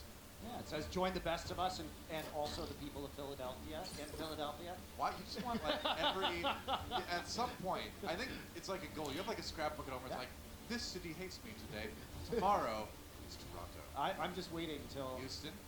You know, until I'm blacklisted from every city on the planet. It'll be great. It'll be a great time. You'll be this hermit up the mountains somewhere. You know, they'll be like, I hate nature. It's all right. As long as you're happy. Well, let's take a look at what happened at the end of that first map anyway. See exactly how the Valiant did step on that point. And it was really, it seems like the job of Fact Fiction here to keep that alive. I mean, he is coming around, Yes. but Bebe has been really clutch recently. And IDK. yeah, IDK and Bebe coming in. And the issue is that if you're Fact Fiction, that's just a mistake because you can't be tangling with them. You need to be in ball mode contesting the point because when you're running a double sniper composition with a Pharah and a Mercy, no one else can touch that point. You're playing at range. If you try and close that gap, that's when the EMP comes in. So you have to go to the point. You can't just mess around and try and kill a support in the back line. That's not your job. Right. Especially when that support is Lucio and he can just move you away from the point to make it even tougher to get there. Yeah, Well, it's always been, you know, you're always like licking your lips saying like, all right, I can take out this support in the back line, but it's not your job. It's an objective game, not an elimination game. And we can see that because the Valiant had 37 elims to only 25 in that whole best of 3 on control to the Hangzhou Spark, and yet they ended up losing. Fair enough. Well, we have a substitution coming in. It's going to be Sasin, a face we haven't seen in quite a while, actually. Subbing in for Rhea. I'm trying to remember last time we saw this guy. Yeah, it's been a while. It's been a bit. So, taking out their flex tank, Rhea, and you gotta wonder what this means for the Spark composition, right? Because Rhea is, by and large, a diva-only player. So, the fact that they're putting Sasin in and taking him out kind of screams that they've got something funky in mind compositionally as we look ahead to our assault map, which is going to be Volskaya Industries. Yeah, Volskaya, obviously, assault maps oftentimes lend themselves to set plays because you have a lot of setup time on the attack runs of certain teams. Both teams, 1-0-1 on this map so far. And we haven't seen Sasin play since Stage 2, Week 1. So several months now. And now he will be back in a crucial game. I mean, it's hard to understate how important this game is for both of these teams. The winner here will all but wrap up a Stage 3 playoffs appearance with 5 wins, and also help solidify their position in the overall season playoffs. So this is not a decision that the Spark take lightly. And Gushue, they're going to play double tank. What is the Here plan we here? go. Sasin, nope, he's going to move over to the Pharah right now. Yeah, Sasin definitely known more for the DPS heroes. Yes. Yeah, it is going to be interesting. He might play some Diva later. They are going to go ahead and take a look at the composition. They're going to see a double sniper, Orisa. Oh, there we go. KSF's like, what? You target my Ana? I don't think so. No. Well, I wish I had that kind of protection when I was playing support. Yeah, KSF has been playing some good Widowmaker in the last few matches. Godsby going to get a resurrection. And Hangzhou switches Sasin over to the Roadhog. So they will have better barrier damage by playing the Roadhog here and the amount of damage you can put into that barrier, but Shax doesn't care. Oh my gosh, that was a great biotic grenade. No healing for Gushue Sausage, dropping a little bit low there too. So Spark, delayed again. Very interesting. So Assassin, they must like him for the DPS or the and Roadhog flexibility. I think it's because he has this specific hero pool. Sleep Dart, look at that, they pulled him with the halt and then he got slept. Very nice. You know, you see a lot of like combos with the Orisa halt. Sleep Dart is not one that's as common. Alright, so still playing behind that on the high ground. They're still trying to get the combos, like you say. Yeah, well, Agility schools the door, and now Sasson comes in for the snipe, well, the Roadhog snipe anyway, on the KSF. Yeah, they gotta hold that position because the Widow is dead right on the left side of your screen there, so they can't necessarily get there for the resurrection from Costa. They're just camping the body. It's gonna take KSF a while to get back. Meanwhile, Shaq's really close to that EMP. That could break up that little position they've got right now. Backfiction drops down. I don't know if he wanted to do that. I think Jackson's gonna beat. He's gonna use it right away. On the good bio grenade right after that. Goodbye, tanks. Shax gets the credit and the kill feed, but that was a great bio grenade from Kareem at the end there. The Valiant look like such a well-oiled machine right now. The combos that they're executing, clearly well-practiced coming into this game. Yeah. Well, you know, we knew for a while that the Valiant was a team with some mechanically gifted players. Now that they're finally able to kind of put it together and make it a bit more cohesive, they're really having some pretty great moments here in these recent games. And right now, the Honcho Spark, they need to play aggressively. We've talked about this. Oh, Kareem! He's dead! It's going to be a 65 coming in. They're going to try to delay with that Dragon Strike. They get the res rather, on the Kareem. He gets hooked again! Why did you bring me back only to die? Sasson. Hitting the hooks. They tried to distract them with the Dragon Strike to make that res happen. It was a high-risk maneuver, but one they felt they had to make, but they're still showing chaos, and Noah Godsby going to get resurrected. I mean, the fact that that last hook from Sasson missed is a huge deal. That would have been the pick that would have given him the point, but instead, Agilities gets a chance. Come back and carry, and now the hook comes in. But it might be a little bit too late. You've already lost the door in Godsby. I mean, yeah, it's going to take Agilities longer to get back, but now we're under a minute for the Valiant to close out this defense. Yeah, you are going to see the two Cyphers make it back eventually, just a little bit faster for the Sparks. They're going to rely on those spawn timers to fuel this attack. Goodbye, barrier. Yeah, that's right. And goodbye, whoever gets caught in that too. Whole hog on the backfiction. Could not avoid it. The Nano Boost Supercharger whole hog just melts the Orisa backfiction. That's right. Oh, hooked right out of the translocator. Sasson a little bit low here. Healing comes in for Shax at KSF. Finishes him off. Meanwhile, Spark only about 2 ticks taken. Can the Valiant actually turn it? They can. What a defense for the LA Valiant. Goodbye, Gushue. And it's just IDK floating around like the saddest moth coming to the saddest flame. Looking for the... And now he's hacked. And now he's dead. And no one's going to get there in time, Noah. Yeah, wow, what a great defense. Only a little bit less than 2 ticks. 65.5% taken. And that is all the Spark are going to get. Agilities. Man, his heart pounding like the LA fans are. It's probably there, man. What a round. What a round in the Hangzhou Spark. They tried to mix it up, but they still struggle on Assault. Yeah. Set plays have been the thing that is keeping the Spark out of our elite tier of teams, and that is why they just can't seem to get it together for a well-executed attack on a point. Valiant with a chance to tie up this series. Let's see if they can do it when we come back.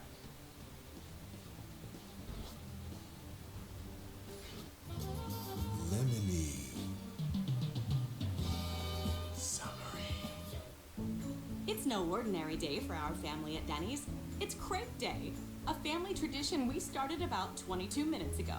And now we can continue that tradition at home with Denny's delivery. See you at Denny's or Denny's.com. One by one, we find each other. We find ourselves. We've all got something inside of us. Some just dare to awaken it.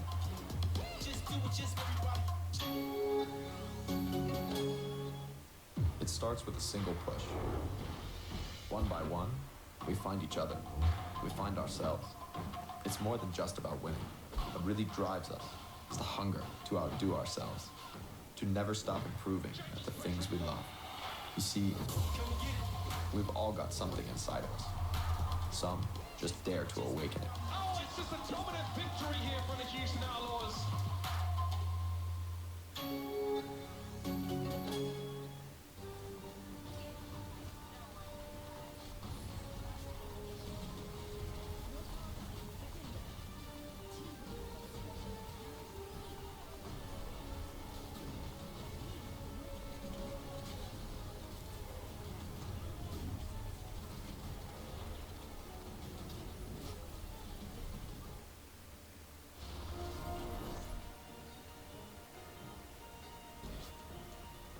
Great match so far between these two teams. LA Valiant with a big hold on point A. Part of that due to the epic play of agilities. Check this out. Getting what will be, spoiler alert, a 3K jumping right onto baby with a storm arrow, and that's what you do. That's a great flank, right? Coming around the opposite side of the point, taking the match into his own hands. I promise you got another one there. Yeah, this is do or die here now. Yeah. It's like you're in the lobby with my friends. Don't forget, match of the week, Gladiators versus Titans. Gonna be 12 p.m. Pacific time on those channels. So definitely, check it out. Should be a fun one. Honcho Spark, they're forced to go all in, right? They're gonna do double barrier Reinhardt Orisa. Wow. With a Batiste. And that is as hard as a hard point gets. This is the ultimate bunker. They can also rotate into.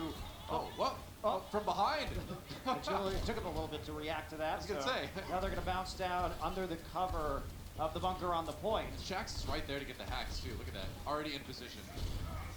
He's gonna sneak around from behind here. Guys will be probably aware of that. Look at that. KSF ready for the shot too. They're trying to surround them. Yeah, and they've actually split it up into two bunkers. The Widow bunker here at the top, and then the Orisa Bastion bunker inside the point. But they got hit by a biotic grenade, and now they got flanked by agilities. I mean, at some point, too, you need to actually get on the point and defend it. And that is a very vulnerable Bastion right now. Yep, goodbye, Adora. And Valiant not phased at all by this attempt from the Spark. That was fast. And that's the map. That's the map, though. As soon as they take out Bebe, the last few percent go over. Wow. I mean, the Spark had to do something. They went all in. Valiant meticulously flanked them and pick apart the Ryan Orisa Bastion composition. Big smiles for Custa. That's right. Well, we're all tied up, 1-1, going into halftime. I knew this match would deliver. Don't go anywhere, guys. We'll be back right after this. The Overwatch League is brought to you by T-Mobile, now connecting 99% of Overwatch League fans. Catch your league on America's network, T-Mobile, and by State Farm. Whatever life brings your way, State Farm is here to help life go right.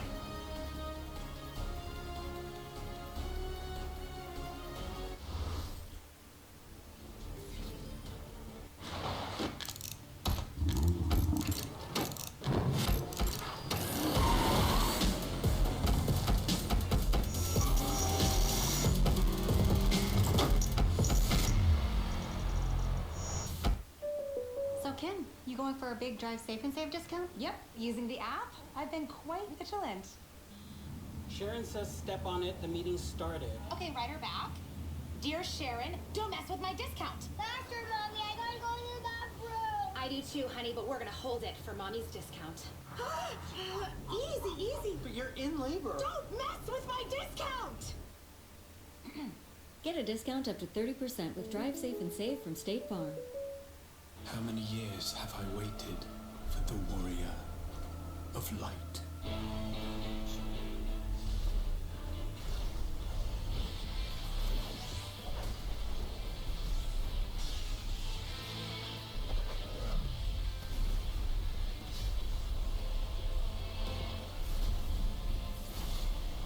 Become the warrior of darkness. Rated T for teen. It starts with a single push. One by one, we find each other. We find ourselves. It's more than just about winning. What really drives us is the hunger to outdo ourselves, to never stop improving at the things we love. You see, we've all got something inside of us. Some just dare to awaken it. Oh, it's just a dominant victory here for the Houston Outlaws.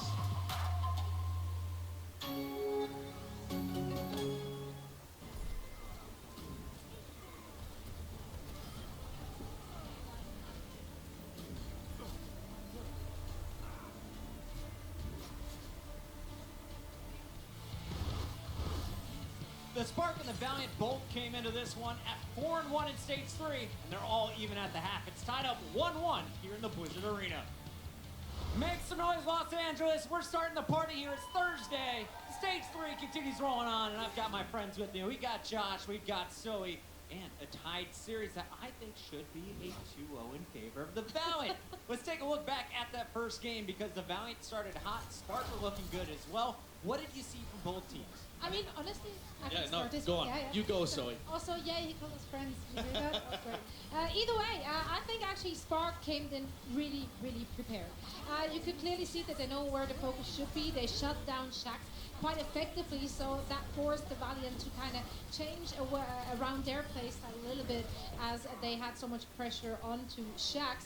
However, overall, it was very well played from both teams. I think on this point in particular on Ruins, there were inches away from each other at the very end. There was really just like one fraction of Kareem's difference. on a right here. That Yeah. anti-nade causing some big problems, queuing up all of his teammates. That's absolutely huge, and this was a really pivotal one as well because the LA Valiant were able to run a DPS composition and force Hangzhou Spark off the triple tank, triple support. We saw Godspeed go over onto the Sombra, and LA Valiant were up 99% to 0. Should have been able to take it, but in the end, it all just slipped through their fingers, and I really feel like that was Valiant's one to win, and they ended up just letting it go. This really could have been a 2-0 at the half, but that first map was insanely close. Now, Valiant, of course, picking up Shax in a big trade. I love to see him on the Widowmaker. We saw Agilities pulling out a Hanzo in map 2. Map 1, he's playing a lot of Pharah, and I thought it was going to be the Valiant locking things up on the well, but things went awry. How did it happen? How did Spark steal this victory?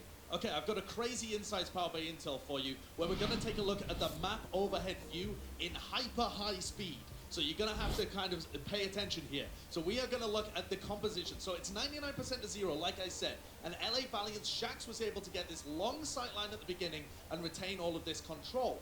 But now Godspeed has gone over onto the counter composition. So this comp is brilliant at being able to take down DPS players. With Gushui and Godspeed, they can pick off essentially any DPS player that's on the map. So now that LA Valiant are 99 to 0, they can lose this fight that's about to happen, which again, I've sped up massively, but they can lose this fight and should come back in with another comp.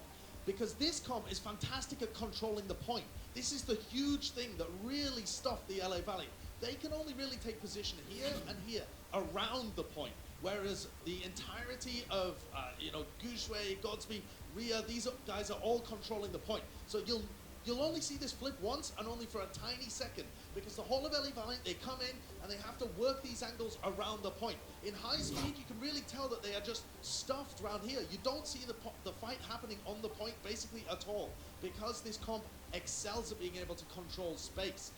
Again, they are just stuffed in this corner. Even when the fight is going their way, they can't get onto the point to be able to fight. Yeah, and this timer just keeps ticking up.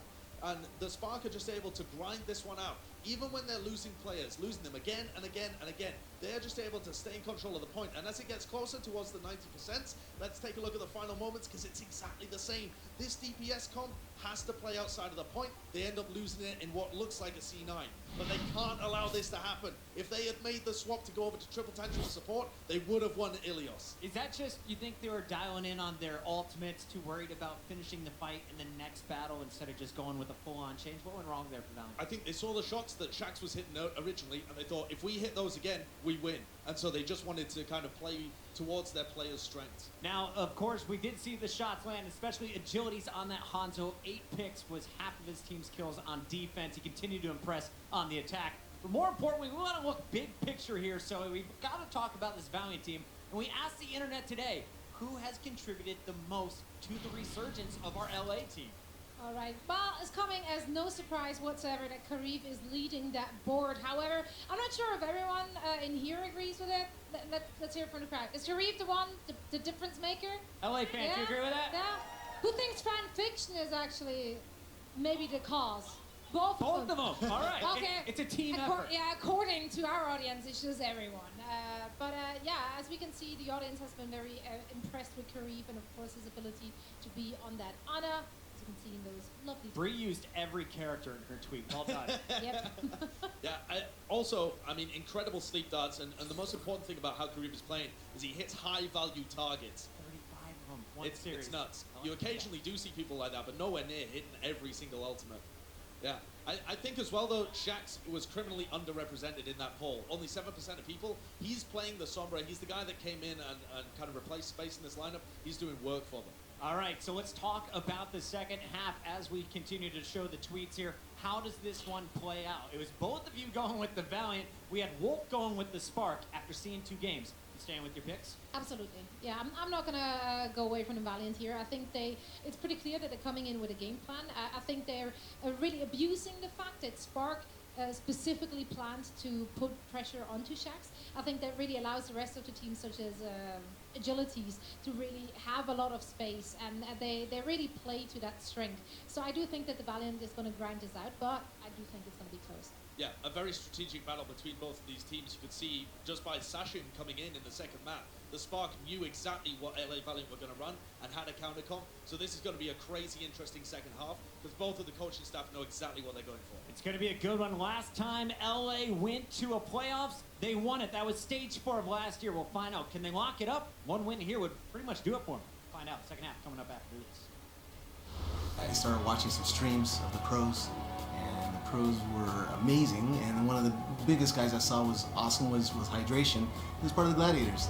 Suddenly I'm at every game, and the beautiful LEDs, the cheers of the crowd. It shields up. It's thunderous applause. It's roaring in the arena. It's a lot of clap, clap, stomp, stomp. You just kind of get sucked into it. And I've been hooked ever since.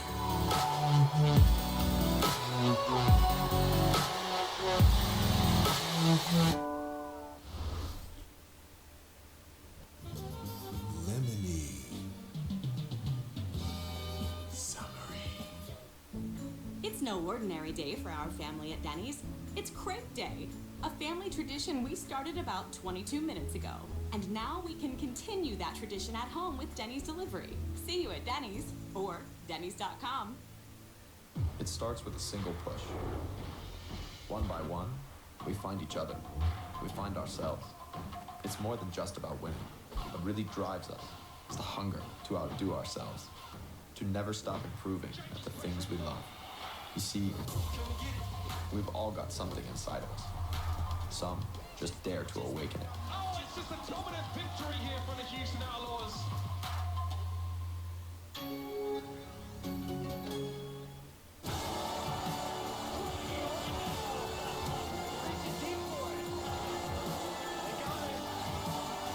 Now connecting 99% of Overwatch League fans. Your league on America's network, T-Mobile.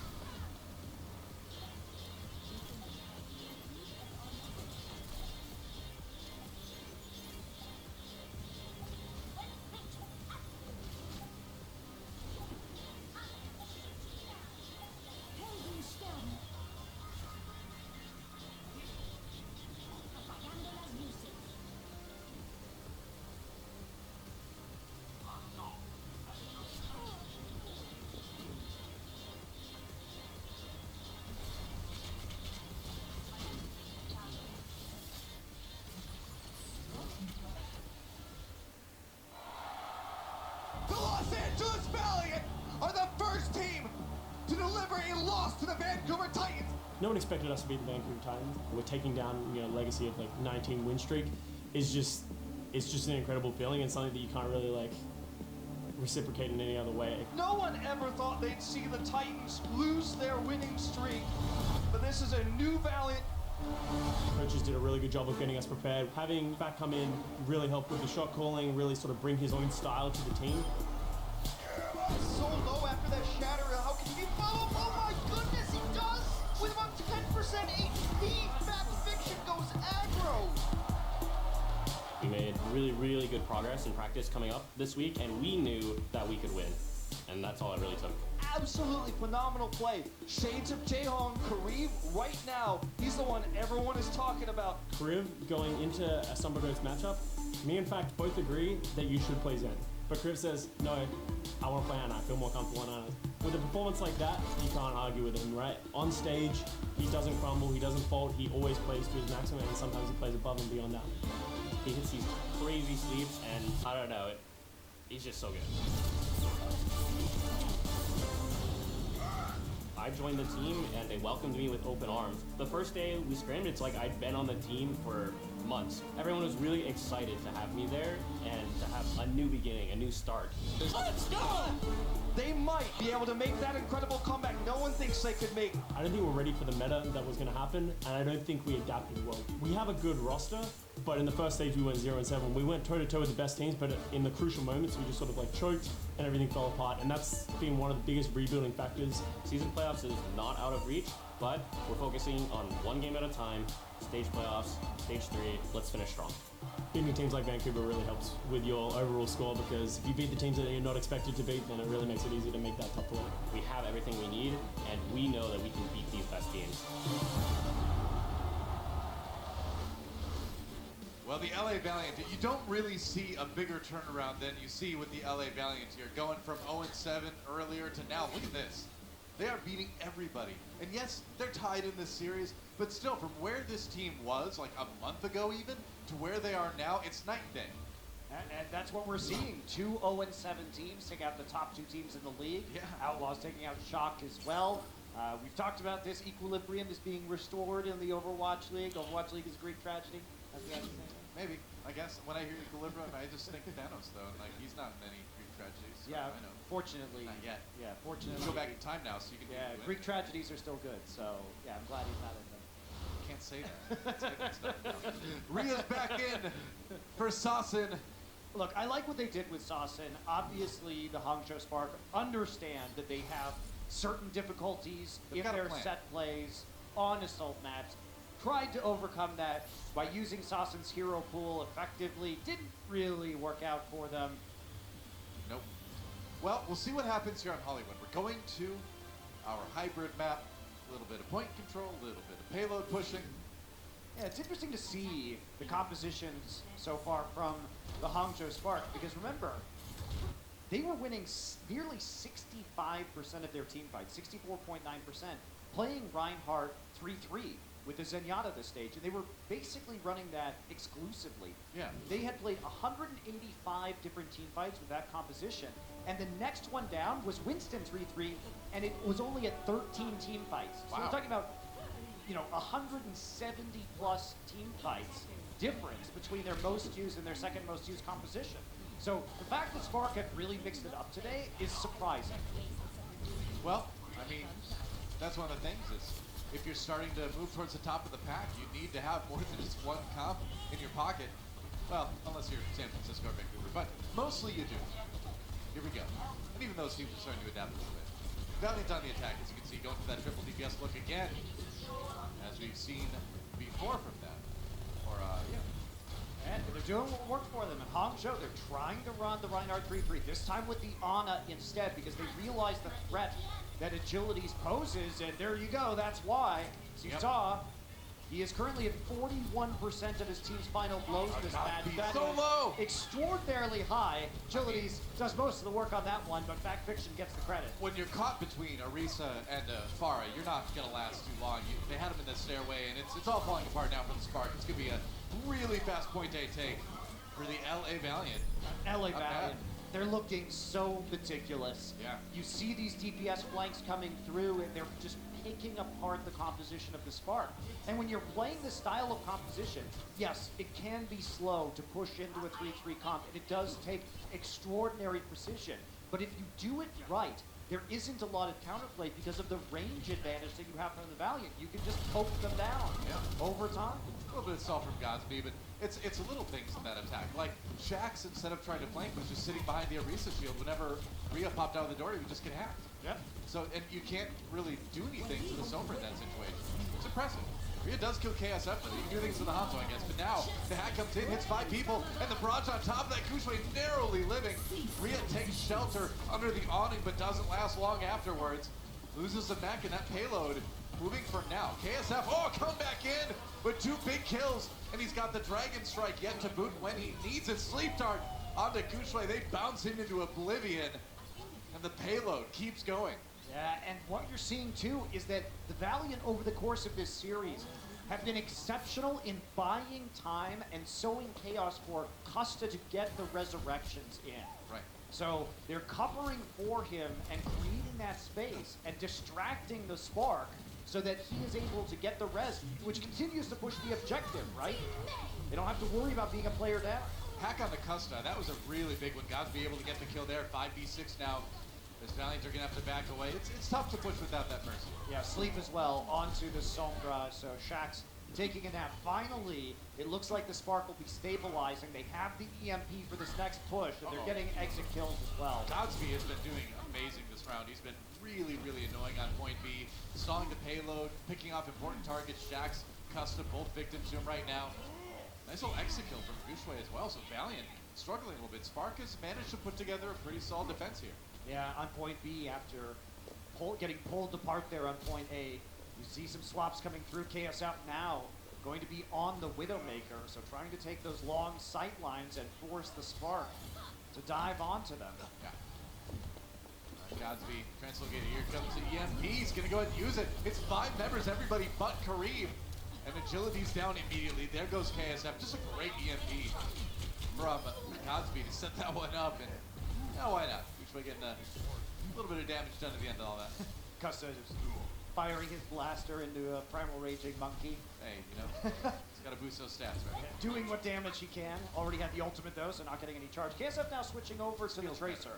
I think this is going to be a better maneuver. When you have that Widowmaker, you're playing into the Winston and the Sombra and the D.Va, you are relatively vulnerable. This time, they're going to try and counter dive, get into that back, and follow up on Agility's rockets with some elimination. Oh, Nano was great. Sleep dart onto Agility's Bebe. Comes up big for his team there.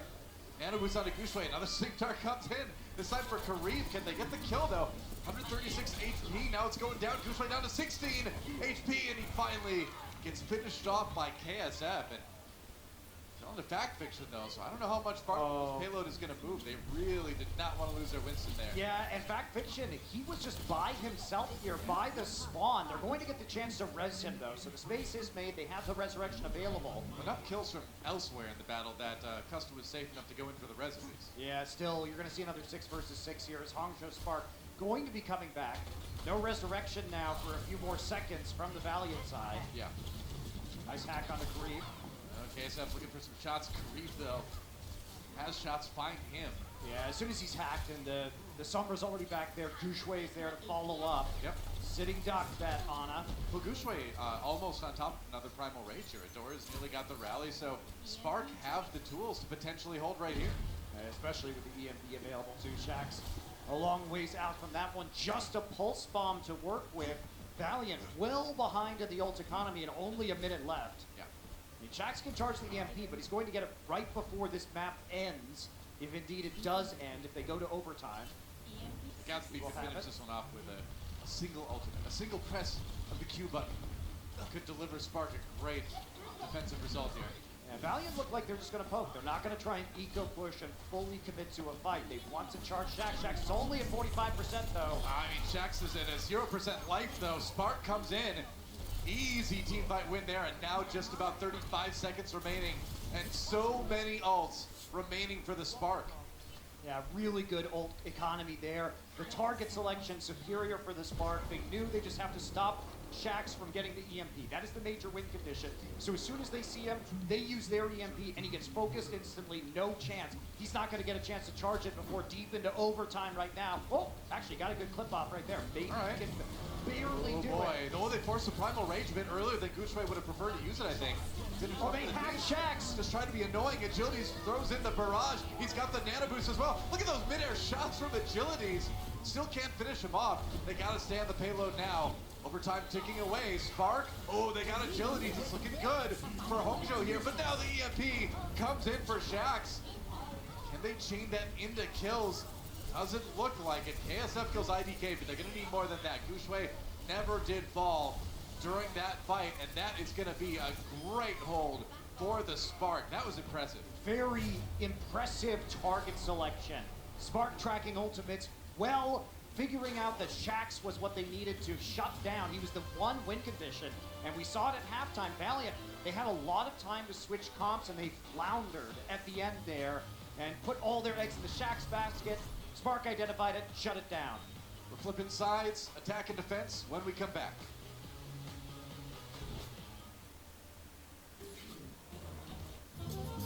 Lemony. Summery. Hey, Tom, you playing Final Fantasy 14? No, I'm not ready yet. I gotta get prepared. Why are you doing this? For Shadowbringers, dude. Training to be the warrior of darkness. You're not from darkness. You're from West London. That's the real nice part of London. Relax, man. Become the warrior of darkness. Available now. Don't touch that. It starts with a single push. One by one, we find each other. We find ourselves. It's more than just about winning. What really drives us is the hunger to outdo ourselves, to never stop improving at the things we love. You see, we've all got something inside of us. Some just dare to awaken it. Oh, it's just a dominant victory here for the Houston Outlaws.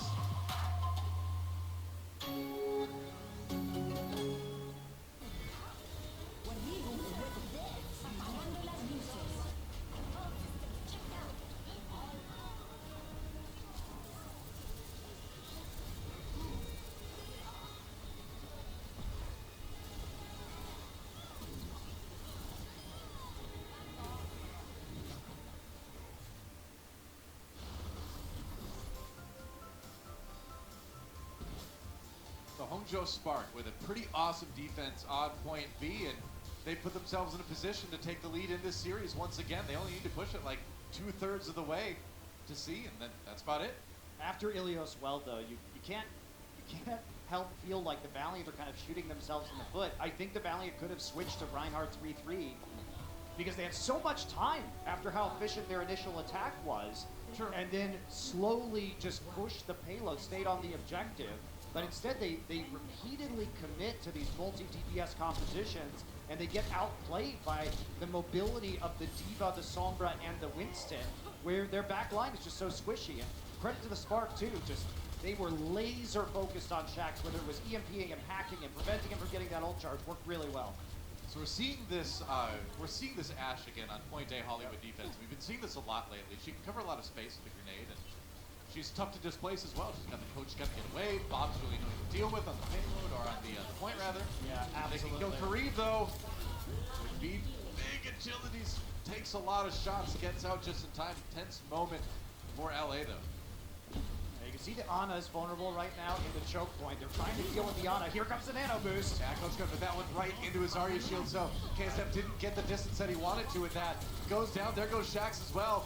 Looks like the defense on point A not going to last as long as Valiant would have preferred. Yeah, that's the Chengdu defense right there, running the Ashe there on the defense. Not going to work out, though. Hangzhou taking cover, and again, that defense is better against the Reinhardt when it's a slower approach, and they're on the ground, and you can really land a lot of those dynamite hits. When Hangzhou can reposition so quickly, it's not going to be effective. And Hangzhou right now, they can just commit to this. There's nothing stopping them. Sure. Just continuing to run the Winston 3-3 with the Zenyatta. They have enough time. They got 5 minutes. They should be able to eventually push this one to the end of point B where the Valiant were stopped. Oh, EMP catches Gushue, and he gets hit with the bio grenade as well. Jumps right to his death. There's a sleep charge onto IDK, and Valiant turning that one right around. Gushue didn't even have time to his primal rage button. He got hacked. I guess he couldn't anyway.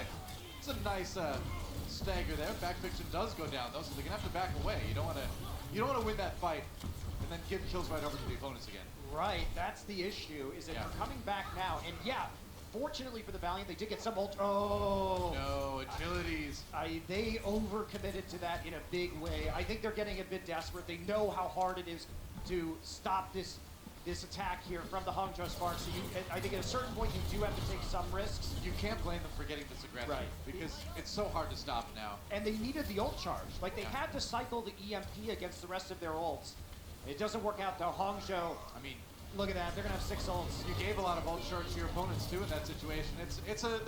They were definitely caught between the proverbial rock and a hard place. Graviton Surge comes in, and that might be it. We'll see self-destruct. Nice move, setting up the 3K for Rhea. IDK making the plays again, and That's a quick one, and what do? I mean, if your payload gets stopped at point B like that, it is so hard to stop. Yeah, you have to go all in. Just like on Volskaya and Map 2, Hangzhou had to go all in on that defense. Yep. You have to pray it works. Valiant, same situation. The defense doesn't work for either of the teams. Well, short and sweet. We're going to Map 4 right after this.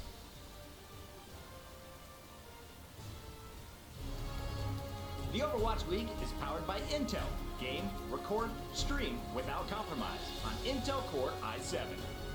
And by Omen by HP, the official PC and display of the Overwatch League. Lemony. Summery. I'm LAPD. I need you to try for me. Gonna bang a Yui real quick. Nope, don't got it. Gonna need a couple more points, my friend. Oh, it was the other way. Doing another three-pointer. Stuber, rated R. It starts with a single push. One by one, we find each other. We find ourselves. It's more than just about winning. What really drives us is the hunger to outdo ourselves, to never stop improving at the things we love. You see, we've all got something inside of us. Some just dare to awaken it. Oh, it's just a dominant victory here for the Houston Outlaws.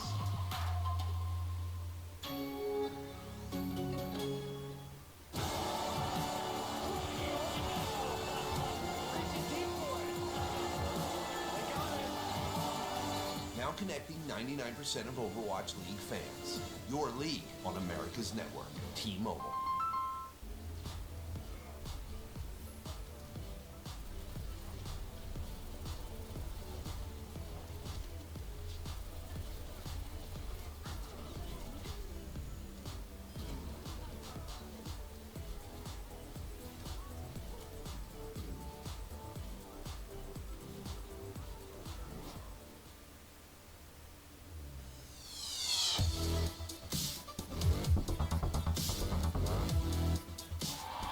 Two hometown favorites going toe-to-toe one more time. The Vancouver Titans, Stage 1 champions. The Shock have done it, Stage 2 champions. Make some noise for the current holders of the California Cup.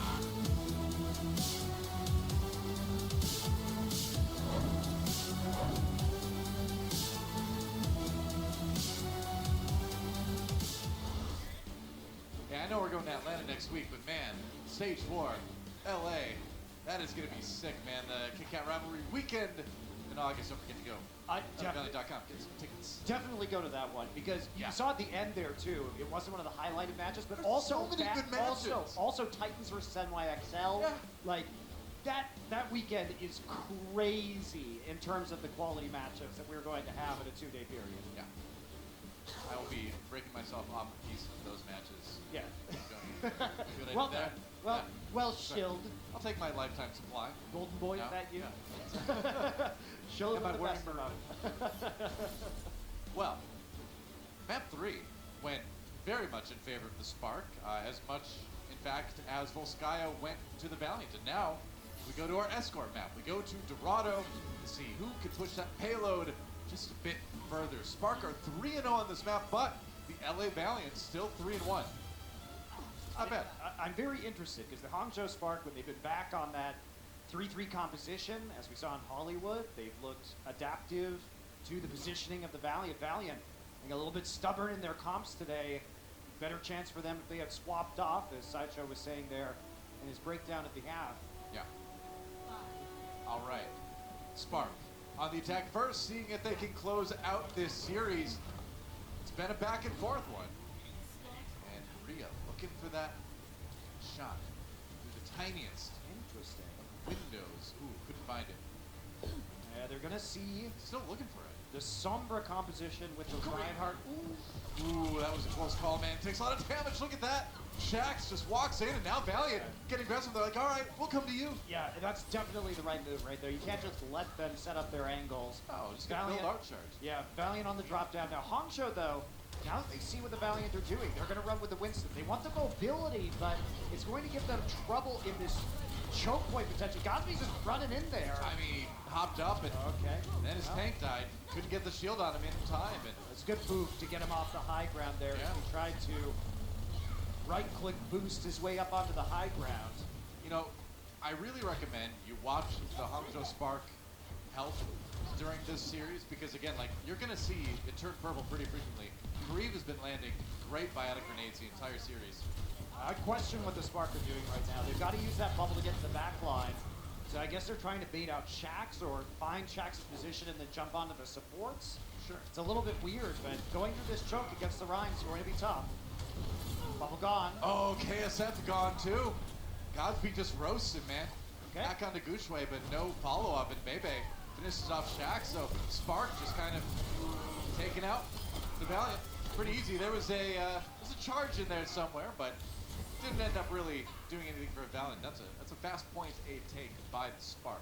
Yeah, needless to say, KSF's positioning there, not ideal. He shouldn't be caught out in front of the market stalls. Yeah, it was like he got squeezed a little bit between a few people in the payload there. That was awkward, but you got another chance with the LA Valiant now on point B, but a lot of time in the time bank already for the Spark. You know, even though it may not be ideal for that point, it's hard to argue with the Spark's execution this game because the target calling has been so on point. Like if somebody's out of position, they destroy them instantaneously. Right, Shax going in for the EMP, hits 3. 50% coverage there, Gushue gets chased away, and even though they're in the grab, the kill the main tank came in. But look at that, a sleep dart onto Godsby. Right after he uses the grab, he couldn't use the damage that he wanted to take along with that, and now he's gone. Zarya charge, done. And Valiant with a nice start on the defense here. That was a complete shutdown too. So many ults from the Spark used, Trance and Rally coming out at the end. Godsby thought he had the angle to get the damage, but again, Kareev, the Sandman, coming in with a clutch sleep. Yep. He'll bring you a dream, or maybe a nightmare. Definitely nightmares for his opponents. That's what the Sandman does. It depends on if you're into song or movie or what part of folklore you take your Sandman lore from. Here we go. Gushue has that primal range. Gonna go ahead and use it, trying to separate the tanks from the rest of the team. Hit with the sleep dart for a second there. Stunned out. It's back, and now Shax in a bit of trouble. That said, grab used. Godsby really low. Shax is down. It's a 5v6. Make it a 4v6, and Valiant on the verge of turning that fight around, but the Spark had the tools in the end. They couldn't get the follow-up damage on the Graviton Surge. Godsby's caught in it, but he doesn't go down. Gets the healing. Looked like the Brigida armor pack was chucked down in there at the end, and meanwhile, Shax was zoned out of the fight. And Gushue using that Primal Rage. We know he's a great mechanical Primal Rage player. Yes, he is. I'm just poking. And we don't mean he's mechanical as in he's got robot parts. It just means he's very good at using Winston's abilities. At being a robot. That's right. And being a robot. He's so lifelike. It's really incredible. I mean, Bubble's gone. Sparker playing around these Zarya bubble cooldowns onto Gushue. Watch. Oh, it's the EMP, all right. They're going to use it to finish off Gushue. Soundbarrier comes in. What do you think about that one, man? I mean, Gushue just felt like he jumped into a wood chipper there, but is that going to win the fight? He thought that sound barrier is coming a little bit sooner, but Shax with the smart EMP play.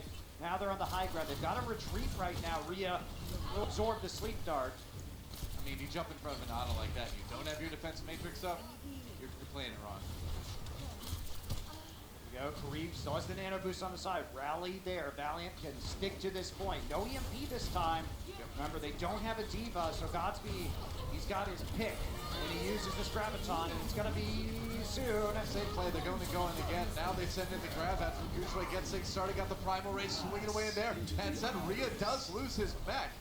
Transcendence not helping him out there. Adora was slept for a short time as well. Now the grab comes in on the Valiant side, and that's a big bio grenade. Healing reduced for the Spark as well. Fact Fiction taken out, and the Spark, they're turning it around. They turn it around because Gushue is able to create space. It was the self-destructive Rhea, and Gushue coming back in with the primal that got them away from the Graviton Surge that KSF threw in, forced the Valiant back.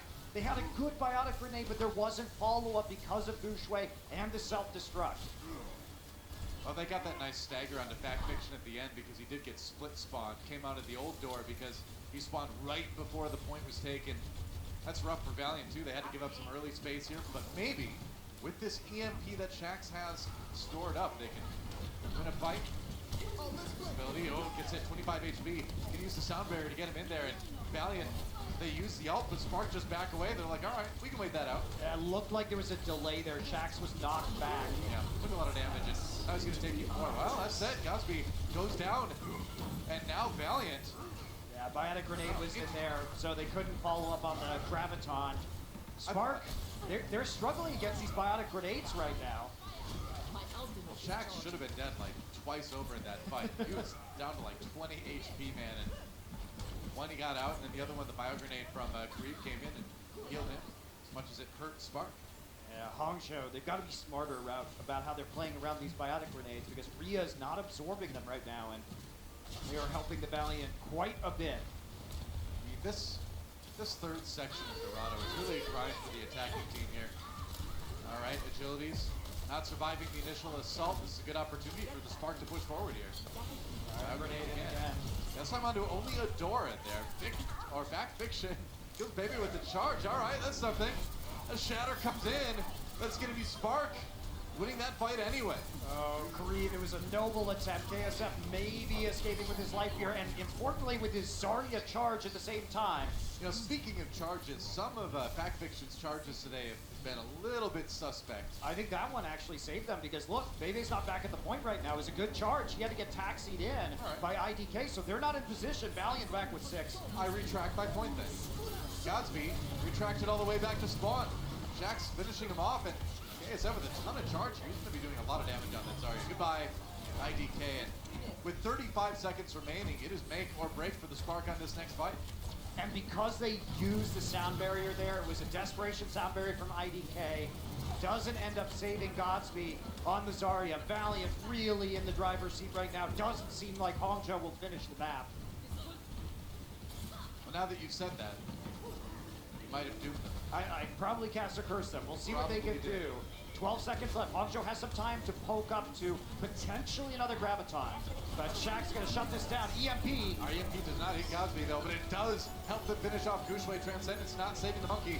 And now, KSF walking forward. He's got the grab right now. Gonna go and use it to keep IDK on the high ground. Great solo grab to just eliminate one more member, and that self-destruct finding nothing for Rhea, except a Reinhardt right in his face. Grab used. Godspeed did get that ultimate in the end, but there's not enough damage, not enough people left to follow it up, and the Valiant will hold the Spark just shy of finishing the map. And it was again the Biotic Grenade. Gushue went in, and they had the Transcendence available, but the EMP grounded the monkey during the Primal Rage, and because of the Biotic Grenade, the Transcendence couldn't heal up Gushue. They focused Gushue, and he goes down.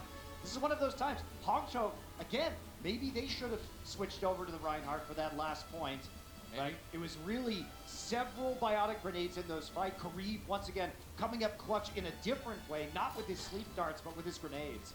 You know, and for Gushue as well, the Winston is very much a comfort thing, right? I mean, he can play the Reinhardt, but the Winston is really where his tank heart resides. Well, not the monkey, but the scientist. Yeah, and I think this is one of those times too where you look at how you're doing and you say, wow, we're doing a great job of picking off these targets. And just like we saw Shax in the first one, when you feel like you're popping off, sometimes you're reluctant to switch because you think that is true. You think you're going to keep popping off, right? And so you put that trust in yourself instead of switching to a more optimal strategy. I mean, at the end of the day, it's a team game, right? And as good as some players are individually, you still have to do what's best for the unit in that situation on the map. Yeah, it's such a hard call though, because sometimes you're really just feeling like you can make the difference, like you're making the plays, like you're the one who's going to carry in that moment. I feel that way in every game I play. I can't blame it. I think basically everybody on the ladder does. Yeah. And they are all wrong. But I'm the one who's right, and they're all wrong. You got that right. Valiant on the attack. And you're also wrong, but that's I'm not wrong, but we'll get to that later. Oh, sleep dart. All right. The Spark going with the Sombra as well on Godsby, so we'll see if Valiant can win this one and send us to map 5. Nice sleep dart to Godsby. Oh boy, that's a rough start to the defense for the Spark. The issue is for the Spark is they're not running the Zarya. This is a really low damage composition. Yeah. And you don't like to see this composition when you're playing against the basically double tank, triple support composition that the Valiant are running right now. You don't have enough damage to get through the high amount of sustain that you're going to be facing. So Hongzhou, I think this is a great composition against double sniper, against multiple DPS, but they need to switch off this. Sure. You can they want to absorb a lot of what Kareem is throwing at them with bio grenades, with sleep darts, but at some point you need to actually get kills too. Yeah, they can't contest objectives like this right now. You can see Gushway just has to jump off the point. They're trying to alternate who is on the cart right now. Yep. All right, oh, Shaq's down. That's a good bio grenade from the Spark side. Nano boost onto Gushway, and this is what you get the damage from. You put the nano boost on the Winston, and if they can get that combo together, as you can see, that can work out pretty well. Yeah, and the Bionic Grenade does give them a window, but the Hangzhou Spark, they are playing around these small windows where they're trading, whether it's the Diva or the Winston, slowing down the cart. It is really hard to execute. I mean, you can win a fight, but then I feel like you're just gonna have to delay with like Primal Rage or something like that until you get that next nano boost. Yeah, it's rough for sure, especially if Valiant have EMP now. Well, yeah, you just lose gracefully. If you're Valiant, you come back with a bunch of ultimates and take the point. That's what they want to do right now. We'll see if they can. Back Fiction gets hit with the bio grenade, so no healing for him for a little while, but Gushway is down. So it does make it tough for the Spark. They needed him to live. They needed that Primal Rage to delay the point, and you can see Spark. Yeah, they're just going to back off and let him have it. Yeah, nothing you can do right there. Yeah. Pretty good delay, honestly, for the Spark. I think that it was not really an ideal composition. They play it well, and they do get a couple minutes off the clock. So not a disaster yet. Spark are going to stick to this because they have the EMP. Bebe switching off onto the Zenyatta right now. Valiant, lots of ults available to them. Nothing really to help them survive a Graviton Surge if it isn't eaten by Rhea. I mean, they're going to have the sound barrier in just a moment, so the problem is that if you sound barrier in response to the grab, then you get EMP'd and the shield's gone. So the ordering is really important for Valiant to weather this next storm. That's me looking around right now, trying to get it. Oh, detected. EMPs. All right, hits a lot of members of Valiant. Kareem does get the nano boost off Ozda. I believe it was Fact Fiction. Gushway escaping in that Primal Rage. And now Valiant running back in. They've got the sound barrier. I don't think you needed to use that right there. You didn't. The Bionic Grenade was enough to keep them alive. Remember, low damage output from the Spark. So, grab. All right, they're trying to finish off Gushway. They do just that. Custa caught by the self-destructed Kareem down to it. Now with the sound barrier on the Spark side, you can take advantage of Valiant not having the support. No. Oh, you can't use the EMP there. He saw the shield, he got greedy, wanted to clear it off, but I guess it's going to be hard. Now they're going to get staggered out. Everybody's stuck in the courthouse right now. Yeah, and you're not going to get away. You're going to lose a few more people on the way out, it seems like. Oh, maybe not. Spark not chasing. Not a low health members of Valiant. They're kind of lucky they got away with that. Yeah, they don't want to chase right now because they know that Fact Fiction can get in quickly. He has a Lucio Taxi and a charge. Sure. So you can't move too far forward. Another EMP built up by Godsby in the meantime. So Hangzhou really making the most out of this comp. It's very hard to do this, what the Hangzhou Spark are doing right now. Yeah. Execution has to be extremely good. But they're doing it though. They're kind of cycling through those ultimates. It's execution and target selection. Fortunately, target selection has been excellent for this down Spark tonight. Replaying a big pick on the Zenyatta actually, 65. Now as a few members get knocked off the high ground, but that payload is moving. Bebe had the Transcendence. Spark gonna get a really good fight here at the end of B though. Yeah, you need the Trance to stall. Yeah. So they're gonna have to wait for Bebe right now. Lucio going back to provide the speed aura to get the Zenyatta in faster. They'll have a chance to contest. Here we go, Godsby. There's no follow-up damage. EMP, it's 5 members, everybody but Shax. Rhea has a self-destruct, KSF, Agility's Fact Fiction, everybody falling. And Spark fairly efficiently managed to win that one. Kareem just takes a dive to reset. A minute 30 now for Valiant to try to finish off B. Yeah, everybody going in right there had to use the Diva and the Primal Rage and the Rally to put in enough damage to get close enough and have to sustain to melt through the Valiant. Valiant though, Graviton Surge coming in. Certainly an excellent opportunity. Bebe has the Transcendence though. Only a minute 15 remaining. See what Valiant has in mind. That grab could be big. Oh man, grab used. KSF got knocked down a little bit. Bebe there with the Transcendence. Now Shax responds, gets out. EMPs. Where's the follow-up though? Rhea gonna get D-Max here. That's pretty big. Fact Fiction down though. They left him alone on the cart. They didn't get the healing on him in time. We are out of commission, but you really need that Reinhardt, I feel like. But maybe with the damage and maybe with the rally from Agilities, they can push through. And it's another bionic grenade, Doa. Yeah. They couldn't push forward onto the payload because their Karif got the grenade on them and they have the rally. So Valiant outlasting, thanks to the ultimate Hangzhou, coming back with another EMP. They are committed to this composition. 2 minutes, and EMP just only gets more valuable here because you do have everybody having to kind of group up a little bit more than on some of the other points here in the final stretch on Dorado. And Valiant playing to send us to map 5 right now, playing to stay alive in this series. Does so much damage on Sada too. He's so active with those left clicks. Now the EMP comes in. Karif there. He has a bio grenade anyway, but he can't save back Fiction. Now he gets hacked by Godsby at the tail end of this fight. Valiant trying to back away, or no KSF. He's stuck in there, man. He has to try to get some kills instead. We're trying to stay alive right now. KSF, all right. Is he gonna go down? They're gonna try. They're committed to sleep talk, but Gushway woke up again, but now he's in the crowd. Agility's down. I mean, Valiant really throwing everything they could at that. It was a desperation fight. And that is a lot of crucial ultimates that Valiant will not have when they're trying to finish this one off. It's looking good for Spark right now, unless Shax can get a god-tier EMP. The primal rage of the sound barrier, just enough to keep Gushway up. And did you really need to throw that grab in there? Fortunately, KSF did a lot of damage. So he is going to be closer to another Graviton Surge yet again, but you have to play into the EMP. So Shax looking for that target. EMP Earthshatter. It's going to be the big combo I think Valiant has. EMP comes in, and there's the Earthshatter. Gushway and Godsby down right away. Valiant knew what their win conditions were. They won that fight at least.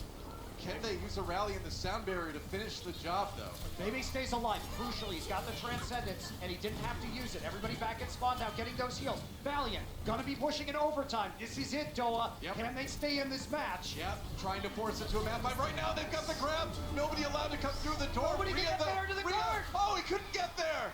Valiant, tie it up. We are going to map 5. Wow, Valiant coming back. Excellent Graviton Surge. The Sombra just slightly too slow to make it to the payload. Hangzhou.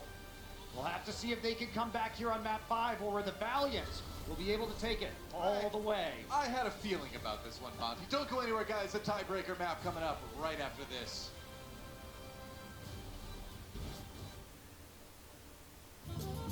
Lemony. Hey, Tom, you playing Final Fantasy 14? No, I'm not ready yet. We can just play. I'm training to be the warrior of darkness. Become the warrior of darkness. Available now.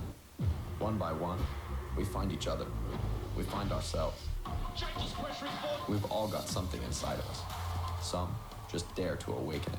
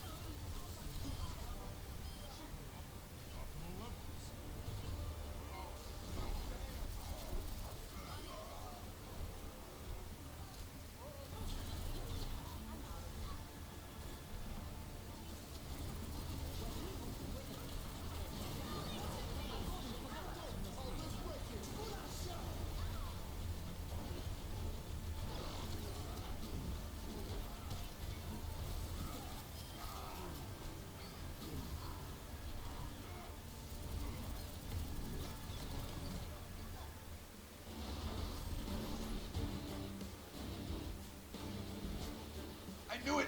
I knew it in my heart of esports hearts that we would see a fifth map between the Hangzhou Spark and the LA Valiant, and that's exactly where we're going. We're going to Oasis to decide who takes this series and who takes fourth place in the standings overall.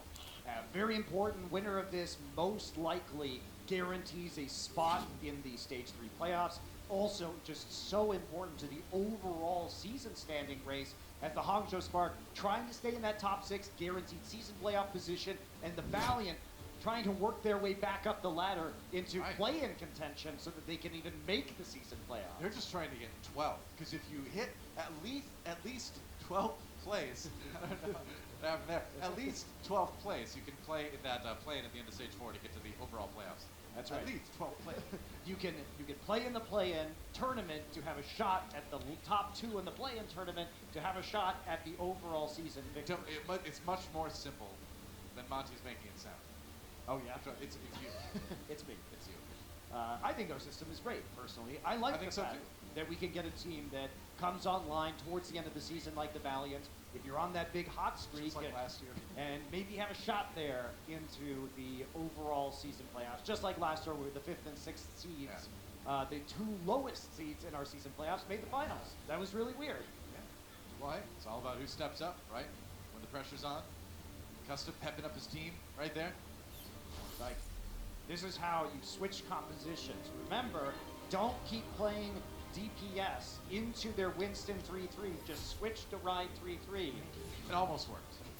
Almost. Oasis is our map. 4-3 for the Spark overall. 2-4 for the Valiant. So it hasn't been their best map this season, but I feel like it's a brand new season for the Valiant at this point, honestly. Yeah, exactly. I think we can't really take too much from that given how they've turned everything around for themselves. Yeah, not unless it fits our narrative anyway. Then we can. Obviously. We can manipulate it however we want. Obviously. So that's how it works. 3-2-1 with the Sombra here for the Valiant. And it's back to the Hangzhou Spark staple, the Reinhardt 3-3. And they perform very well against Sombra compositions with this comp, so no reason to change it. They know how this works. Yeah. Good at brawling things out. Good at grinding things out on these control points. Got to be a little bit low, but the Spark gives some ground. 10 seconds for the control point to unlock, so plenty of time for Jax to get a flank angle. IDK looking for it right now, trying to keep him away from the team. Does get hacked. All right. Yep. You want to hack that Lucio sometimes too. Guys be moving forward. Doesn't do a lot of damage right now. He doesn't really have any charge on that Zarya. It puts some EMP, so it's a race. Shaq's trying to get there, but Spark able to take the point first. Oh, he got hit there. IDK down. KSF with a kill. Valiant have an opportunity here. Shaq's close to an EMP. That could help them flip that point back before the Spark get too far ahead. But the Spark are close to a lot of good ultimates as well. Yeah, baby, keeping pace with the EMP with the Transcendence. Crucially, Shax has a window though. Here it is. All right, EMP used. That's a lot of people. He falls down though. Can he get back out? Of course he can with the Translocator. KSF has a lot of damage to help Valiant flip this one. Rally used. The Shatter. Whoa, the Shatter comes in and prevents Valiant from following up on that grab, but Kushway donates himself to the enemy team, and now the Spark making the ball back, and the grab! Oh, the grab! It may have actually flipped it. It did. Wow, did that flip the fight. That was such a bold graviton surge by Godspeed. Adora closes the gap, and he gets some right clicks in there at high charge Godspeed, and that changes the fight. Now Hangzhou, they got the first cap, and they're able to take the fight. I mean, you see a grab like that, like both of us were like, oh man, because we did not see that followed her up. That was a fat finger. It sure looked like a fat finger, though. I mean, I don't know if he was trying to like, I don't know who he thought was coming around that corner, alternatively, but that was not the greatest Earth Shatter I've ever seen, put it mildly. Acosta with the sound barrier now, the only ult for the Valiant. They really could have used that Shatter here. Hangzhou Spark is going to have basically everything coming online in just a moment. Valiant have rotated all the way around the point right now. Yeah. So playing against the spawn there. Shax working for that EMP. Valiant taking a long time because they want that EMP before they engage. I think they would have really liked to have that Earth Shatter to pair with it. Now they're going to get dove as Spark. They popped the sound barrier actually going in. Shax down early. He died again right before he got that EMP. And now the Shatter comes in, drops agilities. Sound barrier on the Valiant, but they can't keep That Fiction alive, everything falling apart for LA right now. Oh man, this round was rough for the LA Valiant, and it is over now. Spark will take the lead in our tiebreaker. I think the Spark dropped the sound barrier because they wanted to bait out the EMP, and Shax appeared in the front line. I think they were just ready for it. I think they knew what was going on. He didn't quite have EMP yet, but I bet you the Spark thought he already had it. Could be. Well, it's certainly a situation where if you get that kill the way they did, that kind of locks it up. We are going to Gardens for our second round here. Spark, if they win this, they will win the series and pretty much guarantees themselves a spot in the stage finals. Let's watch. So Shax had the EMP, so the sound barrier had already come out. Oh, it's Adora. And he's running it, and Adora just nails him in the front line there at the end. Well, that's why we talked about him pregame. Adora has been playing better and better on that Brigida over the last few weeks for the Hongzhou Spark. Now we're going out again. Gatsby on the Sombra. It's going to be Bebe on the Moira in anticipation, correctly so, of the DPS from the Valiant. Yeah, back to the Winston and the Moira. Spark, they've really mixed up their comps for this match. This is not like they've been playing this stage. And as you can see, it's a very good clutch stat there for the Spark. 5-0 in their history here in the Overwatch League when it comes to map 5s. You don't usually want to let it get to map 5, but if you're going to, at least be the team that wins it. We call them the anti-outlaws. That's right. Usually hack. All right, Spark on the outside looking in here. Valiant do manage to claim the point first. But can they get the fix to follow it up? Usually running in with that Zarya shield. Got to be doing a lot of damage. You got a lot of charge built up from Gushue. Jumping in there and taking all those shots. Yeah, they're split up right now. Yeah. The Los Angeles Valiant, that means the bubbles on Gushue is coming in. Look at the damage, the clean damage is huge. I mean, it's great because you put the bubble around the enemy team, they can't shoot at you. You just get position, better position on the point. Gushue really close to that Primal Rage shooting. He's got, EMP! Gushue used the Primal Rage right before the EMP came in. He did not get hit by the Sombra ultimate either, and Valiant scattered. That nano boost just getting bounced around his back. Fiction can't really put it to use. Now the grab comes in, but no kills out of that one. I mean, the Valiant really feel like they're grasping at straws, but Shax coming up clutch in this fight. Yeah, they're coming back. And even though all of those ultimates were disrupted by the Primal Ridge, they stick together and they have to sustain. They force the re-engage from the Spark, which is going to be weaker once they muscle their way onto the point. Shax just put his team on his back and carried them. He got 3 kills in that fight.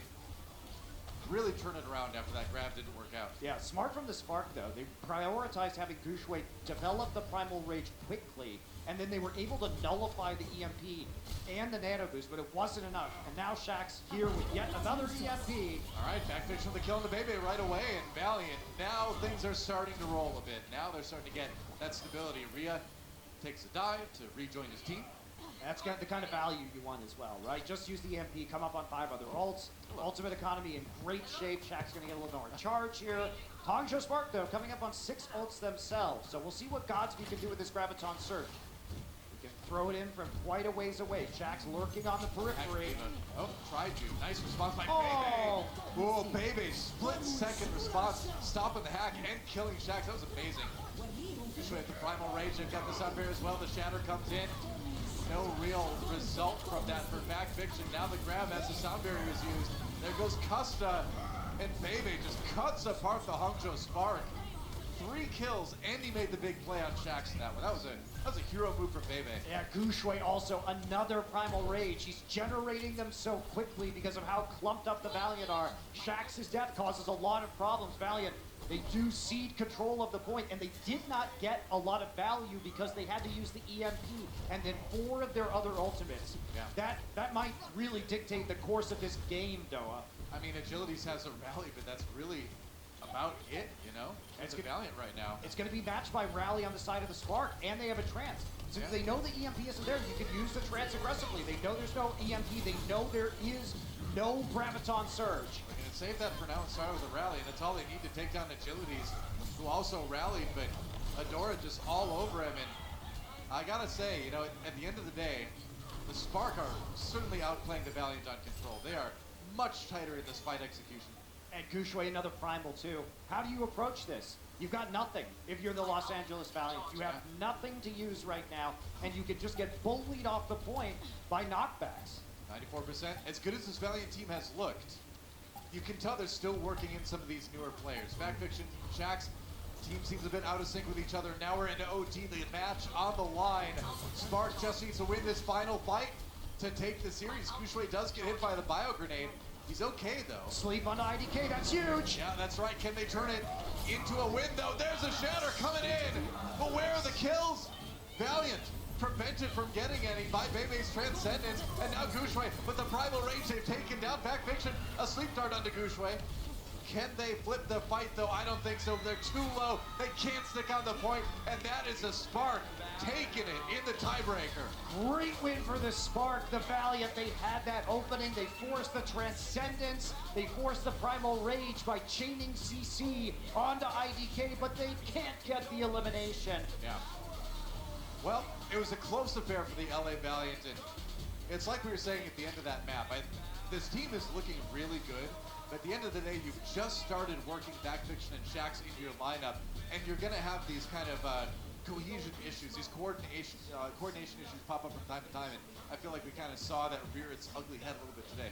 And the Spark, they've been very insistent on playing 3-3 compositions into Sombra. Yeah. But they've been wildly successful. On the Rhine 3-3, they came in today winning 62.2% of their team fights against Sombra comps. This team knows very well how to play against Sombra, and they showed it again today. Yeah. Well, on that note, we've got Emily standing by with a little interview with Gushui. Hey guys, thank you so much. I'm down here with Gushui of the Hangzhou Spark. Congrats again, that was such an intense game. Now the Valiant has been playing a lot of DPS heroes, so how did you guys prep for that coming into this match? 那么最近英勇呢使用很多突击的英雄，所以你们今天是如何准备的呢？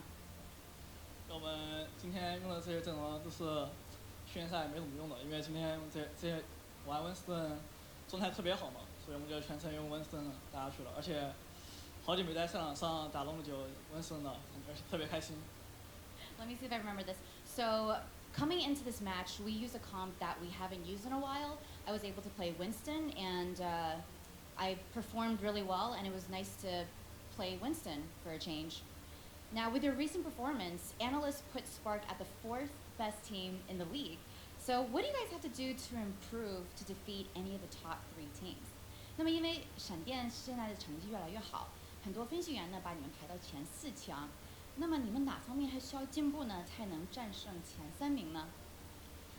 为了我们这一段至少还是前4强，但是应该能赢下前三名队伍。Okay, I do believe that during this stage we are definitely in the top 4, and we still have to work a little hard to defeat any of the top 3 teams. All right, that's all I have for you guys. Back to you guys, Monty and Doa. Thank you, Emily, and it is nice to see Gushui get to play that Winston again. I mean, that's a hero that he came in the league being known for, and you can see why. Great play from him all day. Yeah, I mean, I wasn't wild about the sort of Diva, Winston, Sombra comp they were running into the 3-3 on Dorado, but otherwise, I think the target selection and their ability to find those squishy targets in the back line was very impressive from the Spark today. Yeah. Still working out those kinks on Assault, you gotta say, but at least the Spark are trying things. They're attempting to place a few players. It's looking like they're working on it slowly. Well, after that, after working on it, let's see where they've landed in the Stage 3 standings. They are number 3 right now, tied up with the Titans, actually. 5-1, N+10 map differential. Valiant down to number 6. Still in it, but they really kind of need those wins if they want to get to the Stage 3 playoffs at the end. Well, the Valiant already have 4 wins, so even if they lose their next match, then they still have a chance to make it. They're in good shape. Yeah, they're still in good shape, because even if they get 4-0'd, which is unlikely, they're still going to be +3 in map differential. Yeah. The bigger story for the Valiant is that they weren't able to get another win towards that 12th place spot to get into the plans at the end of Stage 4. Meanwhile, Spark up to 4 overall in the league. What a meteoric rise these guys have seen.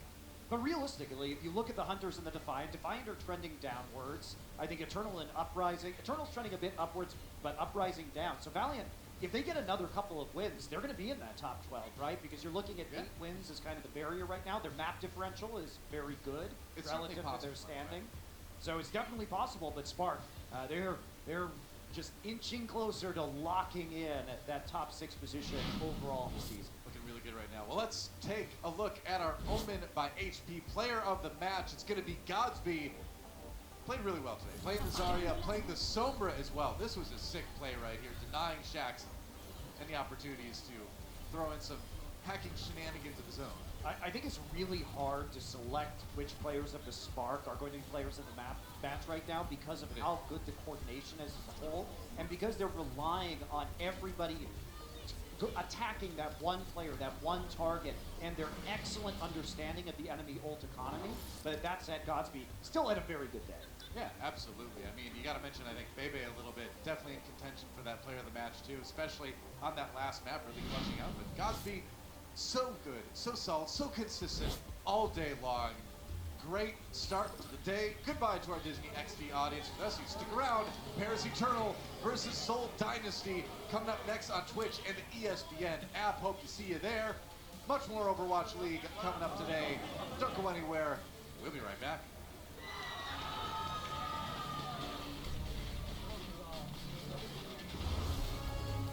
The Overwatch League is brought to you by T-Mobile, now connecting 99% of Overwatch League fans. Catch your league on America's network, T-Mobile.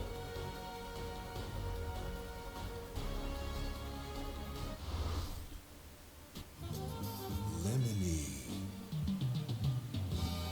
Summery.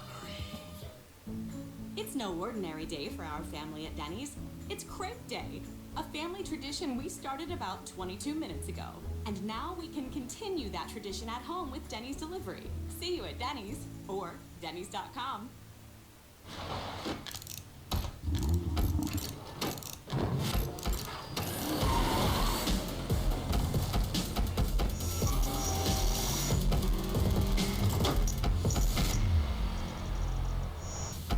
Stu, what's going on? I've been taking this cop around, and we're on like cop mission.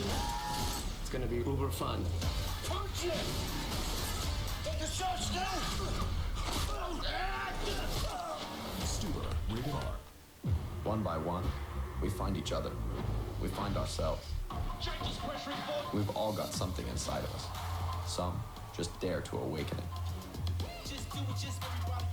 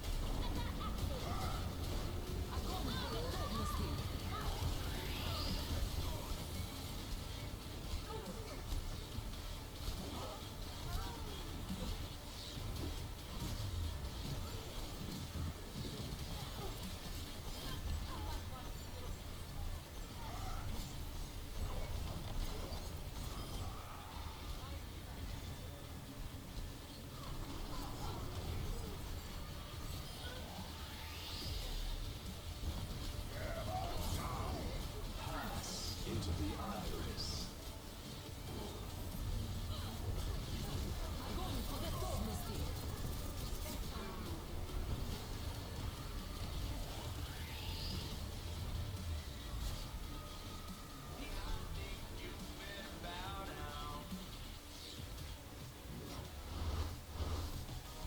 Welcome back, everybody. I'm Matt Morell, and I'm joined by a very special guest. It's former NBA player, former NBA champion, Channing Frye. Give the man some love. Coming by, hanging out. And we've been chilling a bit upstairs, just chatting. It's like, how often in the NBA do you guys actually play games? We have a lot of downtime, so our games are, 2-3 hours, but some guys I know play for 6-7 hours. I try to get on as much as I can, probably like 3 or 4. A day. So he's with us in terms of the grind. And I hear, you were a Dallas Fuel fan. How did you become a fan of the Fuel, a fan of Overwatch in general? So I just played a lot of Blizzard games. I was a big like a World of Warcraft guy, StarCraft. I played that a lot, and then I ended up visiting Blizzard, and they had this big idea, this big poster about Overwatch. So I said, let me play, and then I think it's 3-4 years now. So after that, man, I've just been playing, and it's been evolving, and it's awesome. And I actually was like, I'm going to get into the league, and I went on Twitter and said, hey, who wants another fan? And Dallas Fuel popped up, so I'm just a Dallas Fuel fan now. The Dallas Fuel, just killing it on social media. Somebody got a raise from that tweet. What's your favorite hero you play? Right now, it's Hammy Boy, Hammond, my bad, Wrecking Ball. But I play a lot of Winston and Lucio. I'm not too good. I just play a lot because it's fun and awesome, and really interested in the whole universe of Overwatch. And you're an NBA champion, part of the 3-1 comeback. What would you have to say, to some of the players here who are trying to aspire to become champions about what it takes to be a champion and then how to maintain that? Honestly, it's just do your job, man. I think you're going to have opportunities to be special, but if you do your job every single time, if you're Sombra, hack the right person. If you're Winston, make sure you put your bubbles down when you need to, and make sure you're doing a grab when D.Va doesn't have her matrix. It's just doing your job and having fun and enjoying the moment. If you do that, then becoming a championship is going to happen. Yeah, I think you just nailed it on the head. As a former champion, he knows what he's talking about. And thank you so much, man, for coming by.